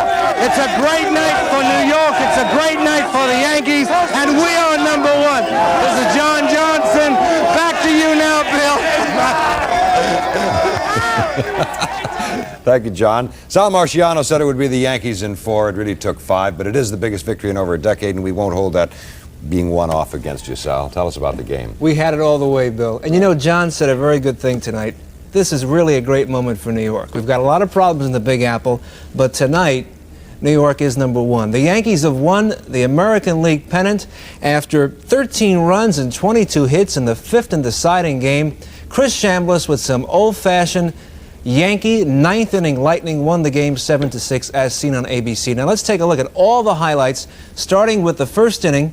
Remember that the Royals jumped ahead of the Yankees in that first inning. Ed Figueroa on the mound. John Mayberry followed George Brett's double with a high fly homer, and Kansas City led by a score of 2-0. A helicopter look at Yankee Stadium tonight. A record crowd on hand. SRO, they jammed it. And here you see Mayberry taking the steam out of the Yankees and the entire big crowd with that first inning 2-run homer. But there was more to follow. In the Yankees' first at-bat, Mickey Rivers tripled and scored on Roy White's infield hit. Royals starter Dennis Leonard didn't survive the inning because White stole second base and couldn't score when Thurman Munson hit a single to left field. Tom Poquette in left field made a strong throw. Mayberry was the cutoff man. Munson went to second base, so the Yanks had second and third. Paul Spidoff replaced Leonard, and Chris Chambliss, who was to be the hero of the night, hit a sac fly to left field, scoring White for a 2-2 tie.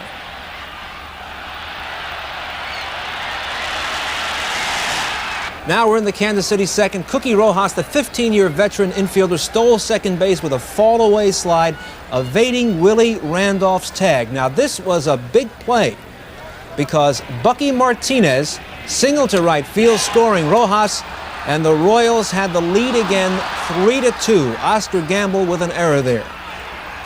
In the Yankees' third, Spidoff gave up a single to Rivers and a walk to White, and Munson knocked in Mickey with a single. The score was tied again at 3-3, and White took third base. Chambliss followed with a grounder to second, and on the force-out, White scored, and the Yankees led 4-3. It was quiet till the Yankees' sixth. Munson's hit to right, his 10th of the series, scored Mickey Rivers from second base. Munson was cut down at second, but the Yankees led 5-3. Later in the inning, Chambliss, who singled, stole second base and scored on Brett's throwing error off Carlos May's tapper. The Yankees led by 6-3. Safe? No, because in the Kansas City eighth, the Royals chased Figueroa, and with first and second, Grant Jackson pitching, George Brett, the American League's hitter of the year, smacked a homer into the right field seats. A 6-6 tie till Chris Chambliss in the bottom of the ninth. The first pitch, going, kiss that baby goodbye. The Yankees won the American League pennant on that home run, and Chambliss had to fight his way around the bases. The crowd spilled onto the field. Look at him coming in from right field, from left field, from behind home plate. Chambliss must have felt he was in a nightmare. He had to knock over people to get to third. He still doesn't know if he touched third base. He still doesn't know if he touched home plate. Look at the mob scene. Chambliss fighting his way to the plate. He is 1976's version of Bobby Thompson, who thrilled New Yorkers 25 years ago with his home run that won the pennant for the New York Giants. And Mark Lytle must feel like Ralph Branca tonight. Look at the overhead view of the crowd on the field. The Yankees 7-6 winners. They have won the American League pennant. They will go into the World Series starting Saturday in Cincinnati. It'll be a best of 7 against the Cincinnati Reds, and I'm sure we'll have plenty of time to talk about that series. Right now, behind me, you can see the crowd on the field. We are trying to establish whether we're going to Peter Bannon in the Yankees clubhouse. We are. Peter, can you hear me? Yes, Sal, you hear me? Yes, come on in. Okay. With me, Mr. George Steinbrenner, the owner of the Yankees, who is a very happy man right now. Did Chambliss ever touch home plate? Peter, I believe he did, but if he didn't, we grabbed it and ran off with it anyway, so it doesn't make any difference. Nobody can find it.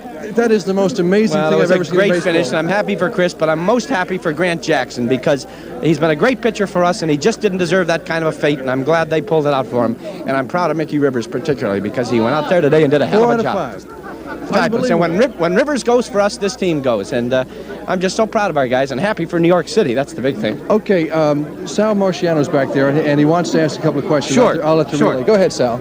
George, can you hear me? George cannot hear me. Peter, just say this. I really don't want to ask George anything. I want to congratulate him because he took a lot of heat when he took over the Yankees, and he's made them winners. And I just want to congratulate George for the job he's done in organization and in leading this team. Thank you. Okay, we have an horrendous technical difficulties complicated by champagne short-circuiting, but Sal says congratulations. Well, to tell him organization, thank you, and leadership. everybody at ABC. Fantastic. They did a fantastic job on the American League and National League playoffs. You couldn't have asked for more exciting coverage or baseball. I thought they were great, and I just want to thank you people. Okay, we'll try to get our act together here and move around the locker room. It's just a massive confusion behind us, and we'll be back with you a little later. Back to you, Sal.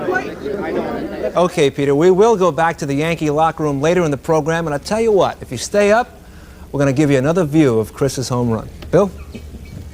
Well, there was news other than Chris Chambliss' home run, and we'll look at that news in just a moment when Eyewitness News continues after these messages. In 1797, a man was jailed for wearing a silk top hat. Years later, the Duke of Wellington was barred from his club for wearing trousers instead of breeches. Today, fashion doesn't dictate, and nobody could be happier about this than Barney's, where our only fashion point of view is to offer them all. Just one moment, sir. Jackets are required here, sir. You must be Charles. I'm Pete. I own the place. Barney's. We're big enough to treat you as an individual. Tutte le hostess della Pan Am devono parlare almeno 2 lingue. कोई तीन या 4 भाषाएं भी बोल सकती हैं. Vous ne l'attendez pas moins d'une compagnie aérienne internationale. Pero cuando usted se encuentra lejos de su hogar, sabemos que hay un idioma que usted siempre desea escuchar. Und das ist die Sprache, die jede Pan Am Stewardess spricht. Y'all have a good time now. You hear?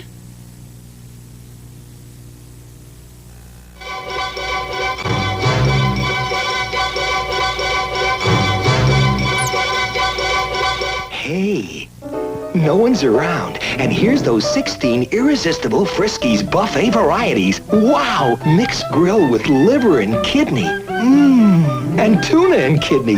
Fantastic. Nobody home. That's 3 on this block. Too bad. And Chris Chambliss' 9th inning homer. Before we take another look at it, let's go to Peter Bannon in the Yankees clubhouse, which should be a happy place. Okay. All right. Yeah, it's working. It's now working. We think we're... Hey, Batman and Oscar, what's happening? Oh, yeah, everything happening.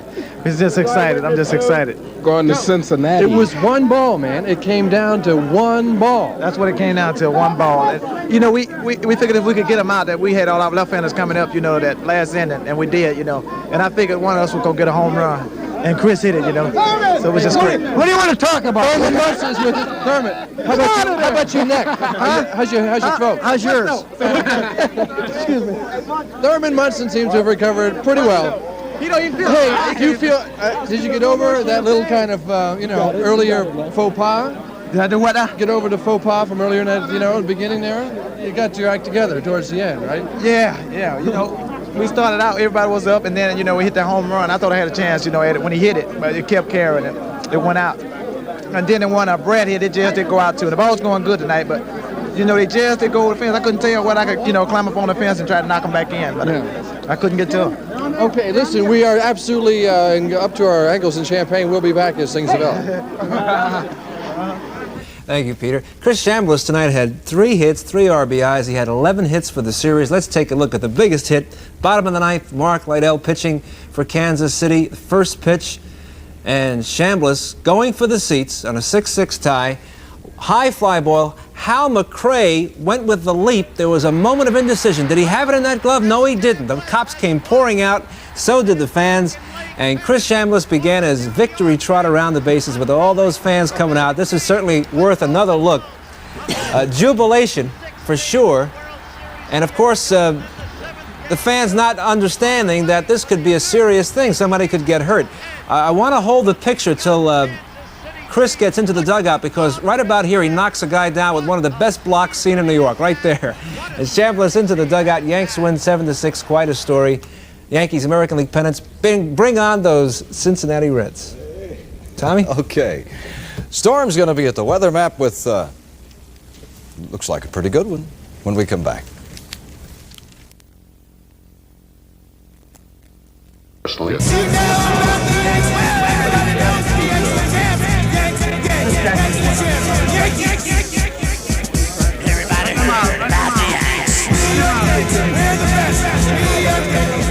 This has been a presentation of WABC TV News.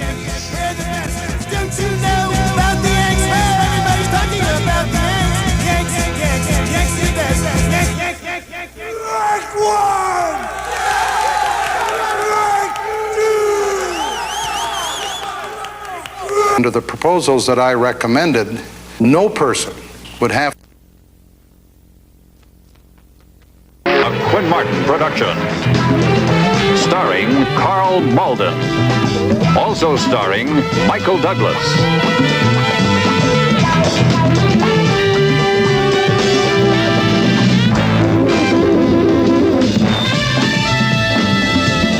With guest stars Rick Nelson, Kay Lenz, Darlene Carr,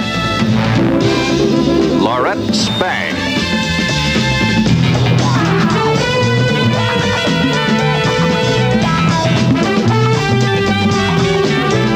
Tonight's episode, Harem.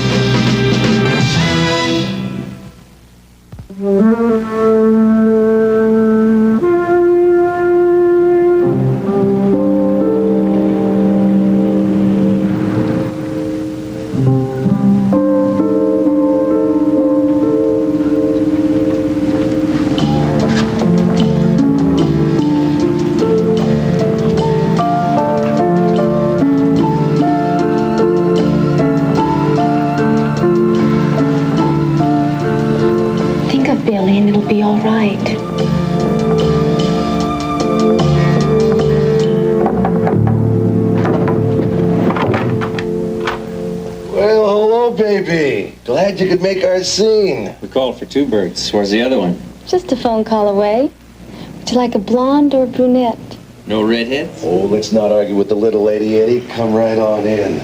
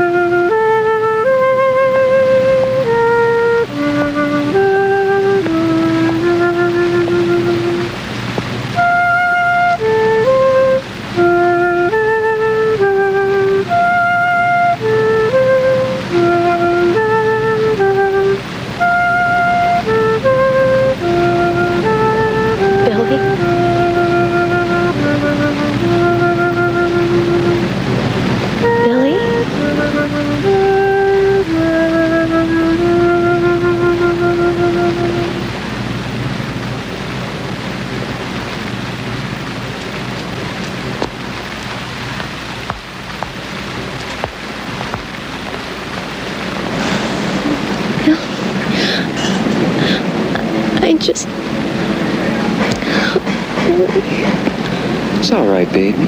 What happened? I couldn't do it. I tried. I really tried. I got to the door and I couldn't do it. You will, little angel. Don't worry. Can't. I tried. Diane can, but... Diane? I really tried, Billy. Well, and you'll try again and you'll make it. Now, what about Diane? She was with you? Don't be mad at her, Billy. I'm not, but she's not supposed to work for a while. Now, where is she? I don't know. Just tell me where she is so I can send her home. At a motel. By the wharf. I shouldn't have left her there all by herself. Don't worry, she's all right. But don't ever run away again, all right? That's nothing. It's just a way for us to live. You'll see how easy it is. And you just go on home, and I'll be there in a little while.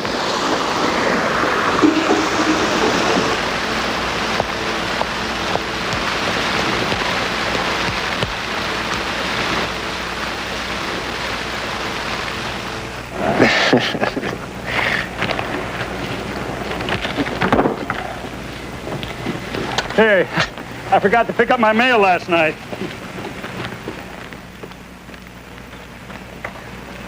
Oh, got a letter from Teenie. Hasn't written in over a month. Doesn't she?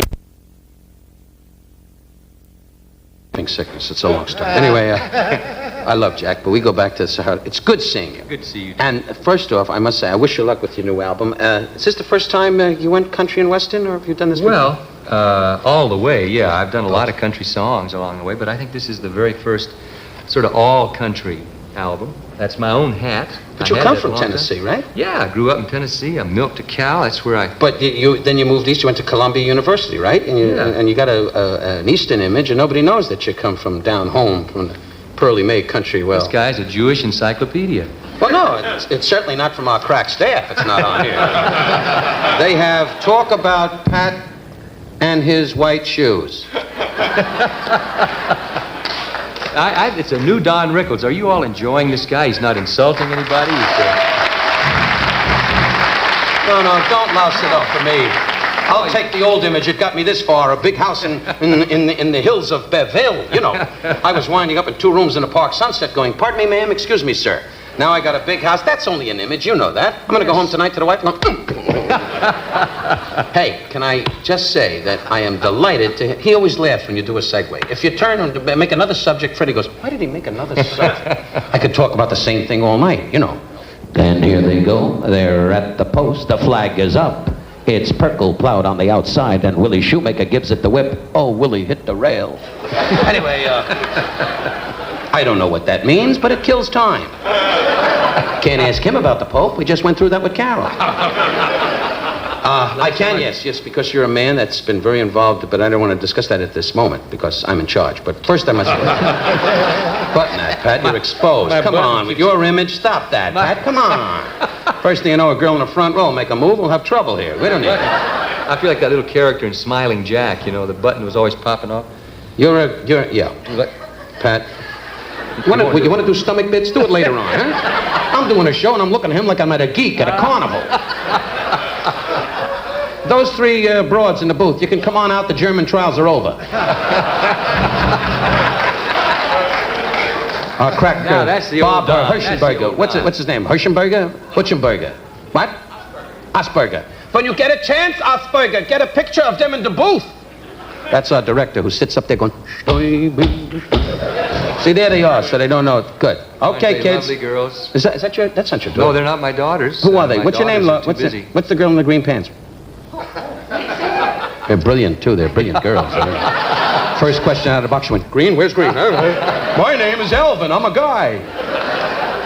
Nice to see you, girls. Turn the light off them. They can't handle it. They'll think it's a prison break. Forget about it.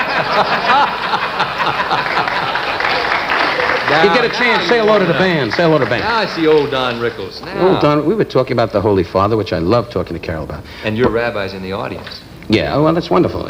But I paid my money. Anyway, it's rabbi. That's a New York tough guy term, you know. Manganzo Manganano says, you know my rabbi?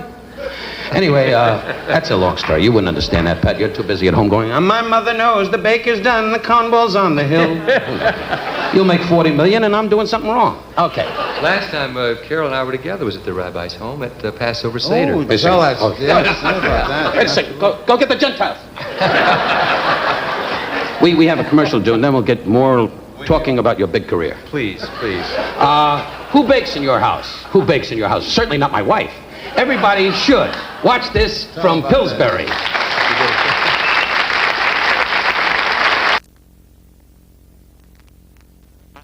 Okay, guys. They'll open up the pen in a little while, guys. Just relax, huh, guys? Play period in a little while. Pat was going to tell a nice little thing here, you know, about Rabbi Silverman. No. Do you know Rabbi Silverman's a Yale man? No, I didn't. Yes. No. You know Bula Bula? Bula Bula, he's... Bula Bula, he's the original Bula Bula guy? Well, he's Bula Bula. Oh, yeah. Let me mark that down. But Archie Bunker comes up with a winner. We're having a very ecumenical night here. No, tell him. Well, let's make Catholic, it ecumenical. Protestant, and Mau Mau. Right here on the Let me just tell... Just the last time Pat and I... Did you mind, Don? No, hey, I don't want to get out of line. Hey. Because, I mean, you're... Where does it say Jew jumps in when two Irish guys are rolling? I want Pat to recall that the time that Pat and I last had dinner, Seder. what the dinner was. That's all. Fine. Passover Seder. It was at Rabbi Silverman's home. It was really beautiful, and you weren't there. He's your rabbi, and he said, I invited Don. I don't know what the problem is. I'll have to talk to him. I knew, but I didn't want to. Did you? Mm-hmm. I knew it. But we had a great night in spite of that, didn't we? Oh, it was better. We could talk as we freely. So why don't you guys try to get a show on Sunday morning?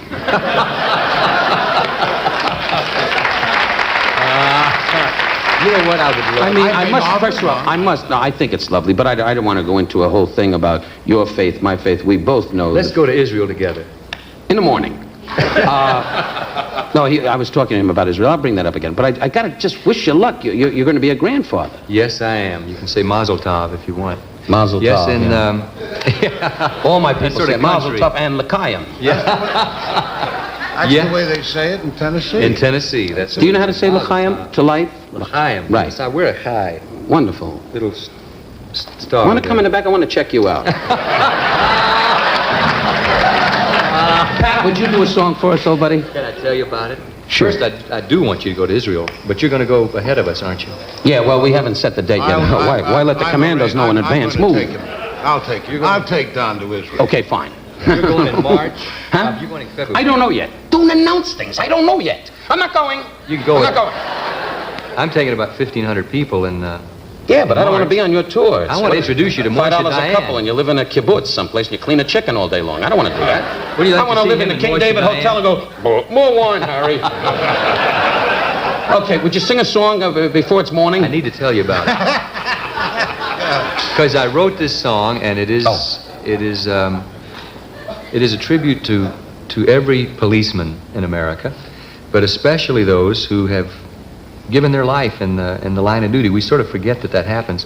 I've never heard a good song about a policeman, and after a patrolman here lost his life in a drug raid, I thought somebody's got to do it. So I did it, and I only say that because I want folks to know the proceeds are going to the Police Memorial Foundation, and that if they want to buy it, they'll be contributing to a very worthy cause. Okay, now it's called Won't Be Home Tonight.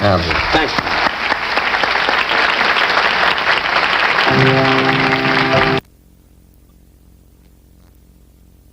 About 4,000. Rocky Pomerantz is the chief down there in Miami Beach. He's a good friend of mine. Heck of a guy, really. It's really time to say Excuse me, something we good have a little about- commercial. Do you have to go ahead? Yeah, well, hey, you know, this isn't a steady thing. Stay with us. We'll return right after this brief commercial message. When you can't have a great lunch out, have a great lunch in. Lipton Cup of Soup. Quick! A delicious cup of soup. This green pea tastes homemade. Ever wish a packed lunch packed a little more flavor? Lipton Cup of Soup. Rich, real, and delicious. That's Lipton Cup of Soup. You never had soup so good, so fast. Lipton Cup of Soup tastes great. Wouldn't leave home without it. Quick, a delicious cup of soup. Absolutely fantastic flavor. Good morning, Mr. Scarecrow. Guarding the Giant's corn, I see. And an important job it is, Sprout, because it's Niblets brand corn. Niblets? Only the Giant has Niblets corn. You see, it's got a thin skin for extra tenderness, and it's vacuum packed with very little water to stay crisp and fresh tasting. Well, Mr. Scarecrow, you must have the most important job around. Well, thanks, Sprout. Well, next to the Giants. Ho, ho, ho. Green Giant. Hello, Alan Carpet? You're calling me. Who is it? Mrs. Milton, we want to be sure you're happy with your new carpet installation. You're calling me. I love it. Who is it? Oh, we always call within 24 hours after the carpet's down. I love it. The mountain comes to Mrs. Milton. Well, you got a good buy. Your Cabin Crafts carpet with the Banlon label assures the highest standards in performance and durability. I love it, thank you. Who was it? They called me. I wouldn't have believed this if I hadn't seen it with my own eyes. Mrs. Lee just saw Crystal Vanish outclean her leading liquid toilet bowl cleaner on tough bottom of the bowl rust stains. Watch what happened. Let's add the Crystal Vanish and your liquid. The Crystal Vanish is just bubbling away here, and it really has a nice odor to it. The Crystal Vanish has completely removed the stain. I'm convinced that this is what I will be buying in the future. Crystal Vanish for a cleaner bowl and a fresher bathroom.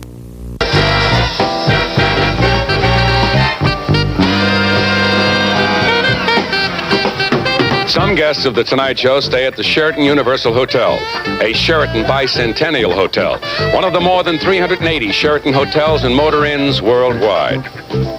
Call Reiner, Dick Van Dyke, Unpredictable, Thursday at 10, 9 Central and Mountain. This is Crystal Dark from France. An extraordinary crystal with the elegance, ring, clarity, and sparkle of fine crystal. What makes it extraordinary? The price. It's surprisingly affordable.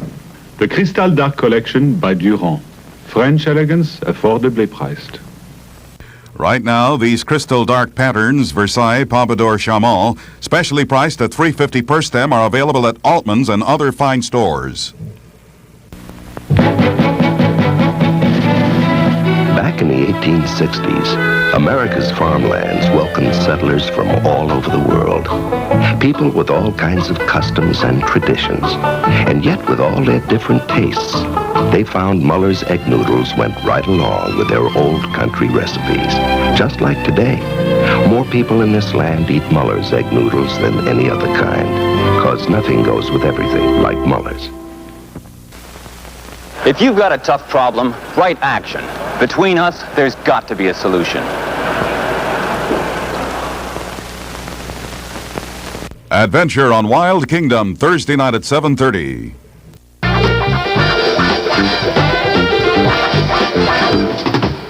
Oh, you guys wail. You wail! Thank you, Freddie. Freddie de Cavada de Cubada, our producer, who was in movies with Fernando Lamas in Czechoslovakia in 1921. I will read. I am lonely, help me. Oh. Our next guest is a lovely actress, and she's a writer, and her name is Suzanne Somers. Her book of poetry, which is called Touch Me, which I'll never knock. On October 30th, she'll be a guest star on the vampire episode of Starsky and Hutch, which is opposite Bob Newhart, which thrills him. Starsky and Hutch, and would you please welcome Suzanne Somers, would you?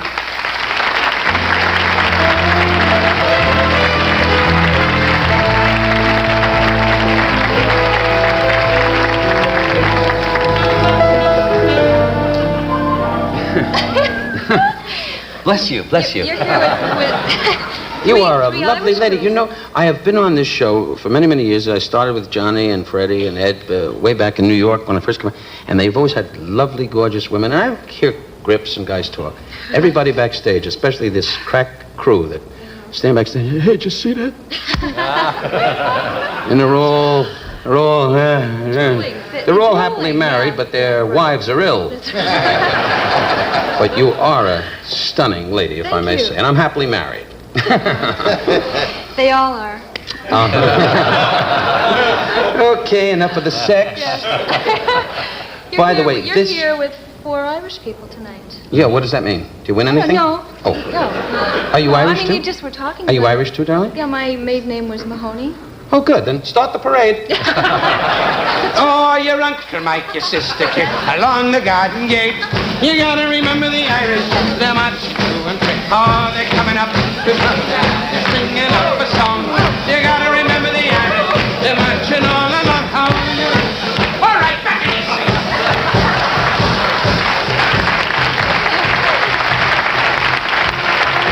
All right, later. I sent my son to a Jewish... What was that about? I don't know. It was nice. It was a terrific... What were you going to say? I sent my son to a Jewish camp this summer. Again with this? I don't know what's going on. I don't know what. Are we trying to raise bonds here? What's going on? And he came home very interested in Judaism. I was thinking to myself, my father's name is Ducky Mahoney. I thought, can you imagine me inviting Ducky Mahoney to his grandson's bar mitzvah? Yeah, it's funny. Listen, my love, let me ask you. Yeah. A pretty girl like you, Yes. a guy Yes. makes a move. I'm not saying in an alley. That's the Right. kind of guy that tacky. ought to be put away. I'm talking about I know. at home. She rarely hangs out in alleys anyway. What do you know? Pat, put out. How did this? I'm not in control anymore. Pat Boone and Harry Dickman and the guy on the end, the Atlantic City King is just sitting there going, I'll let the guy go right in the dumper. How do you handle, like, if a guy makes a move to you, like dinner music, nice, and I have a little kvass. You allowed to say that? Liquor? I don't want to. No. Kvass-a-vum-a-zimmin. Glass of kvass-a-vum. And you have a glass of that, you know. Well, you wouldn't have that, Freddie. You have some bad wine from the Ralph's Market. Anyway, so, how do you handle that if a guy comes on like a little aggressive? I let him. You do? Well, let's forget the notes and let's get right at it. Now, have you ever been... I said it because, the moment you say, okay, when they make the move, they really get frightened. But when you think about it, Suzanne, isn't the thought today they have the movies, the girl's completely bare up to her burgers, You're talking about, I know. I mean, the excitement is over the challenge. When I was a kid, it was the challenge of, standing in the hall and going, Now I'm 50, and I'm always in the hall. Searching, hoping something, anything, a dead moth, a monkey, anything. Oh, our guest will return in a moment after this brief message.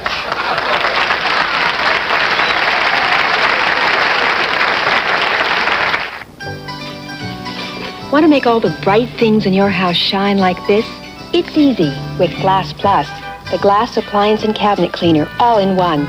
Just squeeze the trigger and it cleans glass without streaking. And Glass Plus cleans appliances, plus cabinets, plus plastic, plus chrome, plus a whole lot more. Glass Plus, the glass appliance and cabinet cleaner, all in one. Dear Spray and Wash, my daughter's dance class had to borrow Little League uniforms for their dance recital. My poor daughter. Hers had grass, grime, and popsicle stains all over. This letter's for Mrs. Pamela Turner. That uniform seemed beyond help. But she used Spray and Wash on those tough stains and wrote, "What a delightful surprise. My daughter was the cleanest looking dancer there. Try Spray and Wash and get rid of the stains instead of the clothes." If there's one thing good cooks agree on, it's good soup depends on good home-style stock.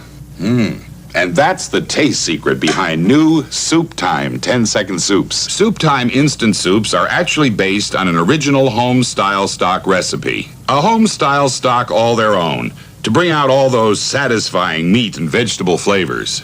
Taste the surprising difference home-style stock makes. Taste new Soup Time instant soups from Nestle. A great economy car. A car with more room with the rear seat folded down than the trunk of a Cadillac Fleetwood.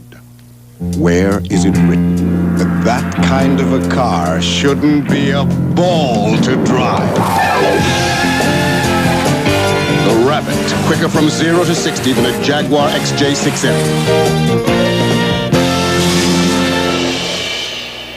You did it again, didn't you? The Volkswagen Rabbit. You've got to drive it to believe it.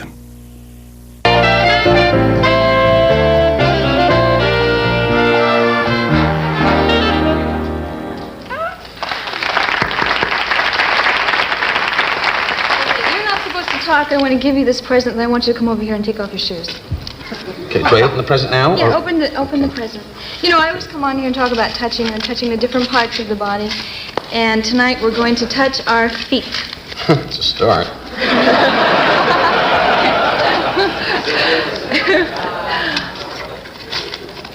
Now you're not going to understand this. Oh, I'm not gonna sing. Okay, come over here. You're not no. going to understand, but you're going to really thank me for this. Look at this. I certainly plan to.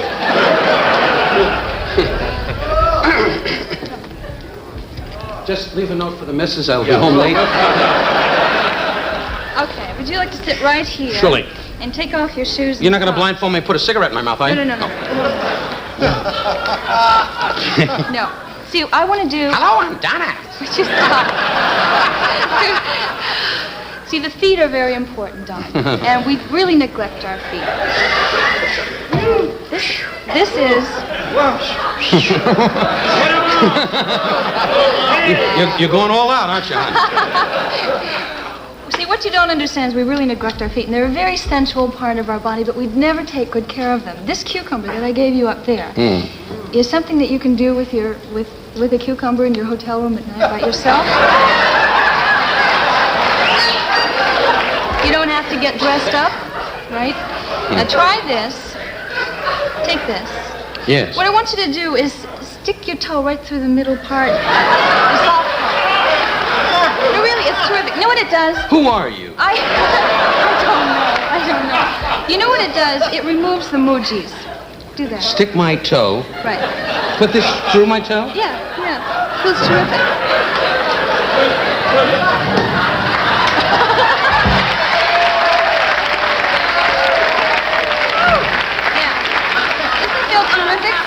It's very soothing. It removes... Will you hold it down, animals?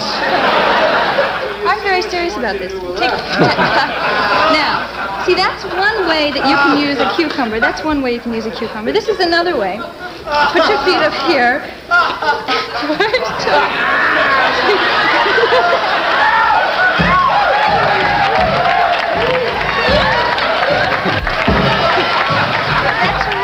Is that great? I don't know who you are, but I'm gonna...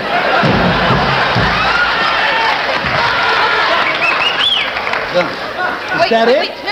No. Oh, No. do you have a tossed salad? Okay. Wait a minute, so the band don't feel left out. Here, guys. Okay, now, that's something you can do. That's something that you can do. I feel like Sidney Poitier and Tony Curtis on their way in a swamp here. The cucumbers, you can go to any grocery store and buy them anytime. This is something you can't do all the time, but it's really a wonderful luxury.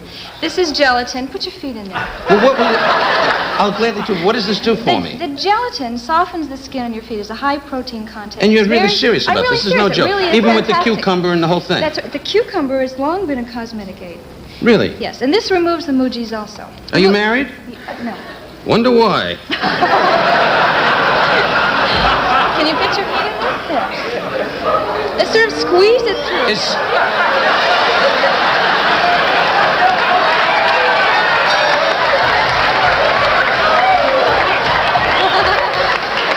You're laughing, and I remember that night. Is that terrific? I feel like I'm at Grauman's Chinese, and the Chinaman didn't show up. So you can do this with some other people. Now, what does this do for my feet? It's gelatinous. It removes all the dead skin. But what average man is going to go home and say to the wife, hey, whip up some Have you ever big bucket of Jell-O to husband's in heat for his feet? Have you ever tried this with your wife? Have I ever tried this with my wife? Right. No, but as soon as I get home, we're going to take a shot at it, I'll tell you that. And now I'm... and like a dumbbell, I listen to him. And now a message from Johnson's, makers of fine products to help care for your home and your feet. Hey, fabric softener users, where were you when the rinse cycle started? Were you potting a plant? Washing your dog? In the shower? Why not switch to Rain Barrel, the fabric softener that works in the wash cycle? Rain Barrel goes in right at the start and works all the way through, leaving everything rainwater soft. Rain Barrel. It works in the wash cycle, so there's no waiting for the rinse. Herb? Yeah? You know the air conditioner? Yeah, air conditioner, Glade Solid. Conditions the air, eliminates odors. I know it by heart. They got a new scent, Scotch Pine. Yeah, Scotch Player. Good, nice. Pine, Herb. Scotch Pine. An air freshener. Ooh, it smells nice. Like a Christmas tree. Yeah. Yeah. Scotch spruce. Not Scotch Spruce, Scotch Pine. Pine. New Scotch Pine from Glade. Solid and spray. You may have seen a TV remote control before. But Zenith's got one that does something really different. Of course, it changes channels and adjusts the volume. But now an exclusive feature zooms you into the action. Just press a button on the remote control. The zoom picture is 50% larger. Get a Zenith color TV with the Zoom remote control. Just press and zoom. The night belongs to Georgia. The night, it belongs to Georgia. With a look that would shake for the night, 'cause Georgia was born to excite. The night belongs to Georgia. Georgia belongs to the night. See your Dodge dealer for the exciting new Charger.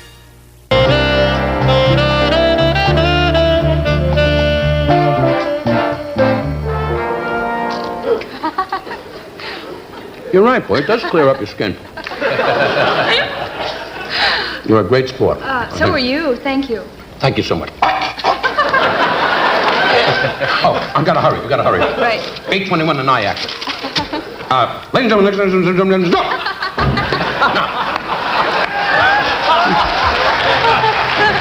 The producer just went, who was that? Ladies and gentlemen, Jose Molina is probably the finest flamenco dancer in the country today. That's why he's going on with 2 minutes to spare. His dance company is currently... They're saying, rush him on. He'll go back to Cuba in the morning. His dance company is currently rehearsal for the national tour. I am pleased to welcome a great guy, really, and a fantastic artist, Jose Molina.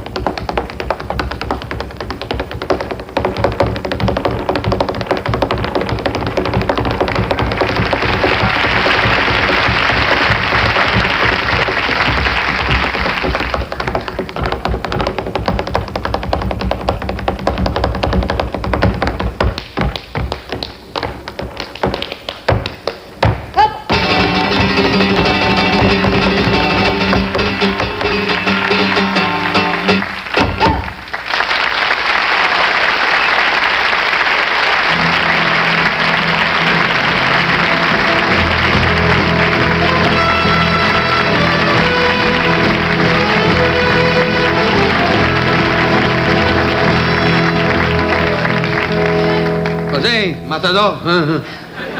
The Matador. I love you people. Isn't he an artist? Is that an artist, huh? Thank you. I mean. Thank you very much. My goodness. Oh, it's the... I've never been to Spain, and I'm sure you have been many times. Oh, yes, I'm born there. You're born there? Yeah. So I have been there a few years. I see. Right away. What? I saw your mother. Right away? Right away. Oh, right away. Oh. No, right away is a tango. Oh, you saw my mother really in Yeah. front? Oh, bless your heart. And she said to me to be sure to tell you, to send her the check.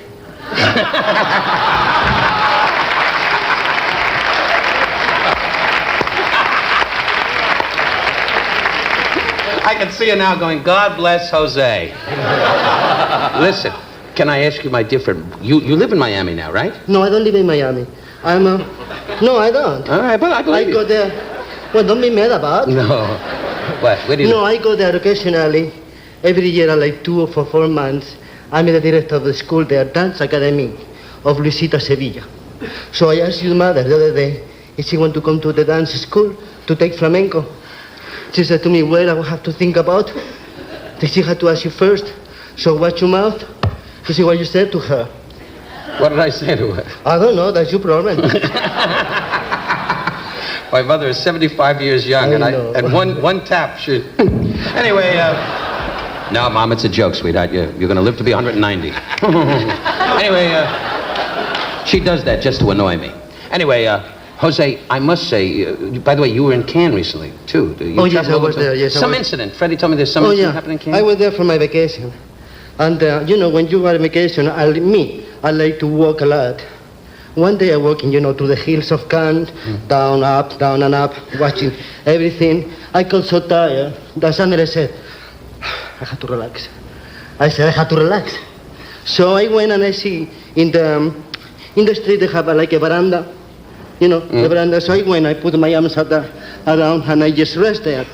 Suddenly I hear boom, boom, beep, beep, beep, beep, beep, beep. I said, my God, it is another noise here. What happened? I look, but without looking, I see many cars, and I keep just looking at the sea. Beep, beep, beep, beep. Somebody just said, hey, young man, can you move your doozy out of the road sign? I said, what do you mean? I look, and who was the sign there? Nice, 25 kilometers. And I was just there, We'll be right back after this message.